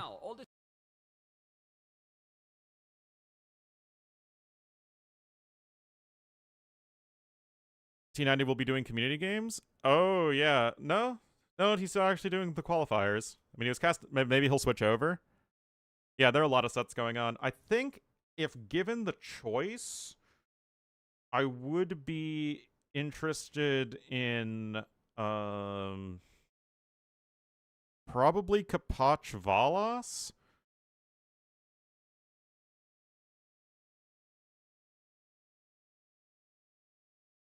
I think that one would be the most interesting to me. So let's see. Okay, I have no idea what Mem's doing.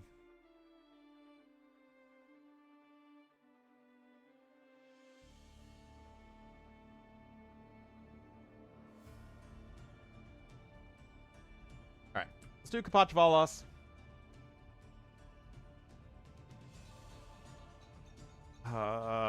Okay. Mem is doing... I don't know. We'll do Kapach Valos, though.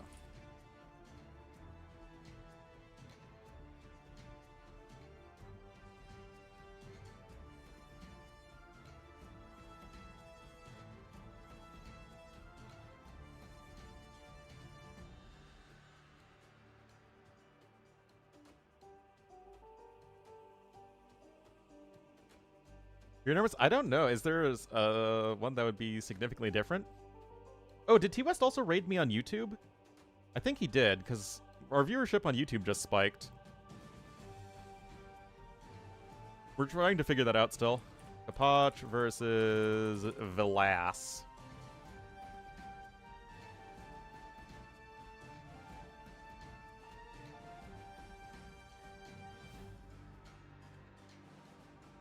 Alright, so they are on Not Nomad for game number 1, and let's go ahead and get these civs here. I think the redirect worked? Yeah, I think so, T West.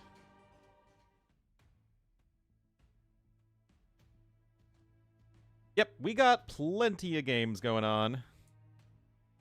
Might be leaving. Yeah, I have no idea what the plan is.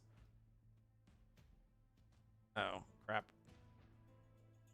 We're going to do Kapach versus Valos, and unless there is something wild happening... Oh, geez, I screwed this up. Again.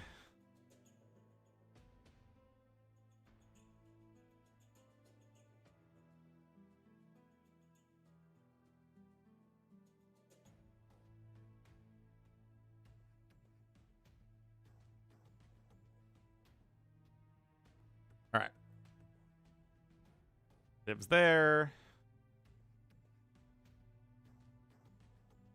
Do the map draft. That. Up. Up.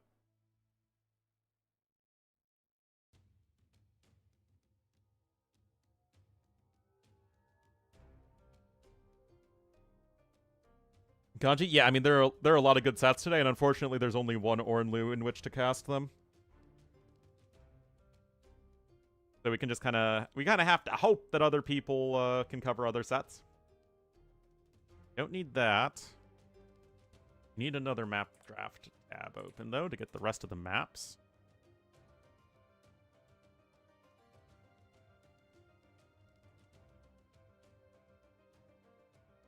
Okay, so despite my best efforts to screw everything up, it looks like we are good.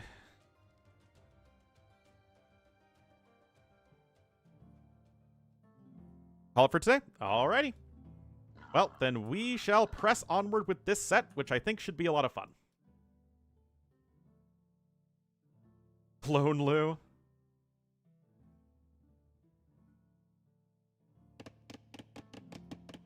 Yeah, so many good sets happening. Need more Ornlu. All right, everybody, welcome to another set here in the LingYuan Cup qualifiers. I mean, already this qualifiers have had so many amazing games, and it turns out when you have qualifiers for a big LAN event with a big prize pool and good settings, then you can get some good games. Yeah, I'm a big fan of the map diversity in this tournament. So, here we are, not Nomad to start things off. And we will have Kapach in the blue as the Italians to the west, and to the southwest in the green as the Spanish. It will be Valos. So this is already kind of interesting, guys, because they're all on at the same time. Well, again, we're going to keep casting until we run out of things to cast. That is going to be our plan. So, as I was saying, on this map, we typically don't see full-on traditional Nomad civs. Typically, it's more about just your good hybrid map civs. And that's because usually you're up the feudal age fast enough, you have enough of a fishing eco, that it's almost always worth it to invest pretty heavily into water. Yeah, it's Nomad with randomly spawned TCs that you start with. That's kind of how this one works. Spanish cannon galleon? Don't know about that. So, I don't think I've ever really seen a full-blown fast castle work on this map. Let's see what Valos can plan on doing here.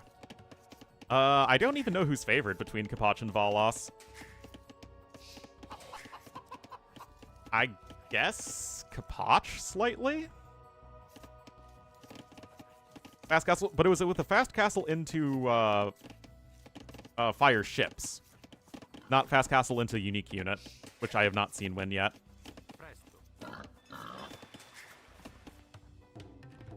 Against Doubt, did he? Do not know. And as far as, you know, civilizations go, yeah, Spanish can be good, but I like Italians more for their flexibility. You can go better for the early water thanks to the age up discount. You can go fast castle into war galley with the discount on that upgrade as well. And then you have great monks and Genoese crossbowmen to counter potential conquistadors. Exact places? They actually can spawn all over the place, but it does feel like there is a bit of a bias towards this rush distance and even on the left side of the map. Yeah, I think the land is a bit smaller than regular Nomad.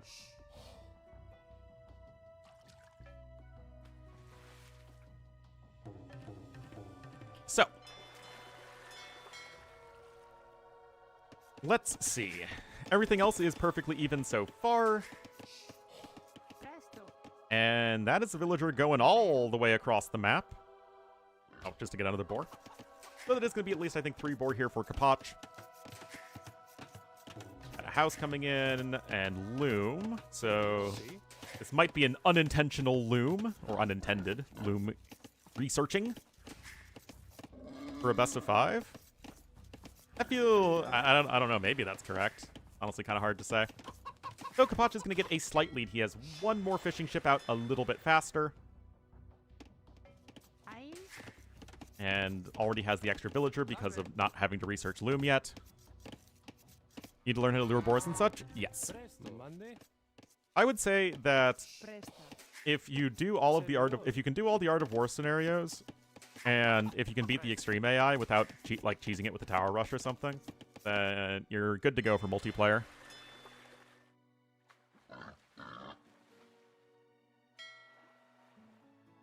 Anyway, Kapach is going to be up faster. See, he's nicely ahead in resources collected already. And even going to be coming in with a forward outpost. Now, you can see with the scouting patterns that one of the sheep was stolen away by Vala, so he probably figures that his opponent is over there. He also sees the house.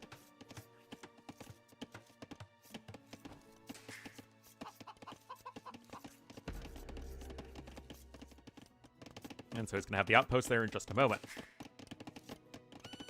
And look at this, guys. We got 4 vills on stone. Way over here. Yeah, I think I favor Kapach slightly, but only slightly. We should drop around 500 elo. What do you mean?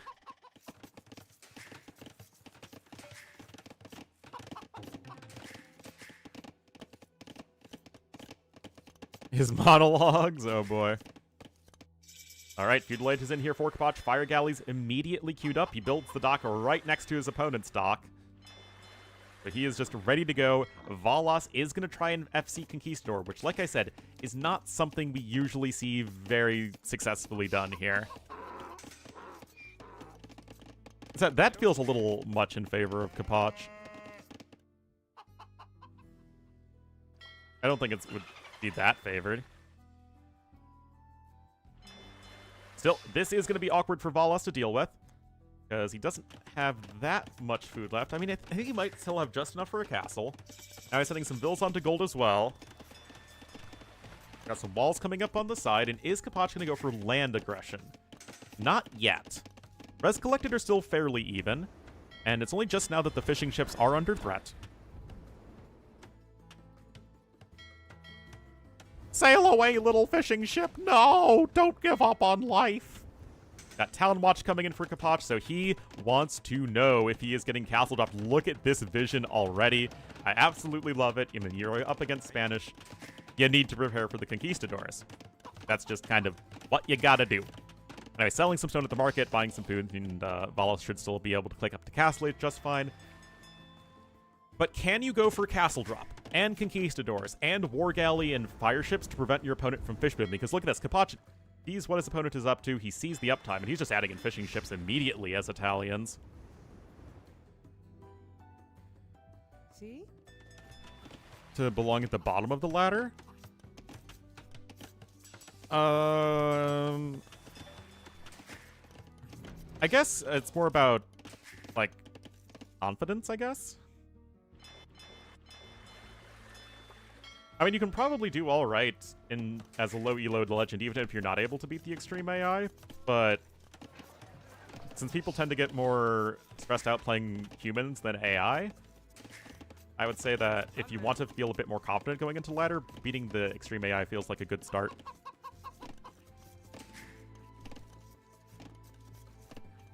Get as much damage done? Yeah, I just don't know if you can. I mean, look at this. You have Kapach already walling very far forward. He's buying himself space. And Valas, I don't see adding in any fire galleys yet. And just, like, look at this. You could say Valas is really going on to too much stone too quickly. Levels of confidence? That's true.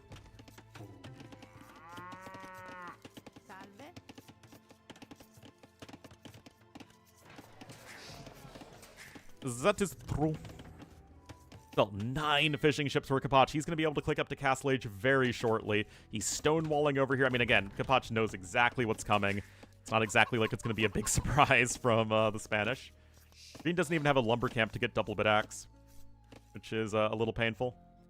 I mean, look at this. Only a minute and a half slower to Castle Age, and there is 0 fire galley presence on the water. And I seriously do not think there's a way you can win a game without even trying to contest water. The fishing ship advantage is going to be way too significant.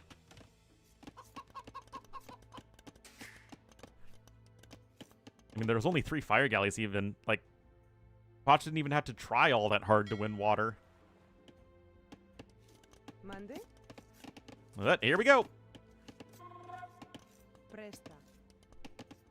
Now, I don't think one outpost, or one archer, and even the outpost is going to be enough to prevent this castle drop from happening, which is clearly going to be coming in right here.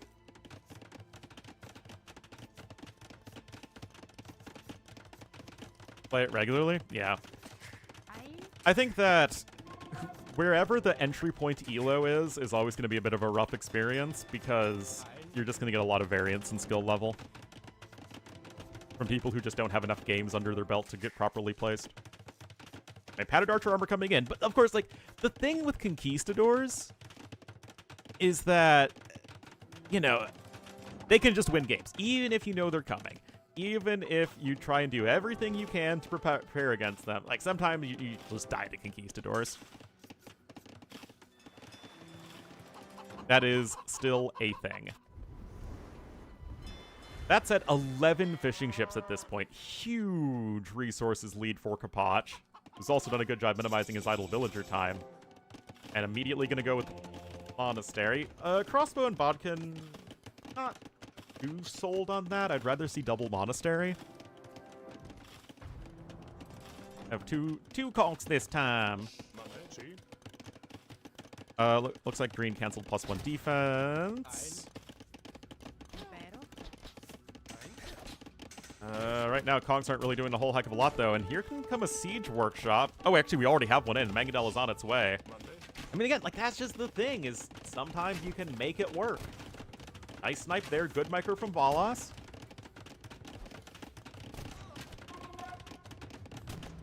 And, guys, remember when I said I wasn't sold on the crossbowman investment? Uh-oh. Uh-oh.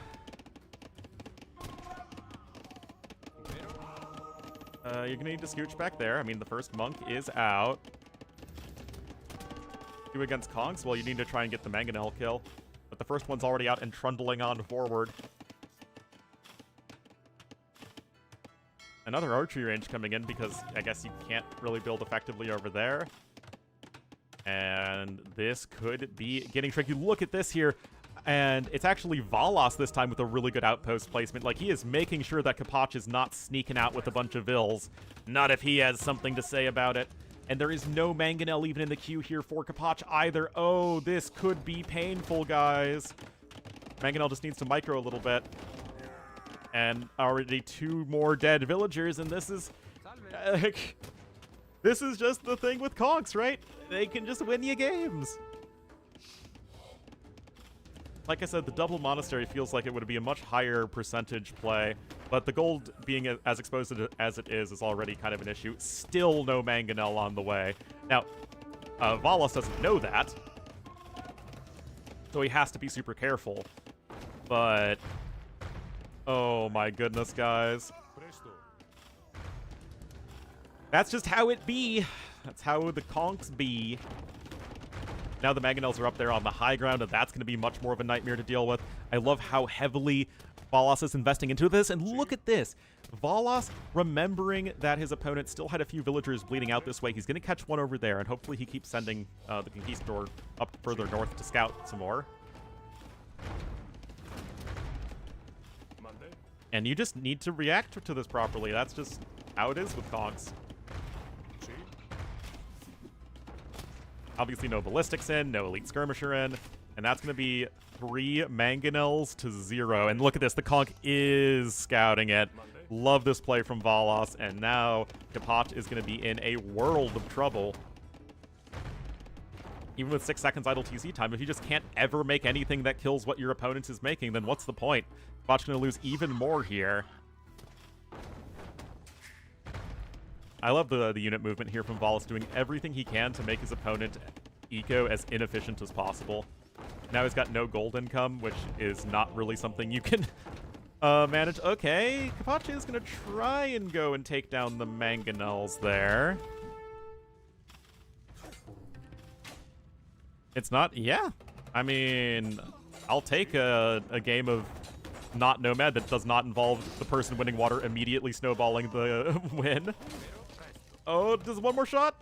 Okay, the villagers are going to get the kill there. That's 2 mangonels down, plus 2 defenses in on the skirms. But you still have no gold income. Guess you get the forward Vil snipe there, but 22 villagers killed. The funny thing is, Kapach is still ahead by 1,500 resources, and the resources destroyed difference isn't that extreme. I think Valas kind of screwed that one up a lot with the mangonels not being protected enough from villagers just walking forward and attacking them. I mean, Green's only on the 1 TC still and has no water presence. And the villager is going to be there in time to repair. But still, I mean, feudal age skirmishers against the mangonel, it's not a great fight, although that's a good snipe. Uh-oh. Uh-oh, look at this. Valas just running on forward here. Oh, no. And now the mangonels are going to be running back towards the protection of the castle. And of course, Kapach is just going to use so many idols. Oh, no! Oh, no! I mean, not even the eco KD, the overall KD is such a disaster. Market trying to be rushed up. Oh, no. Guys, remember when I said that sometimes you just go Conquistadors and you just kind of win the game? It just happens. Yeah, that's kind of in this game in a nutshell.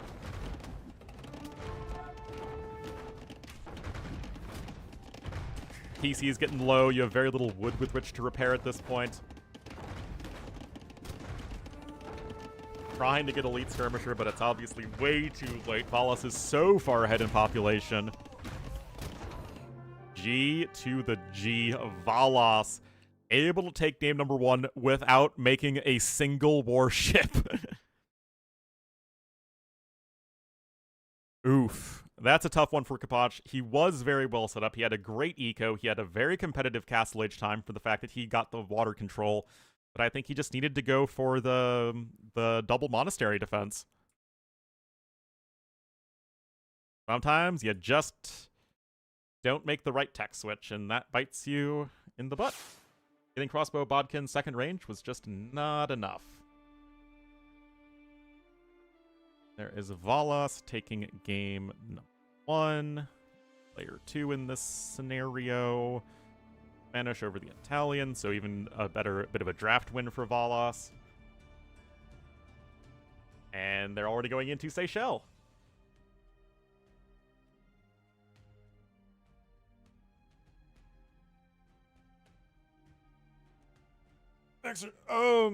Vilas is still semi-active.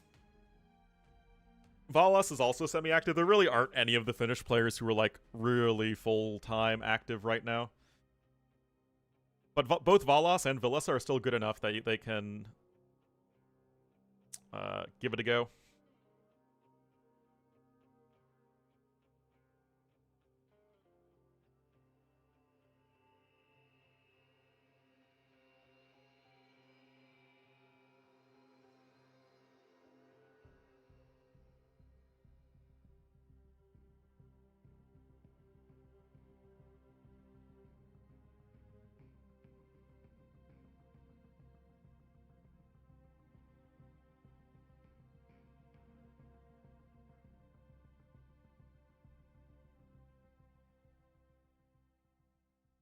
Oh boy, it's Glockum and Bug'em? Oh dear. Oh dear. Hope you guys are doing well. Alright, 12 seconds, guys.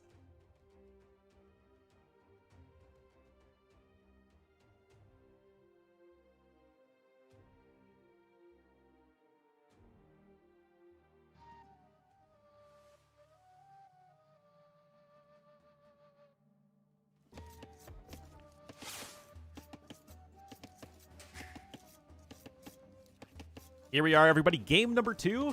Winning the first one with some good old-fashioned fast-castle conquistadoring on a Nomad-esque map. It will be Valas in the green as the Dravidians here to the west, and to the east in the blue as the Persians. It will be Kapach. So, we are on Seychelles. Haven't seen too much of this map, but notably this is pick number 1 for Kapach and pick number 2 for Valas, civ-wise.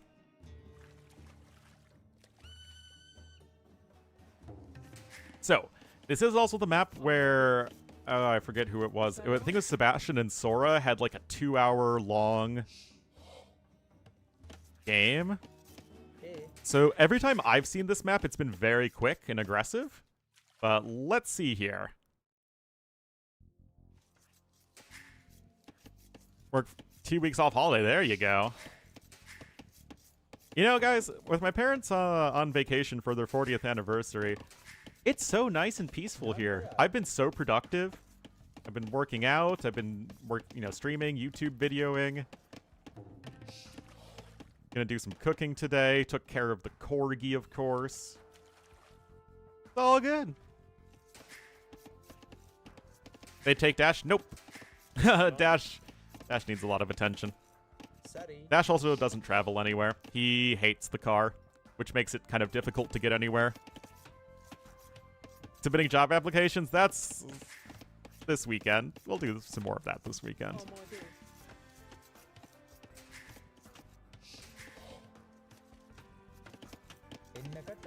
You know, there's only so many things I can do in a day.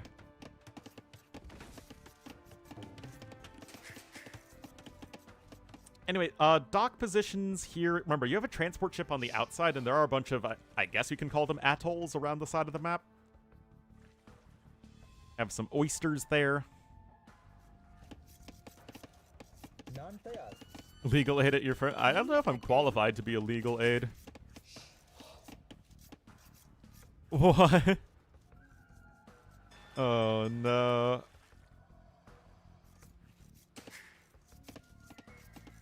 Alright, so fishing ship over here to the west of the map. Palisade gate is low. Getting the wall up in time. The HR at bay. Yeah, I should at least try and go for another application today. But I was working really hard on a YouTube video yesterday. Qualifiers be a paralegal? I guess. Here, Francis. It's tough out there trying to find a job. While also still working full-time.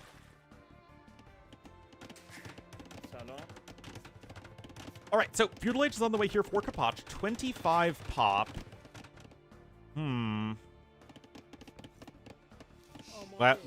mean, Chronicles was fine. I'm honestly worried that we're going to get Macedonians as a multiplayer civ. Again, my tinfoil hat take is that we will never have another single-player only DLC again. Ooh, Valas, the build. Okay, it's not that bad. So 27 for him. So just 2 more villagers. They're both on the same number of fishing ships. And what is the plan for Kapach? We've seen a lot of forwards on this map, but that doesn't seem to be the case here. How many viewers would I need to make streaming to be a full-time job? Probably like 400 to 500 average at least, with growth.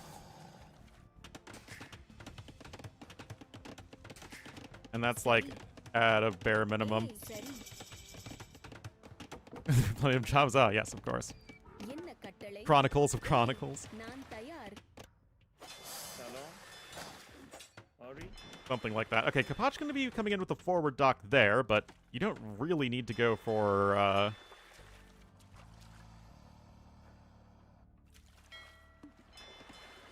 any, like, navy here. Costs? The costs are very low. As in, I just need to get the occasional hardware upgrade, like I'm getting a new keyboard, because this one's kind of fallen by the wayside. The issue is that I have student loans to repay, and that's $300+ a month. On top of, like, health insurance and food costs. I figure, I mean, I calculate it for my taxes. Last year was like, what, $700 for the whole year? So, not that much.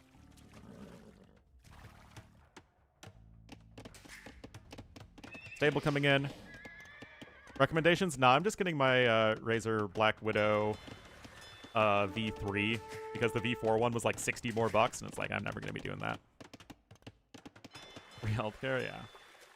Anyway, I mean, Kapachi's looking to have a really good eco. He's got 6 fishing ships now. He's on both bodies of water. Green is just now getting his first fire galley, and it just kind of seems like Kapachi's just doing a better version of Valas's build. Going to use but gets 100% not like, Twitch subs. Yeah, my income is kind of split between Twitch and YouTube with a little bit of extra help from Patreon.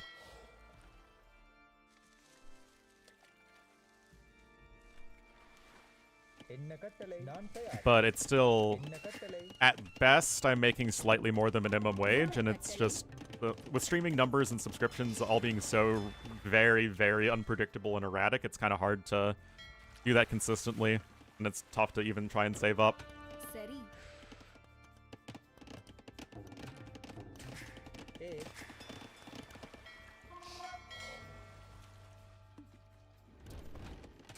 Best, now it's but underfunded? Well, that can happen.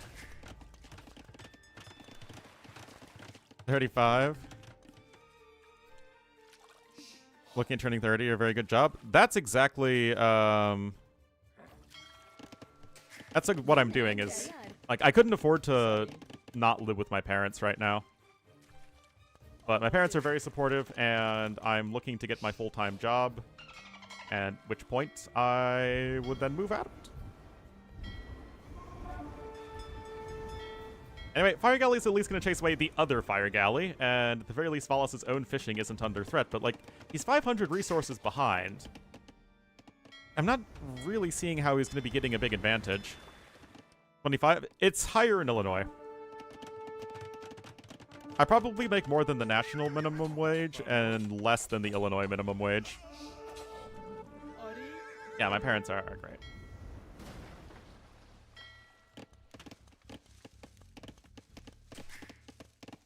Realistic about my prospects? Oh, yeah. I mean, I have come to terms with the fact that I am not going to make it as a full-time streamer for a while now, but I love doing it, and I'm content to do this up until I can find a proper job. Well, I mean, this is a proper job for some people, but financially proper job.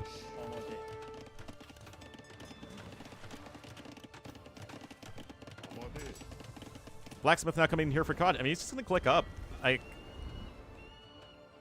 I'm really not seeing this, guys, for Valas.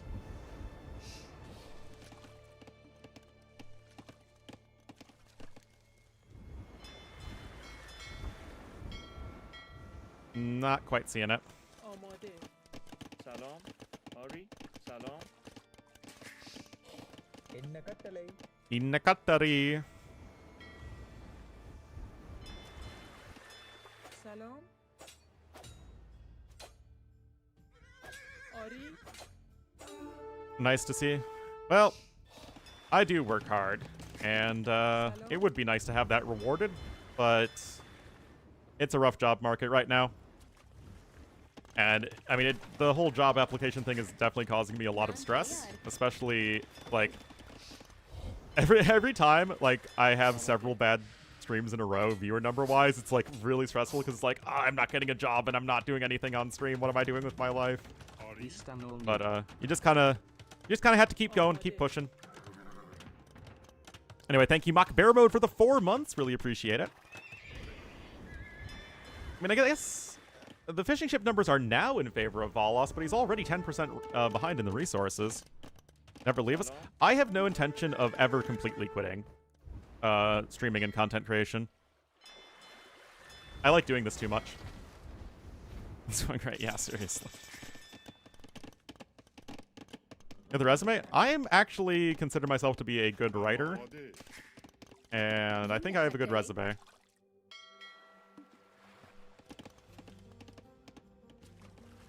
Is that every? Yeah, exactly.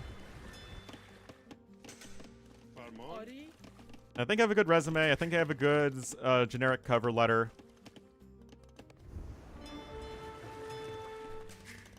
How difficult is it to be a full-time streamer? I mean, when you say difficult, I mean, it's, you know, it's certainly a labor-intensive job, but you'd need to be, I'd need to be very significantly larger as a content creator for it to pay enough full-time. Because, like, T90 makes a very solid living with AoE 2 stuff. Mem is going to make an okay living, and so is Dave. But everyone else is making almost nothing. But no matter how big of a content creator you are, it's always going to be stressful because there is zero security, job security.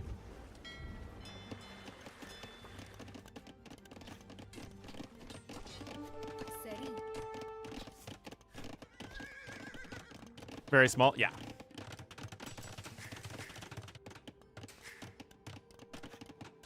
Big of a game to support content creators? I don't even know if it's that. I just think that the way Twitch works out is that everyone just gravitates towards a few small or a few big streamers, and then it's difficult for anyone else, no matter what game it is.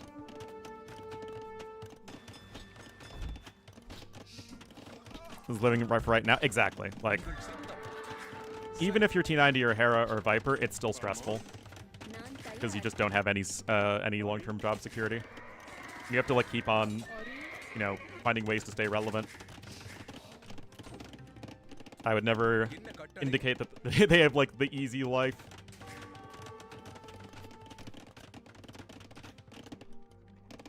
But yeah, I mean, I've been doing this for 7.5 years now.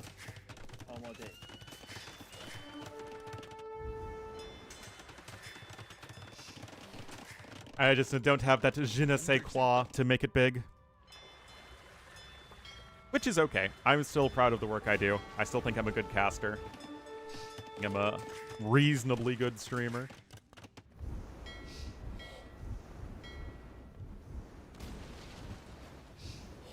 He lost probably a decent amount. But obviously I have no idea.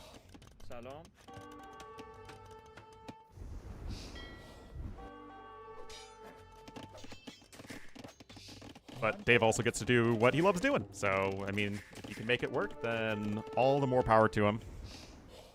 There's a streamer? I know, it's really tragic. I was hoping my looks would carry me.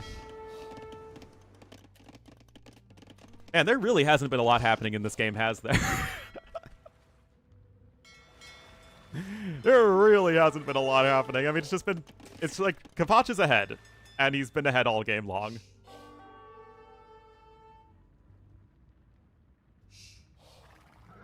Cav archers aren't really well upgraded, though.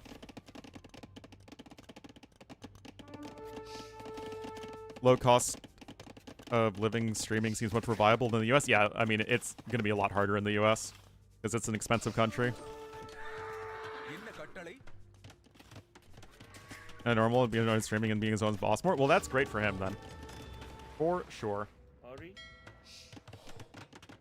I mean, I also, like, I would do this full-time if I could, at least for a while. But, you know, I have my degree now, and I kind of, I want to move out of my parents' house. You know, it's like I want to take that next step in my life. I think makes sense.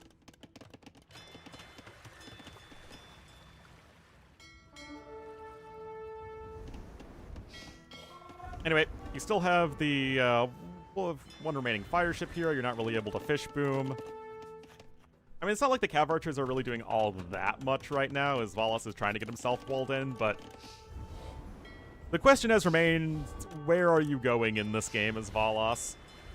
If you're not getting ahead economically, those fishing ships are going to go down very quickly. We contribute their fair share, yeah.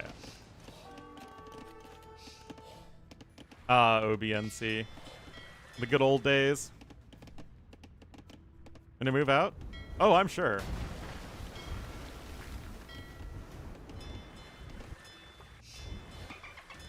Okay, Siege Workshop coming forward, so Kapach wants to press the issue a little bit, and he is ahead.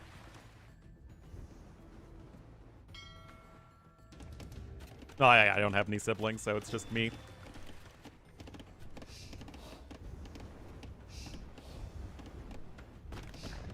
Personal subject?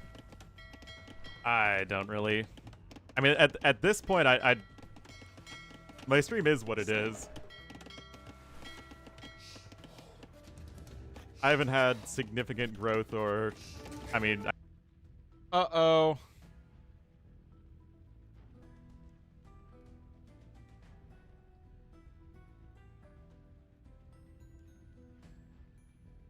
All right, I think we're back. I think we are back. Put that in both chats. Yeah, OBS crashed.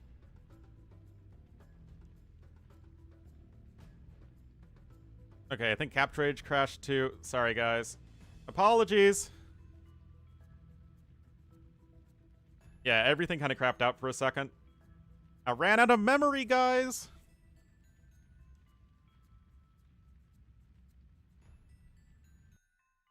I needed to download more RAM.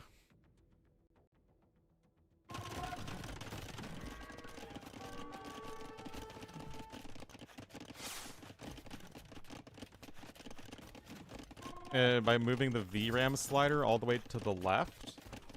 What does that mean? There's like a VRAM slider in Capture Age?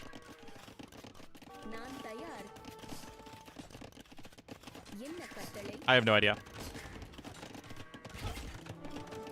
All right. I don't know what the difference is, to be honest.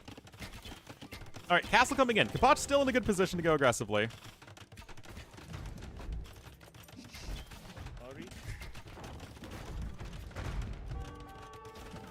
Minimizes the GPU usage, but my issue, like, if I look at my task manager, nothing is close to maxed out. What, Dash?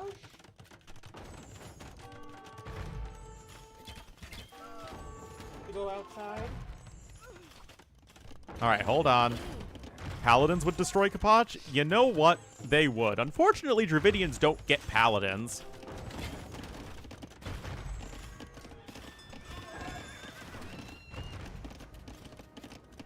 GPU RAM? Okay.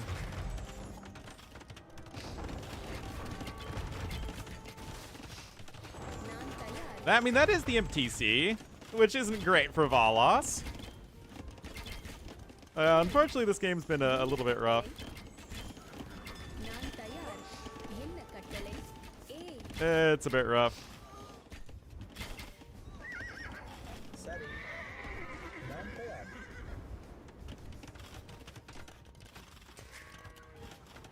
I mean, you're 20 seconds away. I mean, guys, Valos is going to be faster up.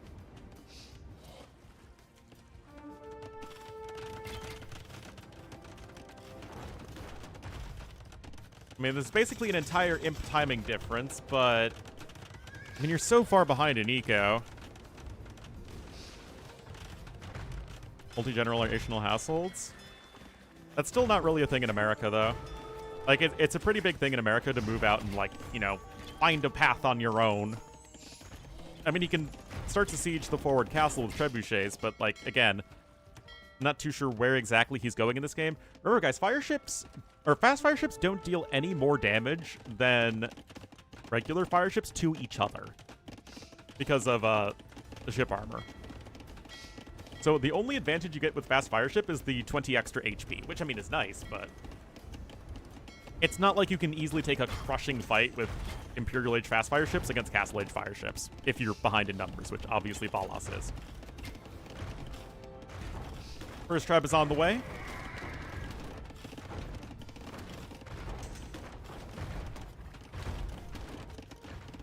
And yeah, I mean, Kapach is getting closer to Imp. Don't really see him transitioning into much of a land army right now, though. Again, I just don't think Dravidians have paladins. Ship lines. Well, we already have ship rights. Why not ship lines? I mean, yeah, it's nice to get the 1-for-0 Mangonel trade there, but to what end is any of this useful? Play all text, so these guys need to play all text.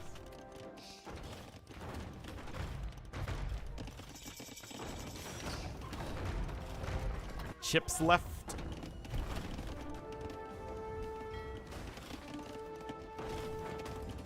All right, Bloodline's coming in. Like, on the one hand, I don't really see a way back into this from Valas, and on the other hand, I mean, he's not dead, and he's not going to die within, like, the next minute. He's still trying to fight back here on the water. Heavy demo coming in. I mean, Dravidians do have a better late-game navy.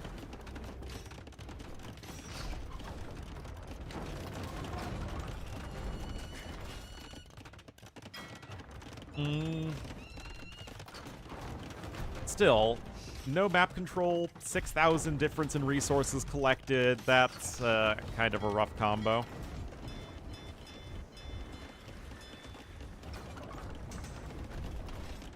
Still, I mean, this castle is going to go down. Yeah, I mean, minus 40 vills with more idle time as well for Valas, because, well, his eco's been kind of a mess from the big late castle age push from Kapach. Kapach looks like he wants to tie up the series here. Oh, looks like heavy demo ship got denied. And this one's also going to get denied because the fast fire ships. Oh, the repair is going to come out.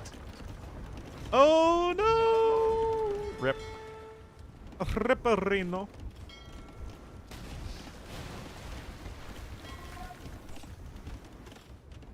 Don't care.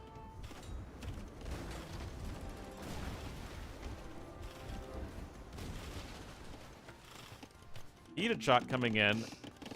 It's a really weird situation, isn't it? Like, Valas is doing all of the right things to make a comeback happen in this game, and he isn't actively dying. And yet it just feels like Kapach is so far ahead, and that Kapach isn't playing poorly. He's still working towards his win conditions. He's even starting to take resources on the side, so it still really shouldn't matter. Also, hello, MG Light. Yeah, heated shots in. Remember, guys, that for Persians, you do have heated shot as well, but missing bracer means that you're not that happy. I mean, the score difference, obviously, is telling a lot of the story.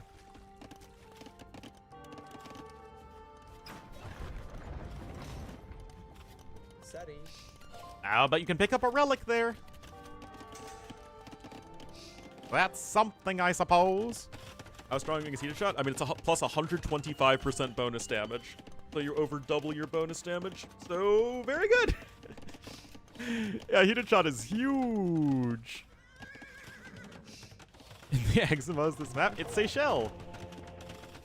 Alright, now we got the units charging in. Halb is not quite in yet. Those villagers are going to be having a really bad day. Kapach is max pop. He's getting elite cannon galleon. Now it seems like the hammer will fall.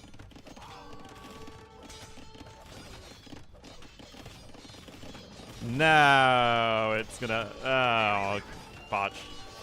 Gonna cruise his way to victory and tie up the series at 1-1. And there is the GG called. Like, that was a game that Kapach just felt ahead from, like, minute 2. He had the better early build. He just kept on getting further ahead. He got his extra fishing ships down. He fought for middle better. And that was really all there was to it. Still, well done from Kapach, and it means we've got ourselves a series on our hands.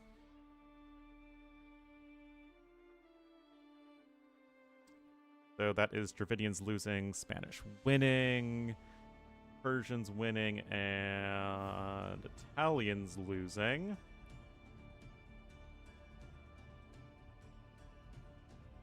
Oh, wait. Why is this the same page?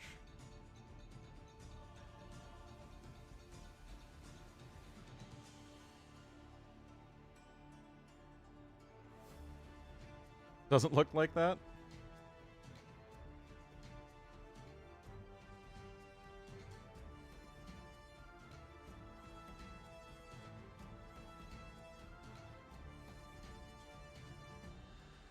Alright.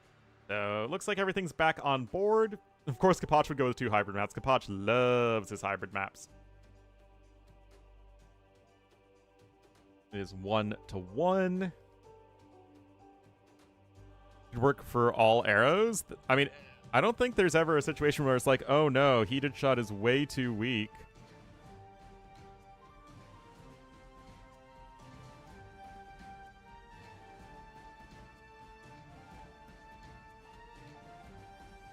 Oh yeah, adjust GPU usage.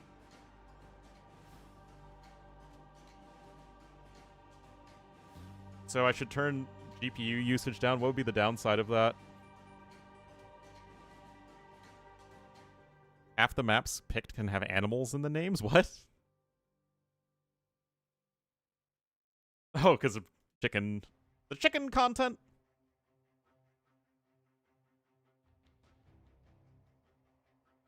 Fish chicken.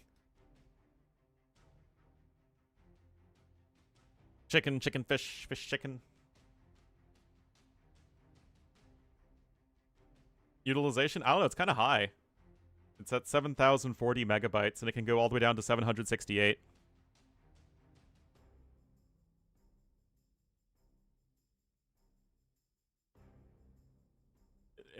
It's at the recommended value right now, but again, I don't know enough about this to really have an educated opinion.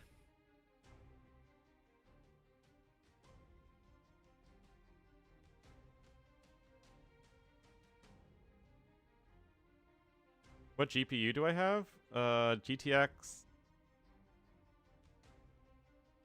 70.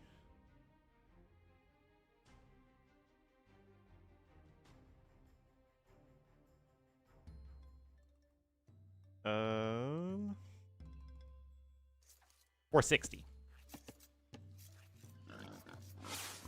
Or 4060. You know what I mean. Alrighty, guys, game number 3, and it's gonna be on Arabia. IT professional. So Georgians here to the west for Valos, and to the east in the blue as the Khmer will be Kapach. So good, strong Arabia matchup with two S-tier Arabia civs, in my humble opinion. Now, I do need to take the Corgi outside because he needs to go outside. So I'm going to be doing that. Yes, I'm talking about you, little dog. So I'm afraid you'll have to enjoy following Kapacha Scout here in the Dark Age.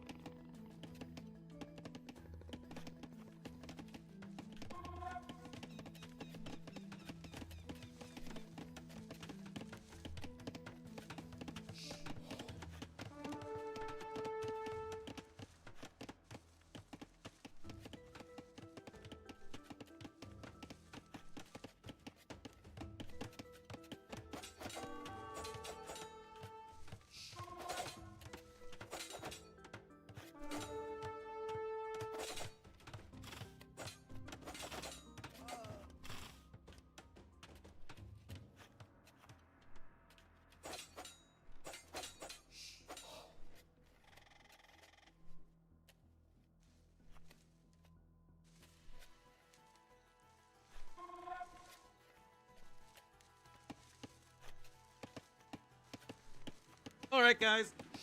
Thank you. Thank you, thank you, thank you. It looks like I haven't missed too much, although Valas has lost 2 villagers already. That's not ideal.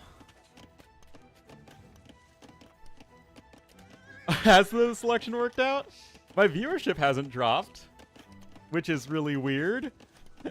There's always a hole. Always a hole. But yes, the Corgi very much had to go outside, so... It is important that we take care of the Corgi. Alright, Scouts and Archers both coming in here from Kapacha, definitely wanting to play this one a bit more aggressive.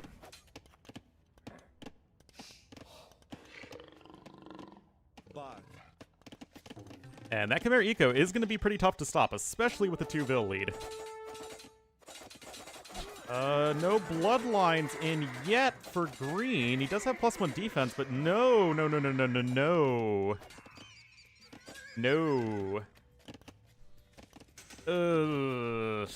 Forging coming in too, but 1 stable scout. He's going double stable scouts? What?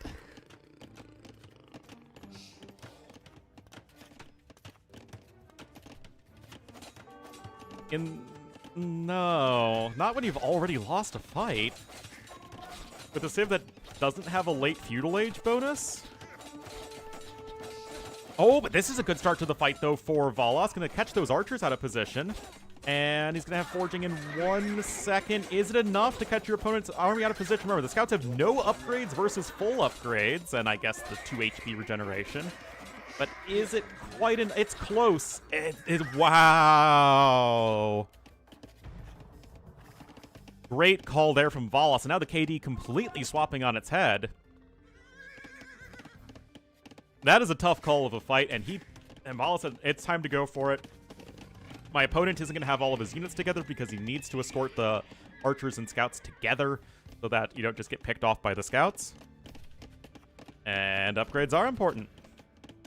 Koch is a bit closer to Castle Age, although we'll have Wheelbarrow in just a moment here for green. And Kabach is actually going to be researching it himself, so Valas still could end up clicking up faster. Why does it Vehilito, like, that make you sound like one of those cowboy folks, like, well, shoot tarnation, wasn't that one of the best them there fights we've seen in my days?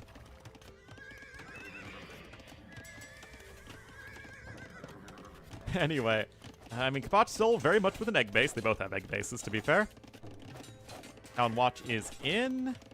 And Valas even cutting his production. Yeah, the Ornlu is strong in that one. I mean, as far as to which civ I like more, I think they're both fantastic. Just to see how you'll read them. What can I say? I'm fun. Alright, so when all is said and done, yes, Kapach has the better eco. Yes, he got the 2 villager snipes. But the resources destroyed are a lot better for Valas. He still has his double stable scout production. And he's going to have a very easy transition to cavalry here in mid-game. Talking about this in the saloon tonight? Yeah. Spearman gets a poke in as well. So we could just be seeing a good solid game of Arabia here, as both players are going to be hitting Castle Age at similar times and in similar positions. We got ourselves a game on our hands. Anyway, look at this farming eco here for Valas. This is about as efficient as it gets. Need to get some fortified churches down, though. My bloodline's coming in for Kapach, and guys, are we gonna see a game where nobody goes Cav Archers? That's triple stables for Kapach. Wait a minute, hold on. And it has been scouted out here for Valas. Do I like this? It's just, are Georgians really the civ you want to be pushing super hard in Castle Age? Yeah, this would be a good spot for a fortified church. This would also be a good spot for a fortified church.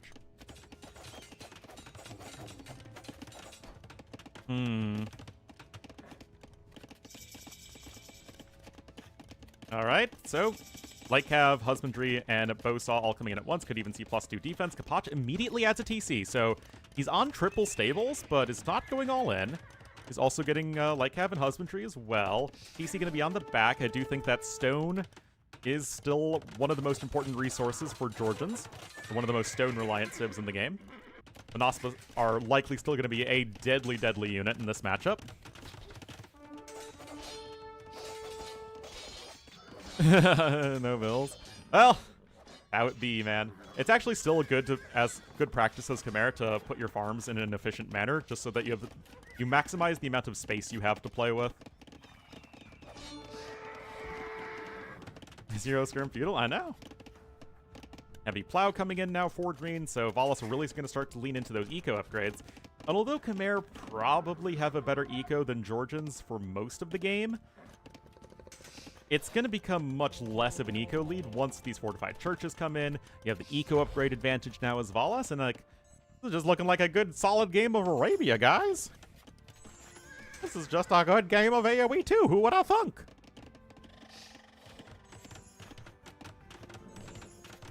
Oh, you can see Valas was right there for a second. Anyway, upgrades are better here for Valas, but Kapach is powering up a ton of knights. He still has his egg base. Gold income is just limited to that main gold. Why is there a Corgi barking? Oh, Lightcav gonna go after the villagers there. Should maybe get a little bit more value. You can see 1 kill, 2 kills, 3 kills. Okay, that's good for Valas, or Kapach, the other guy. But okay, both monks use their faith on only 1 knight, but still seems like that it might be good enough for the time being, as there's a bit of a scuffle all over the place. And I do feel like Valas needs to respect the triple stable knight potential from Kapach.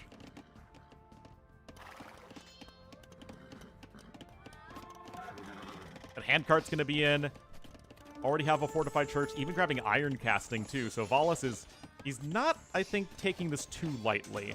Taking a decent fight enough over here as well. And he's going to be working towards a castle very soon. And I don't know if you guys know this, but Monospa are a fun and balanced team. What is it, Dash? Is it time to play again?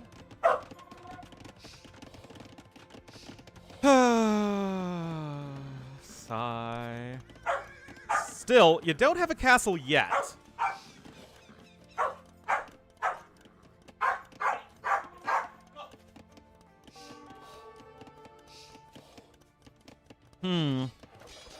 Okay, so knights are going to try and pressure from this angle.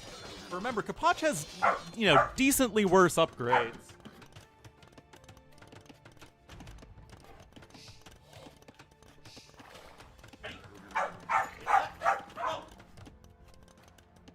Oh, he gets so excited. I mean, 14 knights to 4. And yet, what is Kapach really able to do with them? Ready?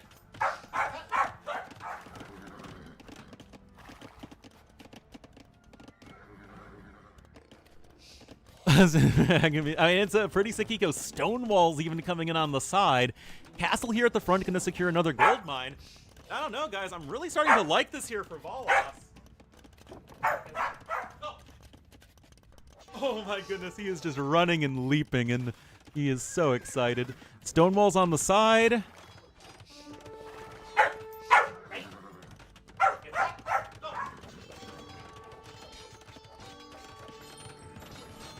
Georgians sure are a defensive civ. Okay, Lightcav goes down there still. Only 5 Vil losses. And yet, look at this, guys. Kapach, he's on 4 TCs. He has the eco lead with the power of Khmer, as there's still only the 1 fortified church, I believe.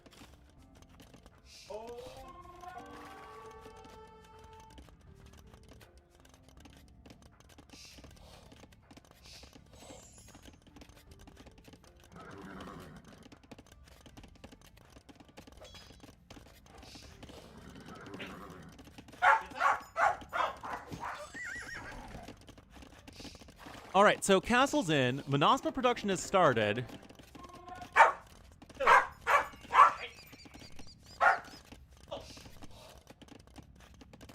Dash was running too early and he just ran past his stick. All right, Iron Casting coming in. Relics for both players. Ready? Go. Barrel style Savant Towers. Yeah, I mean, this is still very much anyone's game. I mean, Kapach's macro seems very, very strong. Especially without a ton of fortified churches everywhere. It's, the eco is not going to be that great for Georgians relative to Khmer.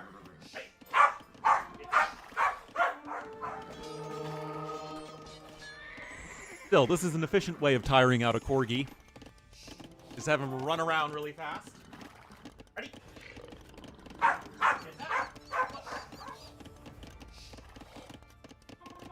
Indeed, Corgi attack.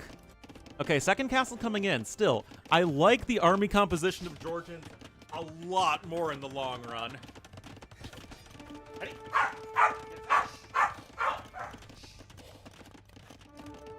But, oh, this could be really strong, though. Kapach is on his way to the Imperial Age. He's starting his Spearman production.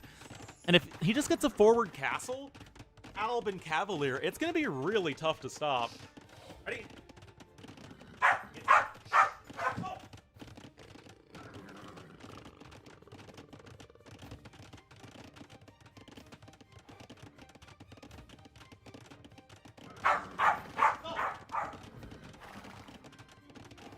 Oh, Dash is always into this. Anyway, Pikeman upgrade coming in. Does Green see this? Yes, he does. So, Bolas, he is one of the most tower-happy players out there. Oh.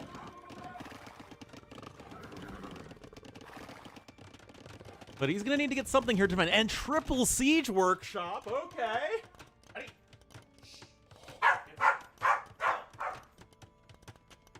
I guess this is going to be for Scorpions. Remember, you don't have the Squires or the last armor upgrade as Khmer, so your halbs are really bad.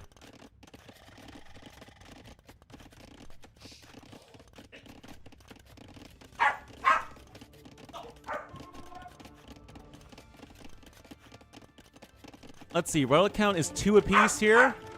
Oh, no.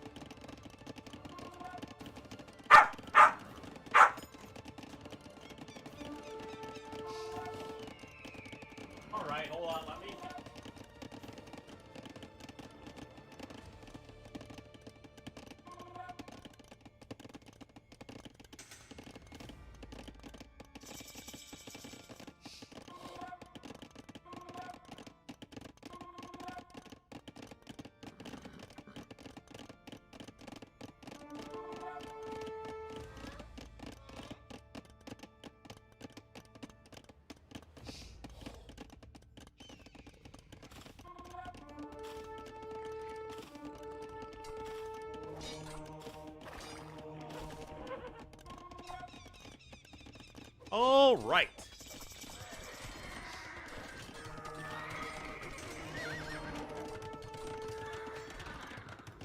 That should take care of the Corgi.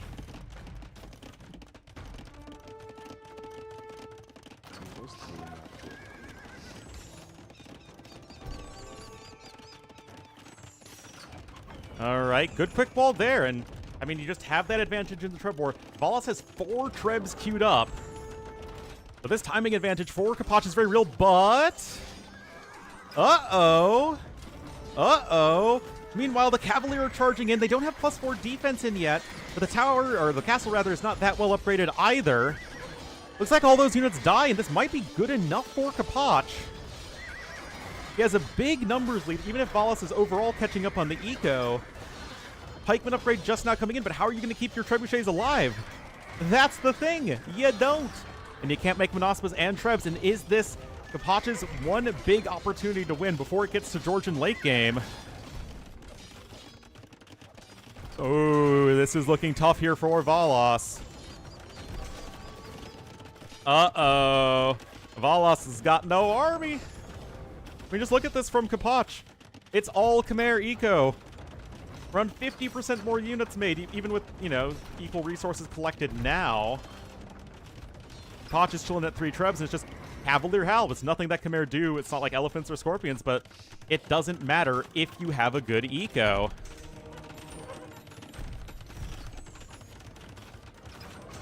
And it's just going to be a matter of not having castles.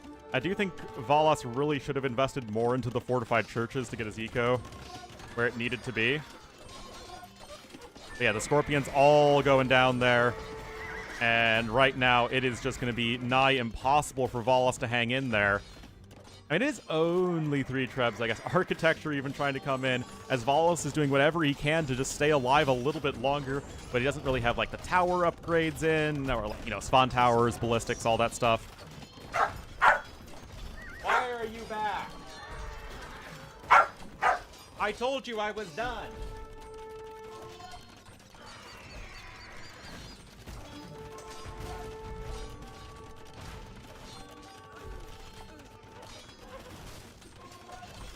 The knot is strong. I mean...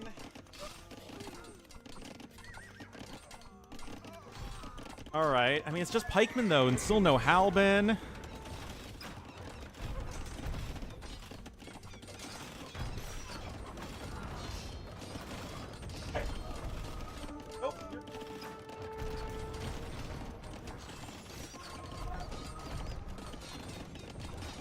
Bark at me. All right. I threatened with kicking him out, and he went and laid down. Anyway, very well done from Kapach. Really, at that point in the game, you only have one timing to make that pressure happen when Khmer Eco is still better. Especially that gold collected lead and stone collected lead.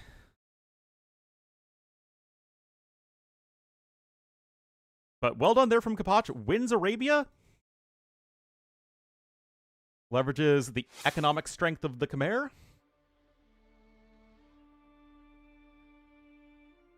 Yeet. No, as in, I drag him out of my room and close the door.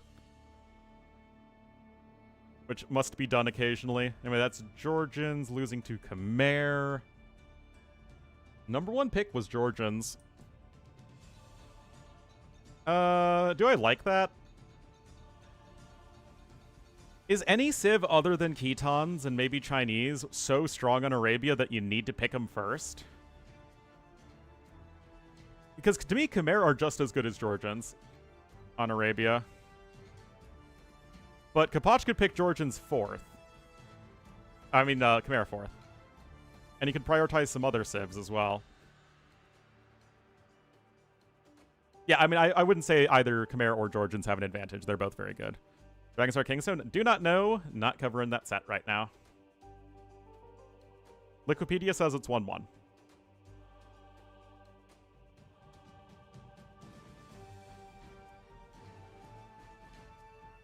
And let's see what the next map is. They are still on Arabia.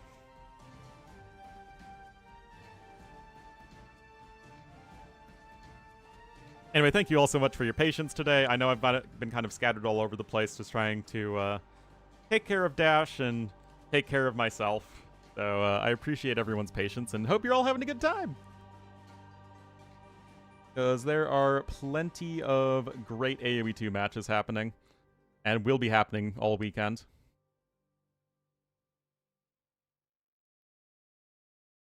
Oh, we're going to Chicken Arena. Should be Malay Bengalis, I think. And then last map's Fish and Fish. It would be Fish and Fish again. And that would probably be Goths Romans. Yeah, it should be Bengalis Malay. Don't think it would be anything else.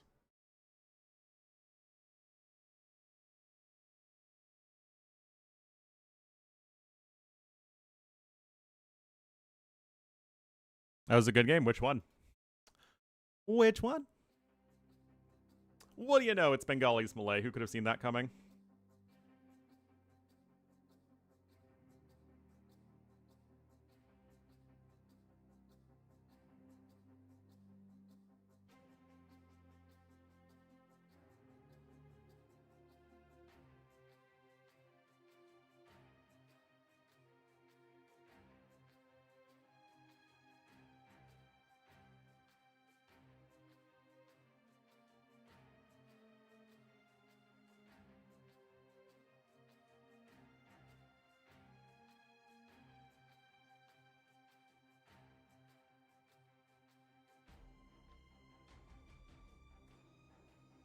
All right, 1 minute, and we will be getting into game number 4. Valas's tournament life is on the line.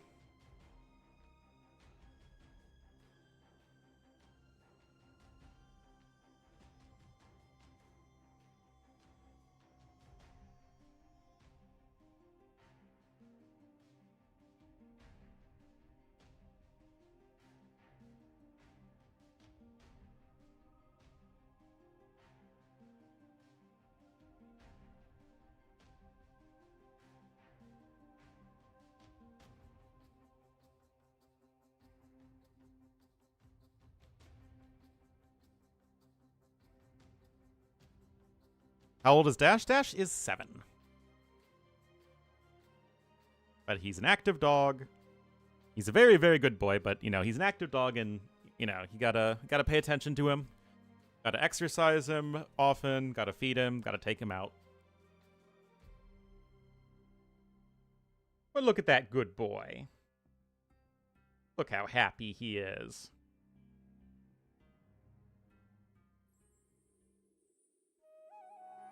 Exorcist your dog. All right. Bok, bok, bok, bok, bok. As we are now here on Arena. We'll have Kapach, 1 game away from the next round in the blue as the Bengalis to the north of the map. And tournament life on the line, but he is a great closed map player. Will be Valas in the green as the Malay to the south. So, when it comes to Bengalis versus Malay, I think I still like Malay more. To me, the thing with Malay is they're so flexible. You can use them in a ton of different situations, and especially that like early Imperial Age transition, and I think in this matchup, you're probably going to want to get up to, you know, Halb and Skirm. I think that should be really good for Malay. That said, Bengali still have a very strong eco of their own, and they are also going to be with a better post-Imperial Age. Chicken Arabia is more of a difference than Chicken Arena because of the chicken funnel. Look at this chicken funneling. All the chicken funneling, man. No chicken funneling for Valas.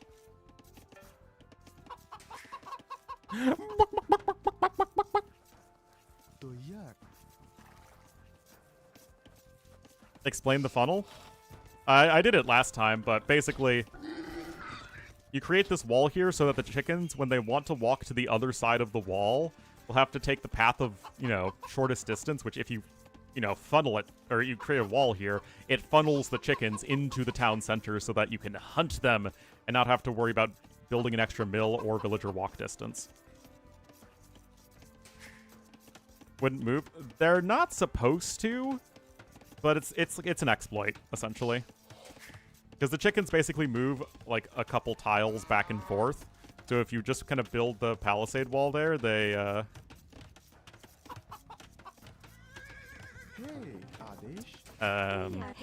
know, will want to move to the other side. But if you build the chicken funnel a little to the left like this, it seems like these chickens aren't really wanting to move to the other side. It seems like you really do need to build the palisade wall like right in the middle of the chicken blob. Betting any from the explanation? No, I don't mind explaining it.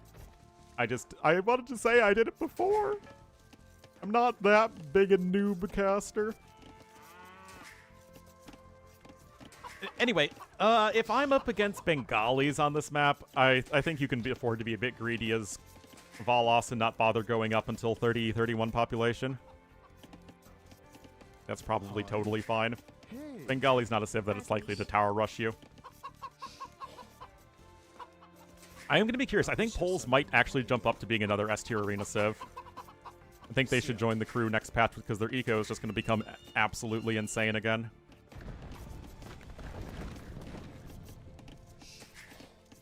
Anyway, 23 pop up here for the Bengalis player. Like I say, I'm always a fan of Bengalis clicking up as quickly as possible just so that you get your extra villagers sooner. Anyway, some chickens were funneled, others had to be hunted. Some Poles, would you say that Poles make you dance, woman pleaser? With joy, because you love them so much?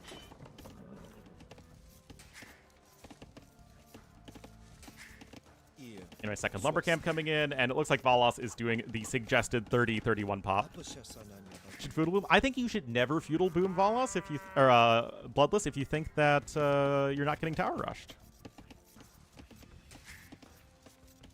Chicken in a funnel and 2 in a mill, something like that.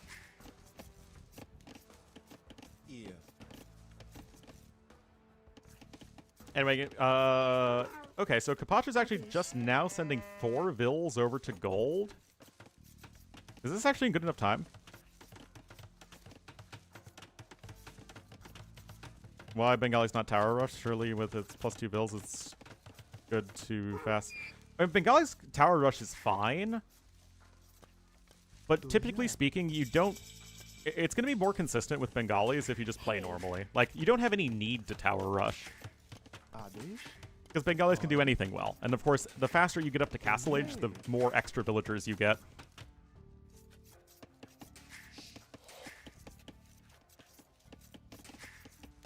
And we're going to go up 30-31 pop is normal. Except normally you would need to be gathering gold at this time. Because of course you click up so fast. Oh, you bet I'm a feudal boom denier. Okay, so Kapach is selling stone. So that's how you get around not having any bills on golden time, and it looks like it will be for the full-on clown play from Kapach.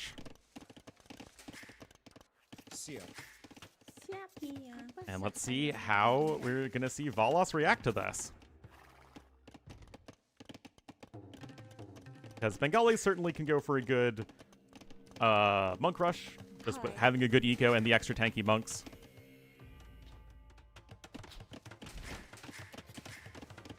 I think that taking chickens long distance may as well just not add a mill.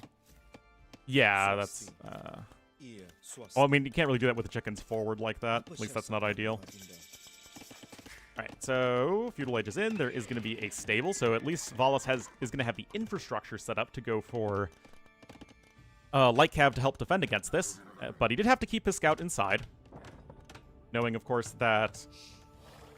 Wait, is this already scouted for you, or did Valos scout that? I feel like Valos scouted that. Kind of weird if like the edges of the arena were scouted for you. It just looks a little weird, you know? Anyway, Valos isn't seeing it yet. Aha! Hey. Oh, no loom. Don't think this should be too much of an issue, though. Oh, he's gonna get the Vil. Nicely done there from Valos.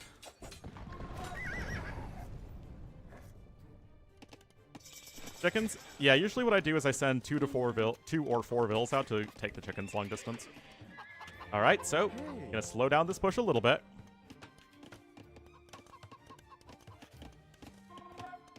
Castle Age is coming on in, 30 seconds away. Well, remember, it's a 9 Vil start, so it's less insane than it sounds.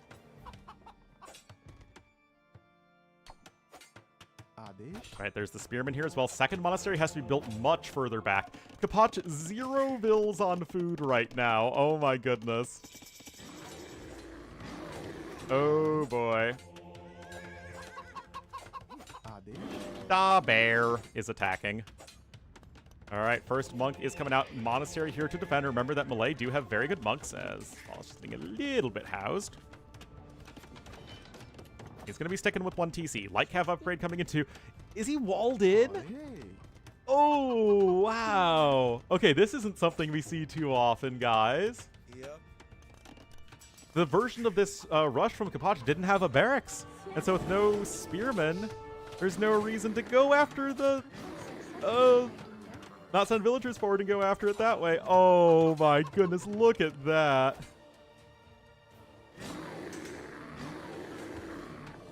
Oh no, this is why you have to go for the barracks at least. Triple monastery and then only having the barracks now just does not feel it. 800 more resources collected. Very good fight so far here for Valos. Still 2 Vils ahead. Light Cav upgrade coming in as one would expect. Monks are on the way. We do have some more spearmen coming out. Monk Rush Malay. I think that Kapach could have just been thinking, I'm not going to beat Valos on Arena. So let's just Monk Rush. Oh, what are you doing, Kapach? I mean, I guess that's okay. Light Cav is now in. Siege Workshop coming in, but obviously, I mean, Valos is having plenty of time bought. He's building the TC on the stone, which I really like. The house actually does not see the Siege Workshop one tile away. It's pretty funny. Valos is even going to squeeze out a relic, so Kapach isn't going to get all 5. We have Husbandry and Light Cav in, but Spearman numbers are climbing, and we are going to start with an Elephant Ram as Kapach, which does make sense. Chances of your opponent already having a Mangonel out are extremely low. Still, 5 vil lead for Valos. Squeeze in a... Yeah, that's what he did. Oh no, guys. I mean, good Light Cav movement, but you're just having a lot of monks wandering around unprotected. Out. Well, I am sorry for using the incorrect word there. Yes, squeezing in makes more sense. I mean, even the Armored Elephant isn't able to do a whole heck of a lot right now. Atonement now coming in for Kapach, but... I mean, you're attacking a house in the middle of the map with your Monk Rush.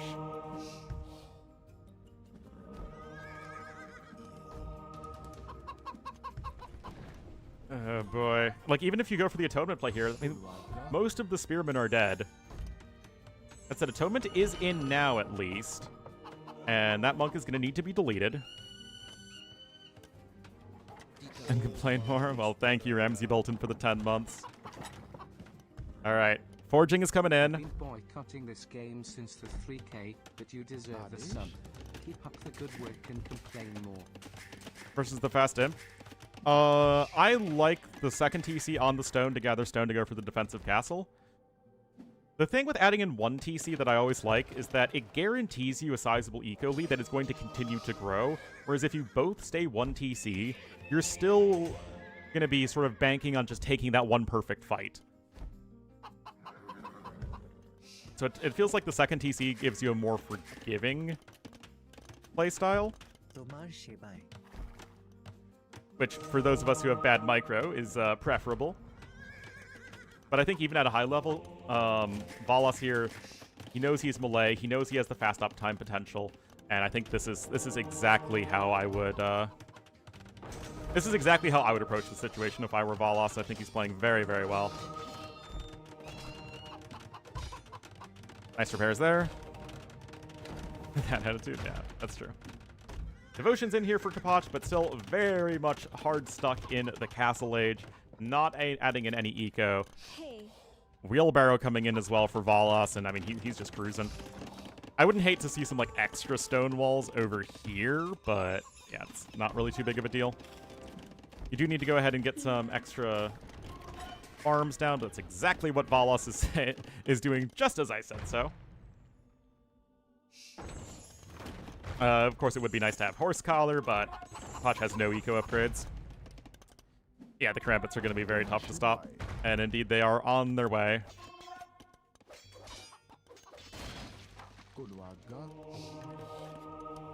Alright. Big light cav attack here. And, like, this has just not gone well for Kapach. He is certainly no clown. And like I said, I think he just isn't confident in winning Arena against Valos. So that's why he went for the YOLO Monk Rush, even though Monk Rushing melee usually doesn't work out all that well for you because you're usually slower to imp. Anyway, great micro there from Valos. The Karambits are now out on the map. There's only a single monk left on the field. This feels like we're going to be going to another Game 5, guys. Been casting some good sets today. Although I think there's only... I think all of the sets that are happening today are currently live, so... After this one's done, we'll kind of see what's going on. We'll see who else is casting what. And then we'll figure out what we want to do from there.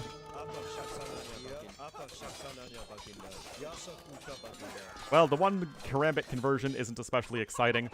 I do think it's interesting that Valos isn't prioritizing Imp as much. But I think it's going to work out really well for him because he could take a good fight against the Bengali player and force his way back out onto the map. So even if Kapach is up to Imp faster, and I think that's where Kapach is gunning for, it's not like that he could really do anything with a faster Imp.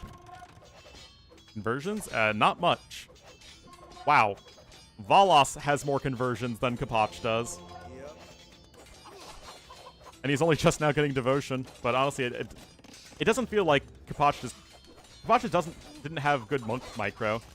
The conversions either started too late, or you were trying to convert Lightcav that just had a free run up on them and killed them.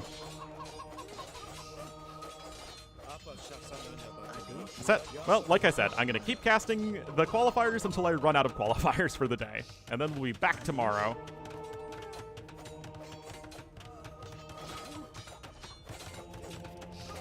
Castle coming in.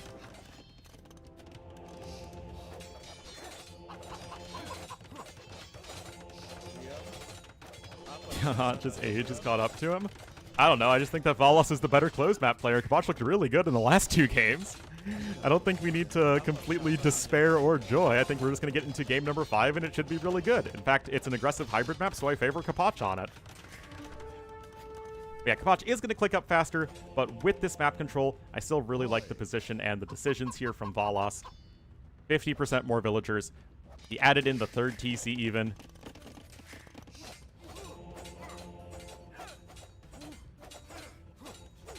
Even picking up some extra relics is cute. 1 monk and 1 elephant ram. It's not impressive, guys. A big cheating scandal. Only minor cheating scandals. Never from big players like in StarCraft. Although one wasn't really cheaty, more like match fixing. Yeah, Valos honestly might still get there faster. We've had several cheaters in the past. In different ways. Airtug, I think, used actual cheats, or did something really weird. Song had 2 instances and was banned for a while. Bad Boy had allegations of stream sniping. I think Dark also had allegations of stream sniping a long time ago. Actually, the best cheating drama was the Irish brothers. The looking over the shoulder drama, saying, because I think it was Feanor was playing and Melkor was looking over his shoulder and he's like, "You should go siege rams." He was just like looking over on the screen and there was a whole debacle about it. It was pretty funny. Yeah, the backseating drama. Airtug actually was a very good player.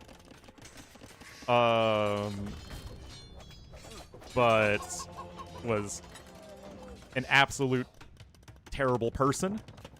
Yeah, that's why they were called the Coachers. It became a meme. Song had, I think, a couple allegations of stream sniping and ladder manipulation and looking at a map after a disconnect.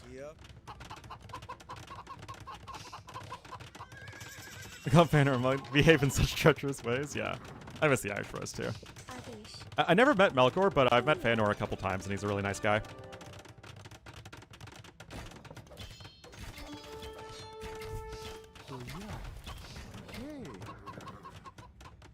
Stream open? Yeah, like I said, there was a Song got caught stream cheating, and he got caught ladder manipulation for a qualifier.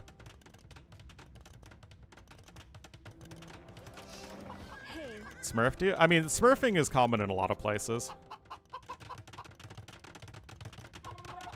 Yeah, AW4 had himself stream cheating? Yeah, that sounds like something that happened with Mr. Bean. Oh, the Bengali Vills are so friendly. Doyar. Adish. Hi. Hi.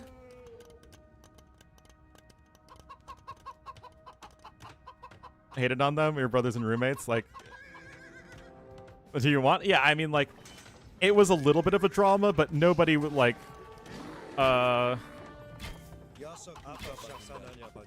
nobody really, like, ostracized them from the community. OP skirms. Yeah, what is he even gonna do without making skirms, guys? Yeah, no one wanted the Irish pros banned from tournaments. Is a joke? Yeah, yeah. Chopper. Mandatum. 6 skirms in the queue. What's he gonna do when the skirms come for you? Anyway, guys, I mean, this game has been over for quite some time. But yeah, StarCraft had huge match-fixing scandals from, like, the very best players. Like, there's a Brood War Zerg player whose name I forget, and there was also Life in StarCraft 2. In a LAN game? No, it was an online game.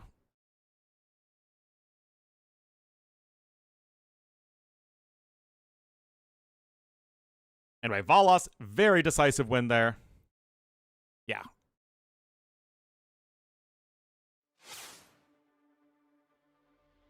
Oh, really?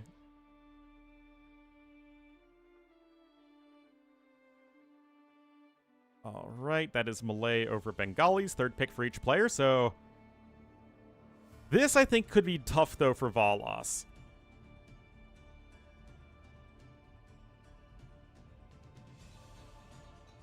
Because Goths feel like they have a terrible matchup against Romans. Because Romans just win the Men-at-Arm fight, and they have a better eco. So I'm kind of curious to see what Valos' plan is here, because this is Kabach's home map. This one's for all the marbles.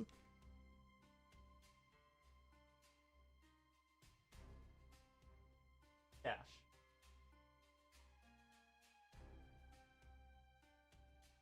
All the Esther tournaments? Oh, yeah.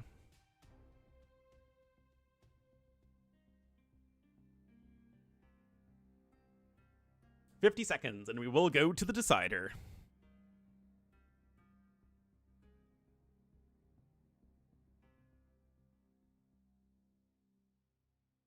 From gaming communities? Well, it felt like Musk did a very effective job of creating his tech bro Tony Stark, online memer persona that I think especially a lot of young men found appealing. But it was really once he started doing all the major political stuff that everyone realized what a terrible person he is.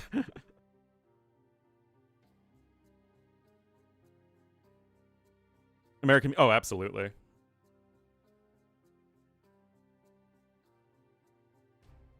Yeah, like, I don't actually think Musk changed with the whole Trump endorsement stuff. I think that's how... I'm sure that's how he always was. It's just, again, he did a better job with his PR.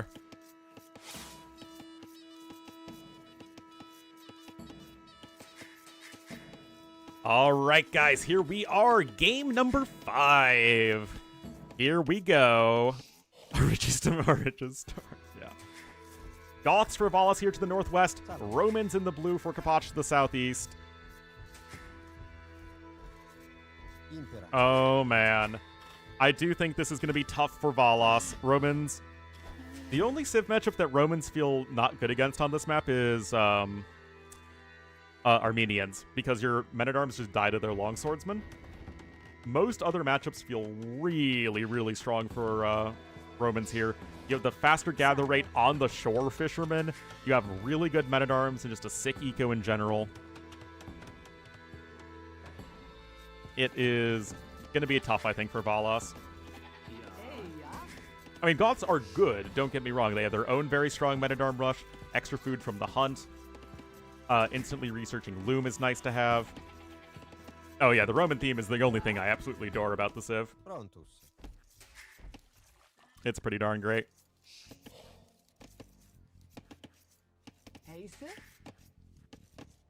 Anyway, no early dock in yet. I mean, Sora's strategy with Armenians on this map was awesome. For those who missed the earlier set, Sora versus Lewis, this was also Game 5 on Fish and Fish, and Sora went for a Dark Age Spearman with Armenians as Lewis was trying to go for the dock, and it just completely disrupted his opponent's fishing eco, and then he went longswords and towers to push him off the fish on the land, and he won. The historical advantage? I don't know, the Goths and Romans were pretty good against each other.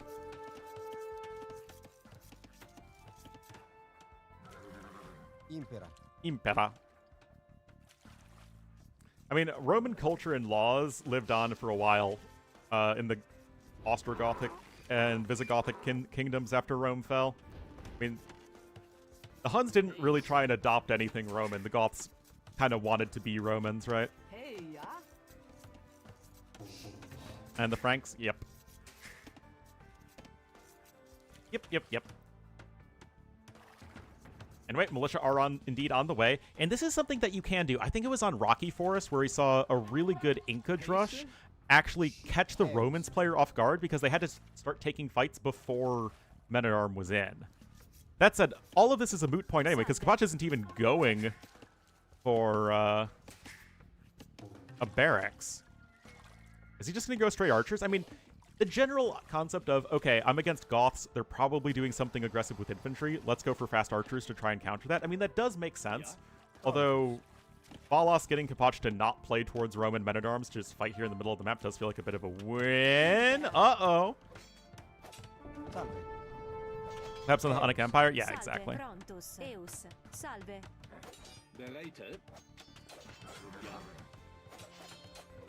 A lot of the steppe culture just didn't really translate to settled society, so that's why when you saw those cultures settle down, I mean, it happened with the Mongols, it happened with the Cumans. They just kind of blended in and adopted many of the customs of the people they settled with.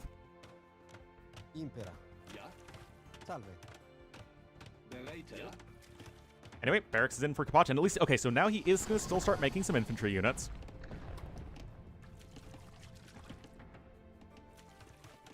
Does he still use Latin phrases? Absolutely.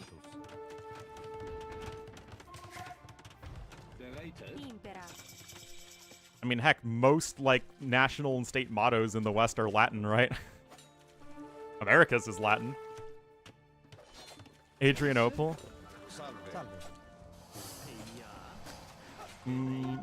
What happened? Which one was Adrianople?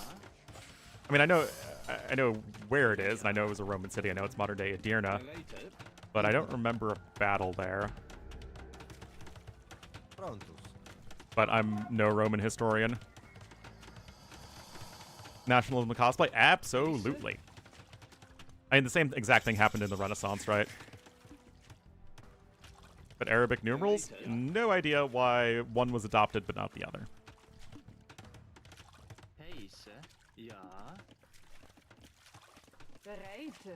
Anyway, Men-at-Arm upgrade coming in. I mean, there are 6 of them, guys. That's a lot of Goth infantry.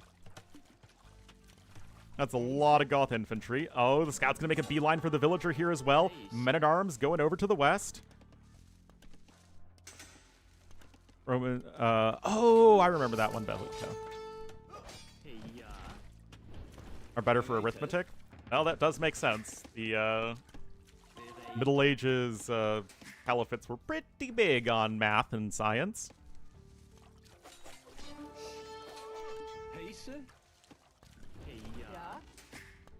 Yeah, now I remember. I'd forgotten. That was the Battle of Adrianople. Oh, but the Men-at-Arms are showing up here on the other side, and Valos kind of losing track of his opponent's units, but Kapach not really blocking since he... Wait, oh, no, where is it? Oh, his scout was just too low HP to fight. Oh, we already have a defensive tower in, but remember, he who towers second towers best. Oh, look at this, guys. The scout cavalry goes down, but that tower is coming in.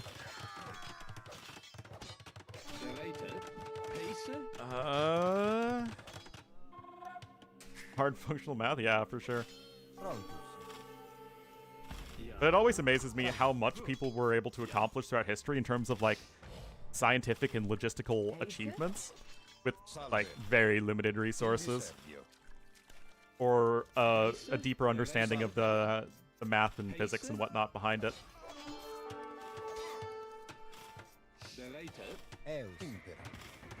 Anyway, big fight over here. Valos does have the 1 villager kill, though. Still have 2 men-at-arms, but they're such low HP that I don't really think they're going to do a whole heck of a lot. Food income is going to start to become scarce at this point, as neither player has a fishing eco. And the Tower of Blue is a little bit more dead. And yet more men-at-arms are coming in for both players. Poch, though, never able to get the blacksmith upgrade. No scale mail armor. That said, those repairs are coming in, and you even have the slightly faster repairs as Romans, because why not? But that's a little bit of that S word, guys. A little bit of the S word. But we're not going to add to the jar today.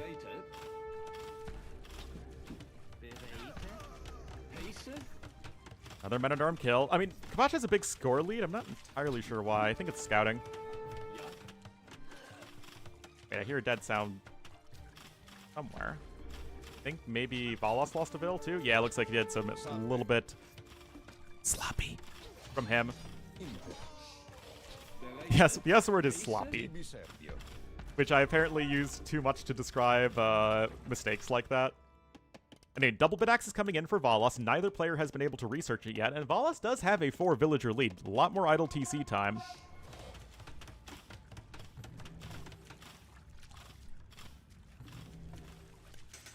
Literally, yeah, I know.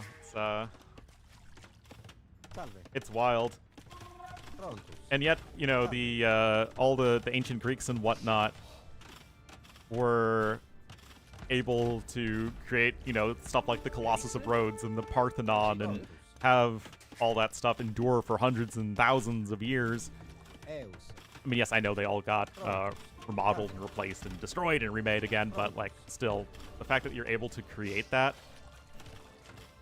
is really impressive. At least to me. But I like studying this sort of thing.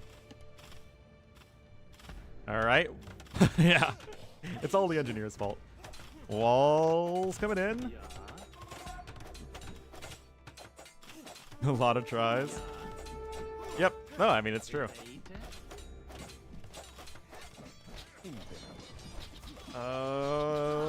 Kapach still has more army. The tower goes down. Kapach's stands. And now these units are starting to go down here. For Valos, his KD is looking dreadful. Oh my goodness.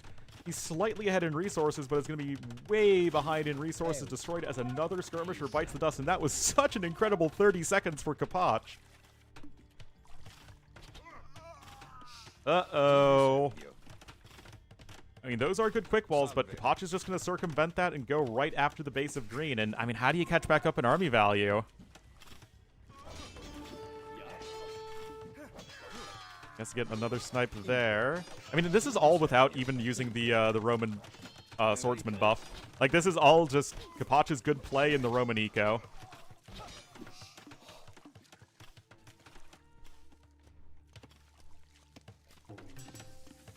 Anyway, fletching is now coming in here from both players, but like, how do you catch up here as green?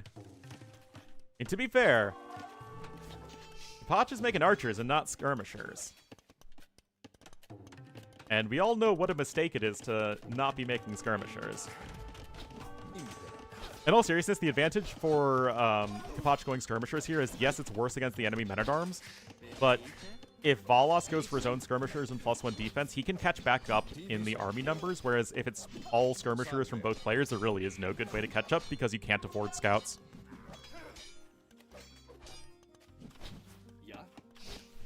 Anyway, +1 defense isn't in quite yet, and there are even still a bunch of skirmishers as part of this army anyway, and that's still not a good enough fight here for Valos by the looks of things. Those villagers are also going to be kind of idle. You have plenty of fishermen, 13 fishermen versus 11 on both sides.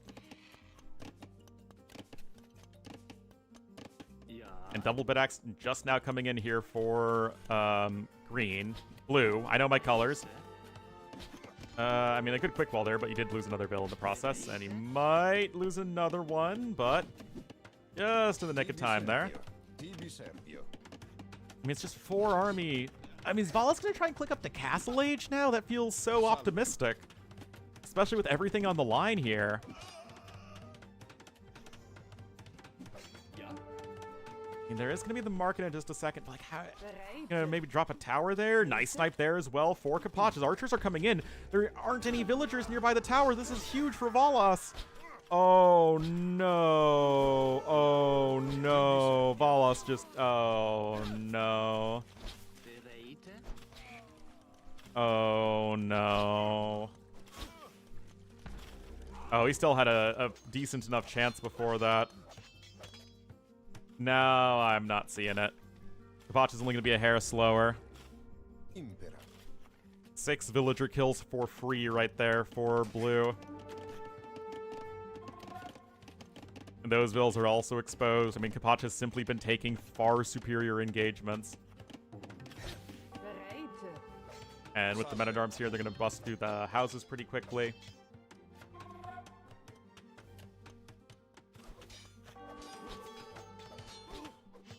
Oh, that was sloppy.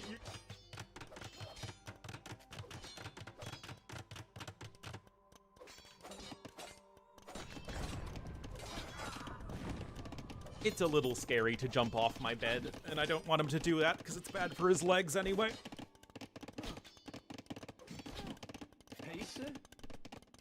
This is not the Adrianople of Valos. Nope.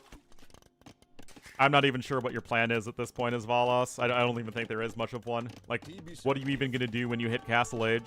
There's nothing for you to do. Almost a 2-to-1 KD. And looks like Kapach is just going to go kill him with Knights. Which is one of the many ways in which Kapach could close out this game. I mean, the res collected is at least evened up at this point, but Kapach is 6 vills ahead, and these Romans.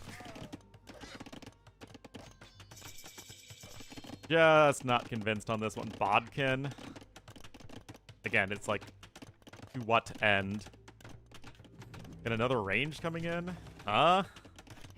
Oh, jeez. Oh, no. Oh, no. Unfortunate for Valos, but Kapach once again showing how good he is on the hybrid maps, and really it seems like Arabia was the big decisive one in the series. Valos just not quite able to hang in there versus Kapach's imp timing. If Valos wins that, of course he wins the series at that point, but not quite able to do that. And then Kapach able to win hybrid maps.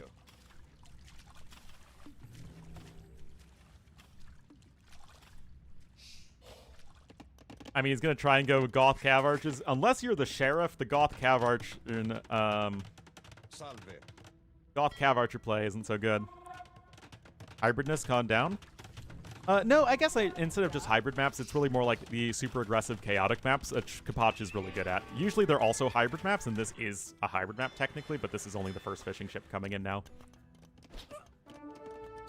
Phrasing was off, but the point remains accurate, shall we say.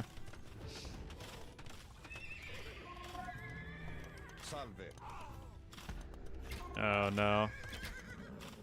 Goth Cav Archer? Again, we've seen Goth Cav Archer from the Sheriff circa 2001, I think. You just gotta believe.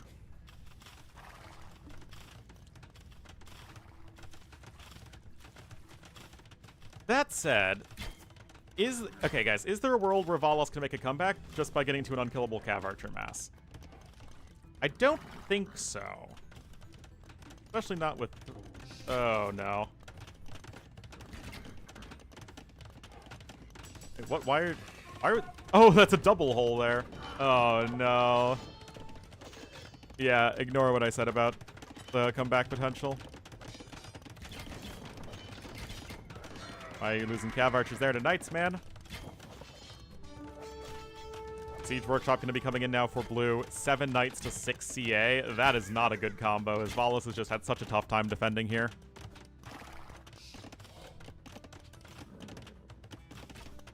And Valos he can't go for a counterattack. He's got 0 bills on food. Watch ahead by 1,400 resources. I mean, 16 villagers killed to 3.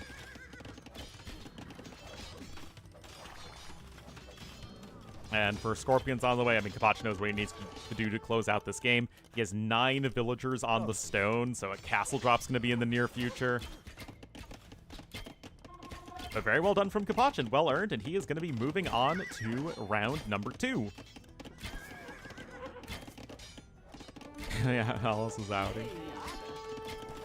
But again, another very close first round match. These qualifiers are pretty darn hype.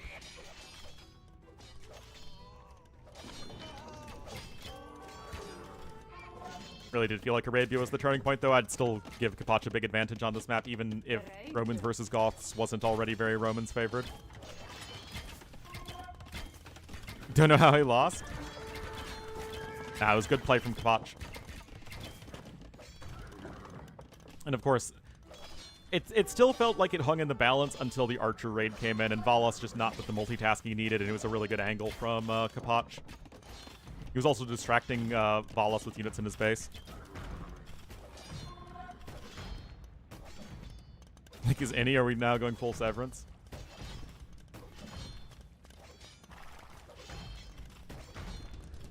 Have the Scorpions here. Goth monks are not going to win you this game, Valos. I don't know how to tell him this, guys.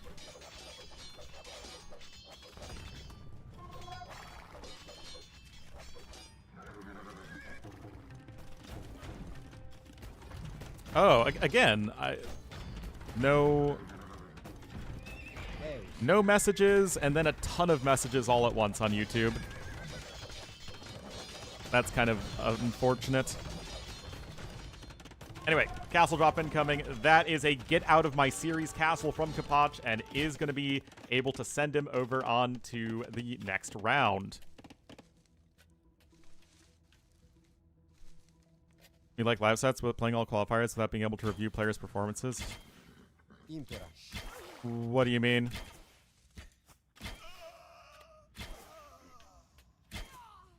I mean, everything I do on YouTube gets stupid, you know, porn bot accounts. It's really annoying. Front, Eus.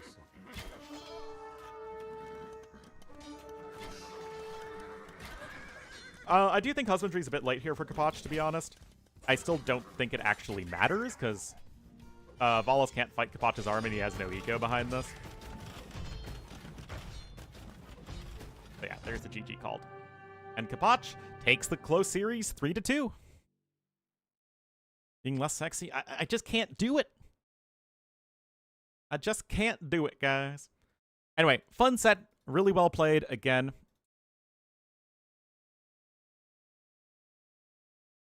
Forward TC a thing? I mean, it was just to protect those villagers as much as anything else. Porn bot? It's basically a bot account that has a pornographic profile icon to get people to click on it, and they just say the same AI-generated positive message about, oh, wow, your videos are so inspiring, and I love it for my daily routine, and then 3 random emojis, and then they delete themselves after however many hours.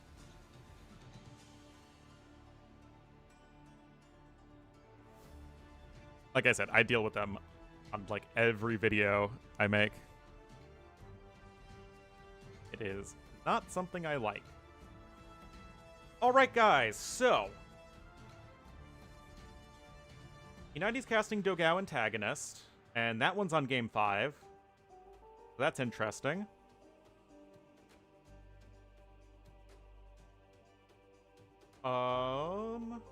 Okay, so no one's casting Ganji versus Classic Pro, so we're going to go ahead and cover that then. And is Dragonstar Kingstone done? Does anyone know?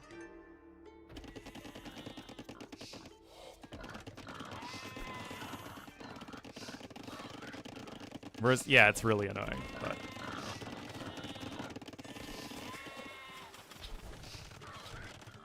Dr. Agonstar one? Anyway, apparently Classic Pro is up to 0.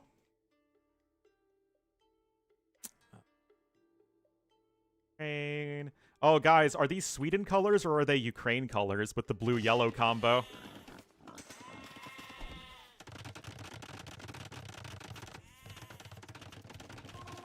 People too dumb not to fall? Yeah.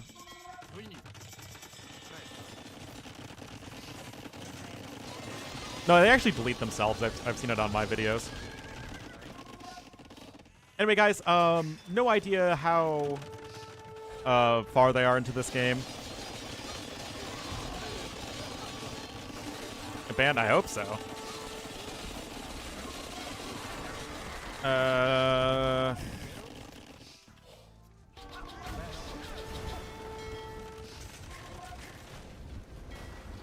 Are they in late imp?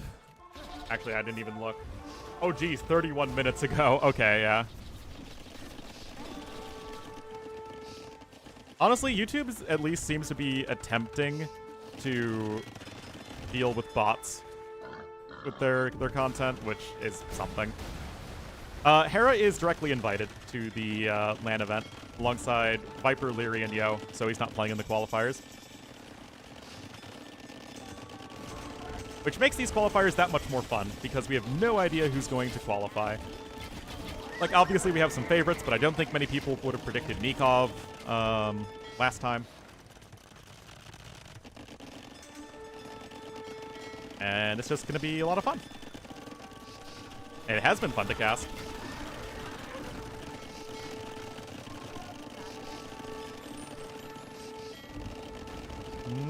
Pretty back and forth game here. But Classic Pro is way ahead of Nico. Ganji has a TC on the outside, though, so he's at least going to be able to spread out his resources better, whereas I think Yellow's going to take everything on his island sooner. Byzantine fire ships, trying to do Byzantine fire ships things. Or sorry, those are Japanese fire ships. So honestly, pretty well done here from Ganji. Still taking some good fights. Yes, his eco is worse, but the imp timing advantage here for Classic Pro is going to be very, very tough to overcome.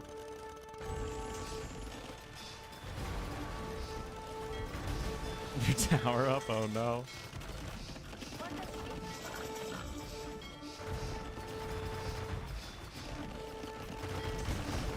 Fast fire ship is in for the Byzantines player, but those galleon numbers are pretty decent. First cannon galleon is also out.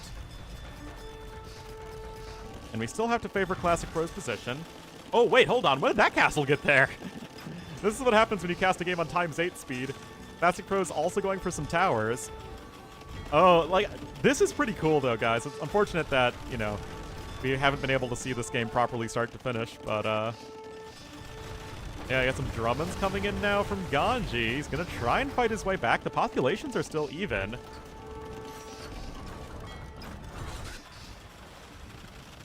Looney Tunes race? Something like that. Castle still taking a lot of damage. No Elite Cannon Galleon yet. And that's one successful Treb hit. Got Greek Fire coming in too. Oh, and that is a lot of fast fire ships. And remember, no heavy demo ships for the Japanese. I mean, regular demos can still get the job done, but obviously you would much prefer the heavy version. And now Ganji's the one whose population is starting to climb. And Classic Pro taps out. I mean, that looked like a really cool game at fast speed. Ganji just able to take very good fights, get to that Byzantine late game navy. The Drummonds were doing work, and there just wasn't really enough to deal with the fire ships. And the Drummonds were attacking that castle over there to the west, and very well done.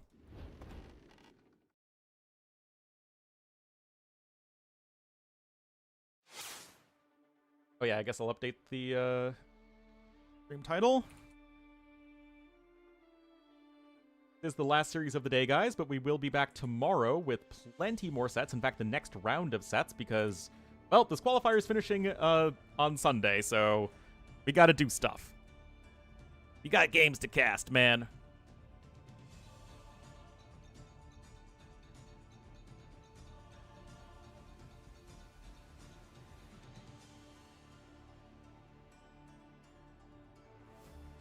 Gotta cast them all. Ornlu Mon. It looks like Rocky Forest is the next map. Bracket standings, I will after the end of this set before I head off.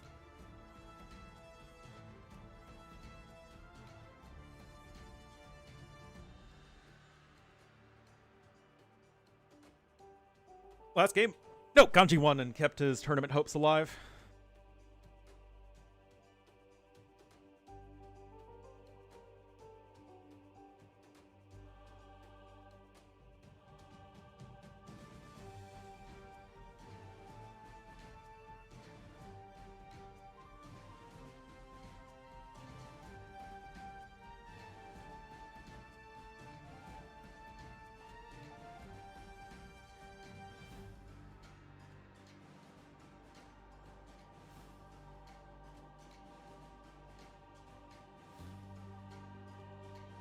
Be played tomorrow. I think everybody has to get through the round of 16 and the round of 8 tomorrow, so it is going to be insane tomorrow.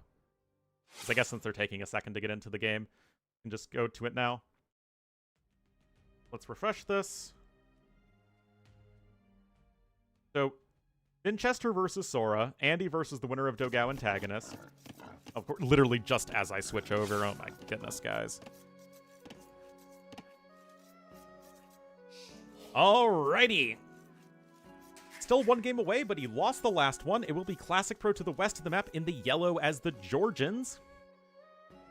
And to the east in the blue as the Romans. It will be Ganji. Still has his qualifier life on the line, but was able to take the last game in Imperial Age.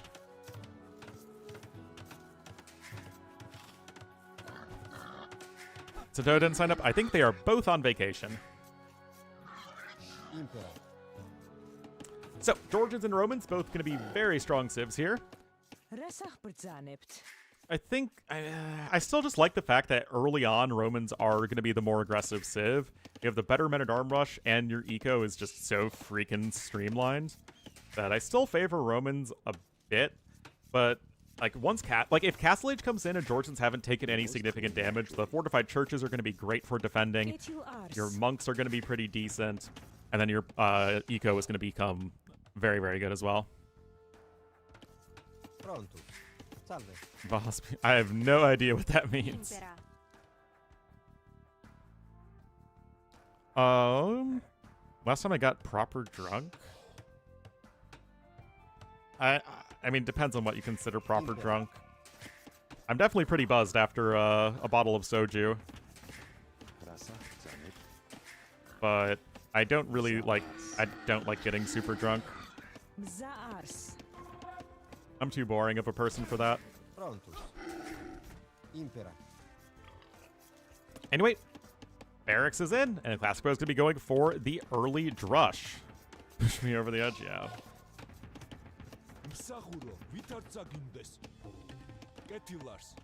Which reminds me, I need to go to H-Mart tomorrow, maybe? Ooh, maybe I can still go today. With the intention? I don't think I've ever done that.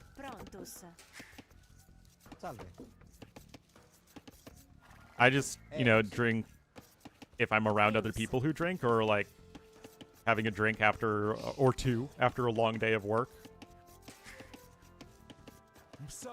But like, I was never a party person. In case that wasn't obvious. Just because I give off super party boy vibes, I know I do. It's just, part of my curse.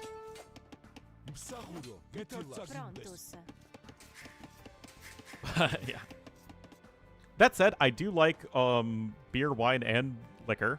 And I like trying new ones and like finding the stuff I like and, doing all the sorts of experimenting as far as that goes. So I do like it. It's just, I don't like the feeling of being very drunk.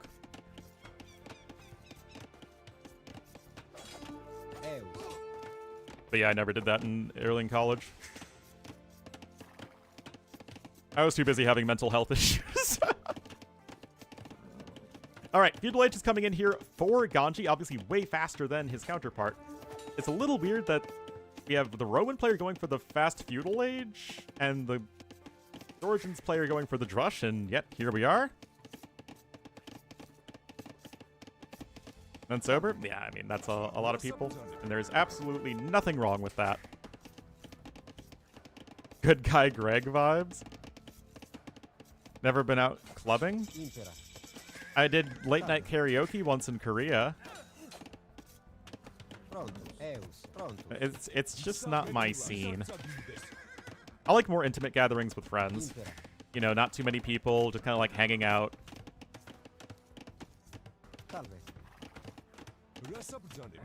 I like eating good food, exploring new places, and having good drinks with those foods, and like, yeah, certainly getting buzzed and like playing games and stuff, but again, it's just, different. Old people stuff, I guess. Oh. Alright, so, as far as things go, Classic Pro's Drush, I still would say was successful, because look at the resources collected. The Romans player is actually a little behind. So from that context, I think that it's certainly a good enough start for Classic Pro. He's still getting double bit axe, getting his own archery range follow-up, so yeah, it's perfectly fine for him. Salve. Oh my god. Monuments, museums, library. I love that kind of stuff, man. I love historical monuments, museums, and libraries. Especially if they're all together in one, like the Library of Congress. Oh god. Oh jeez, this chat's going downhill fast.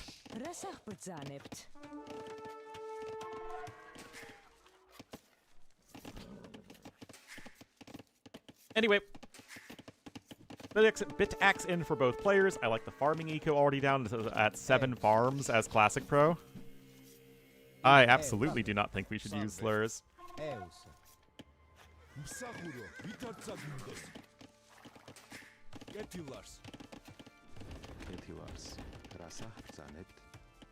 I don't even know, but I would rather... Is gay a slur? If somebody identifies as being gay, that's absolutely not a slur, nor is it a slur to, you know, say, okay, a member of the LGBTQ community is gay. Like, that is fine. But using gay as an insult for something that's stupid or dumb or, you know, unmasculine, then it is a slur. And if it's pejorative, yeah, so... It's one of those things where context matters. Yeah, I mean, it was a very common insult back in even, you know, 20 years ago. But now people are generally... The woke mob has taken all the fun out of insults.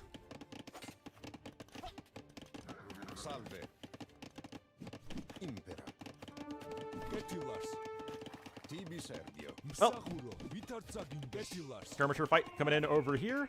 We do have fletching about to be in for yellow. Not that it matters versus the skirms, but it does give you that extra range, which is nice. Collar slurs. Yeah, I don't know why people are so upset. Like, if they can't in polite company use the slurs they used to anymore, it's like, do you really care? Is a woke floor. Oh my goodness. Anyway, great fight there for Ganji, guys. Having the closer reinforcements, starting his skirmisher production sooner, and even his leftover scout cavalry is going to be able to do some nice work against the skirmishers. That's 8 kills to 2 deaths in favor of Ganji. He is behind a lot in resources, though.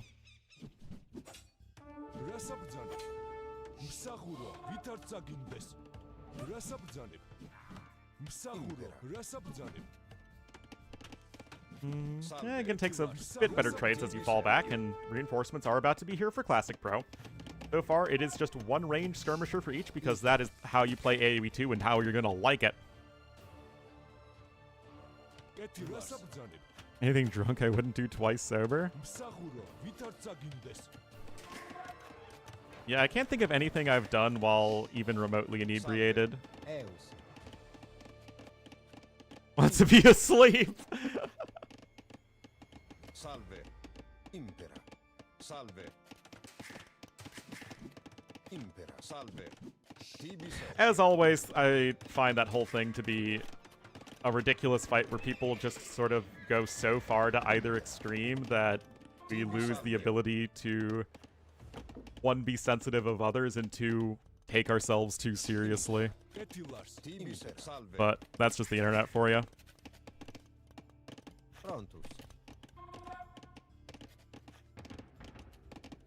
Anyway, Castle Edge on the way here for Ganji. Despite being behind in resources, he's just been taking more efficient fights and has been able to hang in there. And of course, the market helps you out. Because there's a Corgi and you cannot pet him. I know, it's a struggle. Where'd he go, actually? I have been abandoned by my Corgi.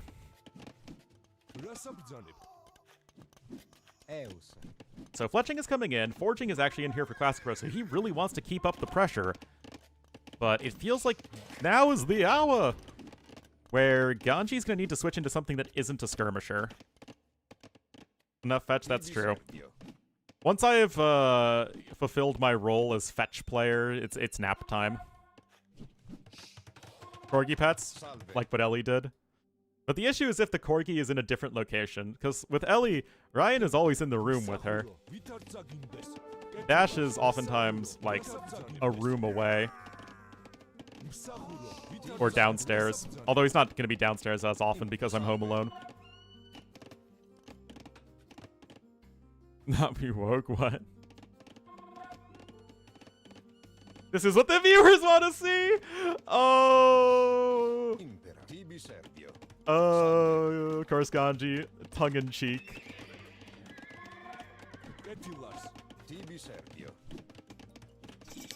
Watching an infantry and scorpion civ play skirmishers against a cavalry and tower civilization. Cavalry and defensive civ also play skirmishers. Oh, that's fun. Alright, Bloodline's coming in. You still have a big army here for Classic Pro. He has the villager and resources lead, but what can he do with it?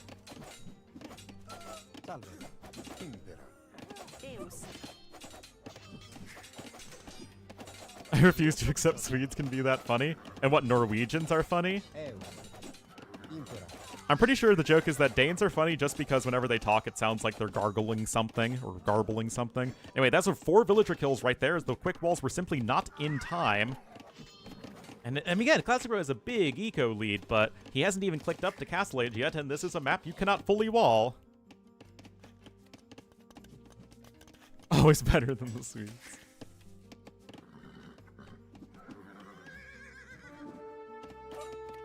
Mouthwash. Speaking of gargling stuff, I need to gargle some salt water because I read that's a way to get water out of your ears. Because I went swimming and did some laps a couple days ago, and that was really good. I was very glad I did that, but now I've had water stuck in my inner ear for a couple days. Yeah, you bet I just said that, and I said it in a not at all dirty context. It's you guys who have the filthy minds. TikTok tip? It was a Google tip, so who knows, man. Trying to speak German underwater? Yeah, there are plenty of jokes like that. But English is like, there just isn't a close enough language for it to even be made fun of.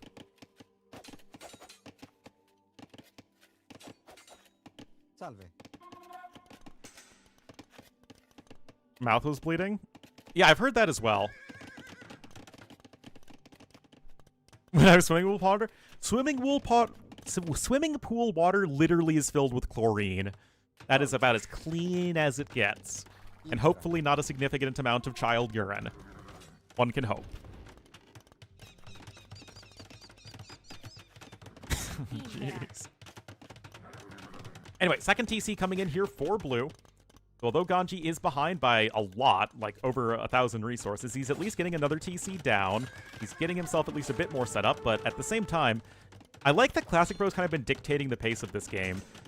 He's getting up to Castle Age safely, he's keeping his opponent stuck in his base, his own eco is relatively good behind this.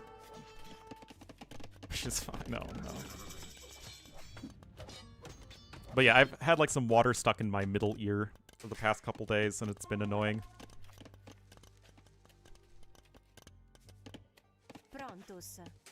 Brontosaurus. But what did I say, guys, at the very beginning? If we're getting to the point where Classic Pro is not dead, we're in mid-Castle Age, I do think that Georgians are going to start to look like a very scary civ.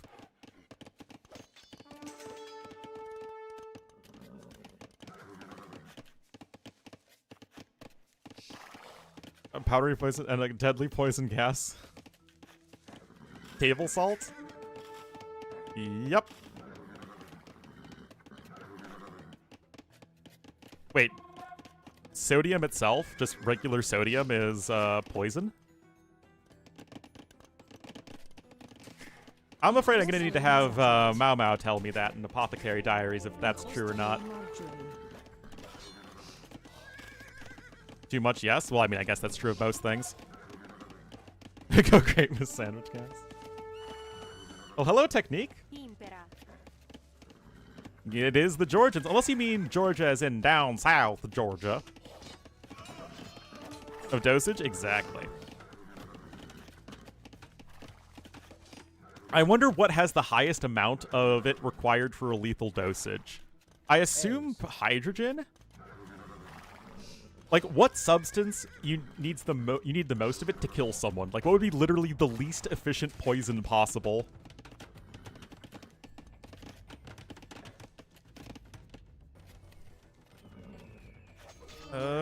Monk in a good spot there to go for a conversion. No insta. So reactive, it doesn't appear in nature. Ah, okay. And that's going to be some more kills here from classicpro. I mean, like I said, I really like how he's been the one who's been keeping Ganji on the back foot. The continuous feudal age turned out it worked just fine, even after the drush. But how would Kirby Smart have invaded Khwarazm? Kirby Smart probably would have just focused on defense instead of trying to go for the all-out assault on the Khwarazm.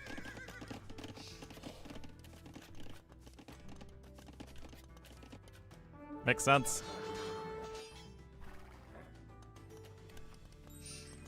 Who's Kirby Smart? He is the football coach, American football coach at the University of Georgia, and is one of the most successful college football coaches of all time.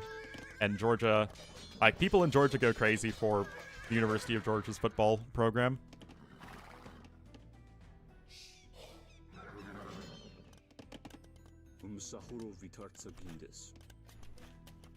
They just play all their games at home, yeah.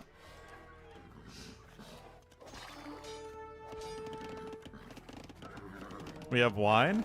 Really? I do know that Georgia is a big wine-producing country, but I mean, it's also kind of close to the Middle East, where I assume all of those sorts of things were invented.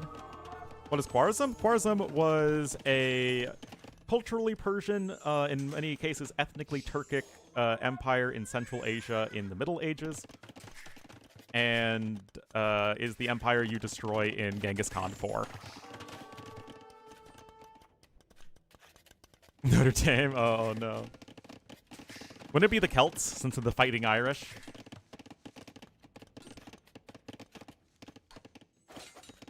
Anyway, guys, look, classicpro 12 bills ahead, 3,000 resources ahead.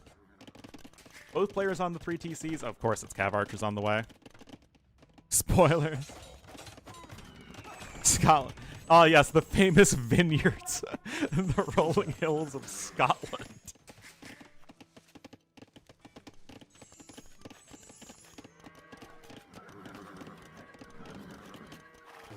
In Georgia? Gotta have that buzz, oh, for sure. I think the Scots are much more proud of their whiskey. Play sports? It's a very complex and weird system how we got professional collegiate sports being the way it is in America that we have no time to go into right now.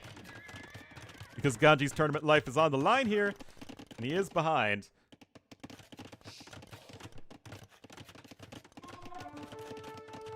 So, yeah, we're just a few years away from that.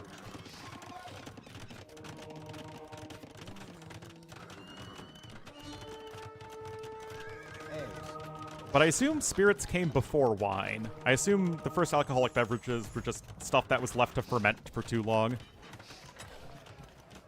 Not humans 1.8 million years ago, wow. And as Romans, yeah, I mean, Romans being behind in mid-game is usually a rough combo. Anyway, it's Flight Cav plus Cav Archers here from classicpro because that's how you play AoE 2. And a forward castle here could be sending classicpro on to the next round. Left ferment for too long? That's true. But I imagine, because spirits tend to be from grains, right? And we domesticated grains first. But I do know that beer is certainly very common in ancient Egypt, so I mean, I think beer, wine, and spirits are all, you know, very, very, very old.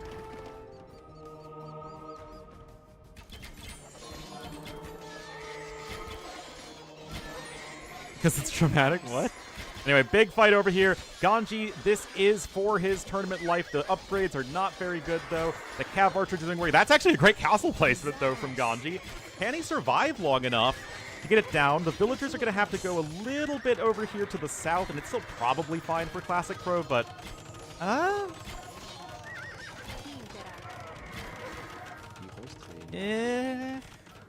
Honestly, guys, great there from Ganji. His army is still significantly worse. Like, he's still in a bad spot, don't get me wrong. But the game went from being completely over to not yet over. And there is something to that, especially, again, when you're fighting for your tournament life. Probably not safe to drink. Probably not. Why'd he back up? I think Classic Pro didn't want to throw. He didn't want to be Classic Throw. He wanted to be Classic Pro. Is more lead than alcohol? Yeah, probably.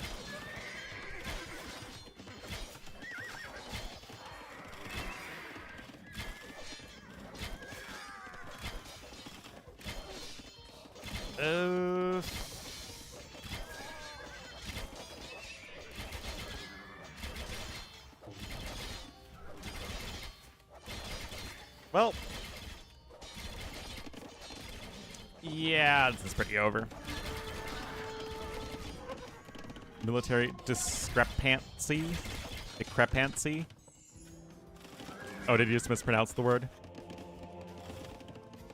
But wine is suspected in hunter-gatherer societies? Interesting. Because to be fair, you don't need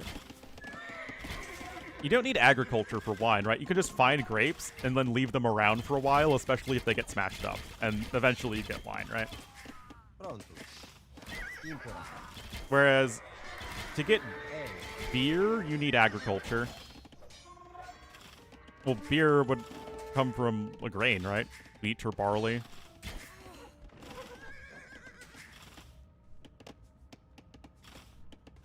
Honey wine? Interesting. Mead? Yeah, I mean, mead, right, is alcoholic honey, basically. Yeah, honey wine is mead. Which I do like. Some people don't like mead. Like, both my parents don't like mead, but I think it's yummy. It's a good holiday drink. Alka honey.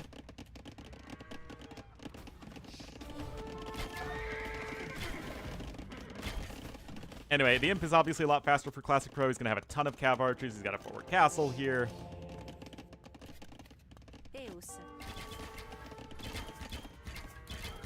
On the ground? Exactly.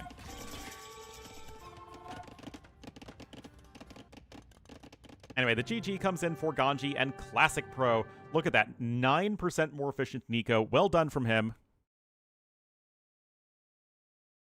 And he will be moving on to the next round, which I think does wrap up the day. We've been live for a good long while.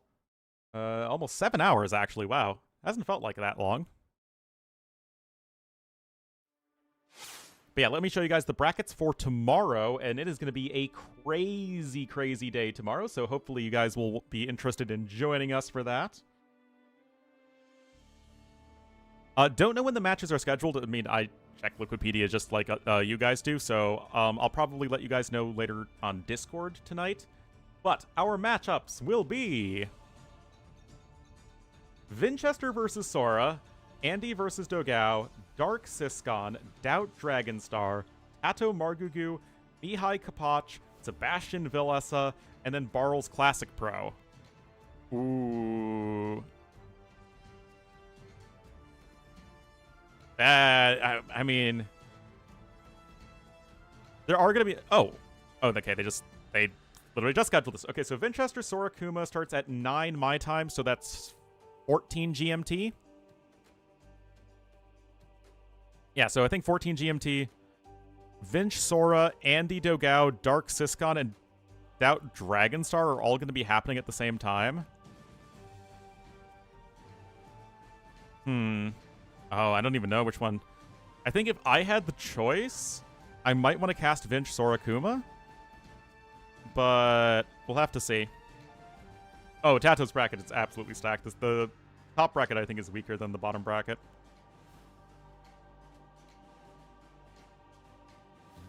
Now then, just go with it. Well, I didn't want to see who's around in the morning tomorrow casting. Oh, I mean, again, all of these sets are good. All the sets are good. But anyway, guys, that is going to be it for me today. Thank you again all so much for watching. I think everyone else is going to go offline at this point as well, so I'm just going to head off too. So thank you all so much for watching, guys, and I will see you tomorrow.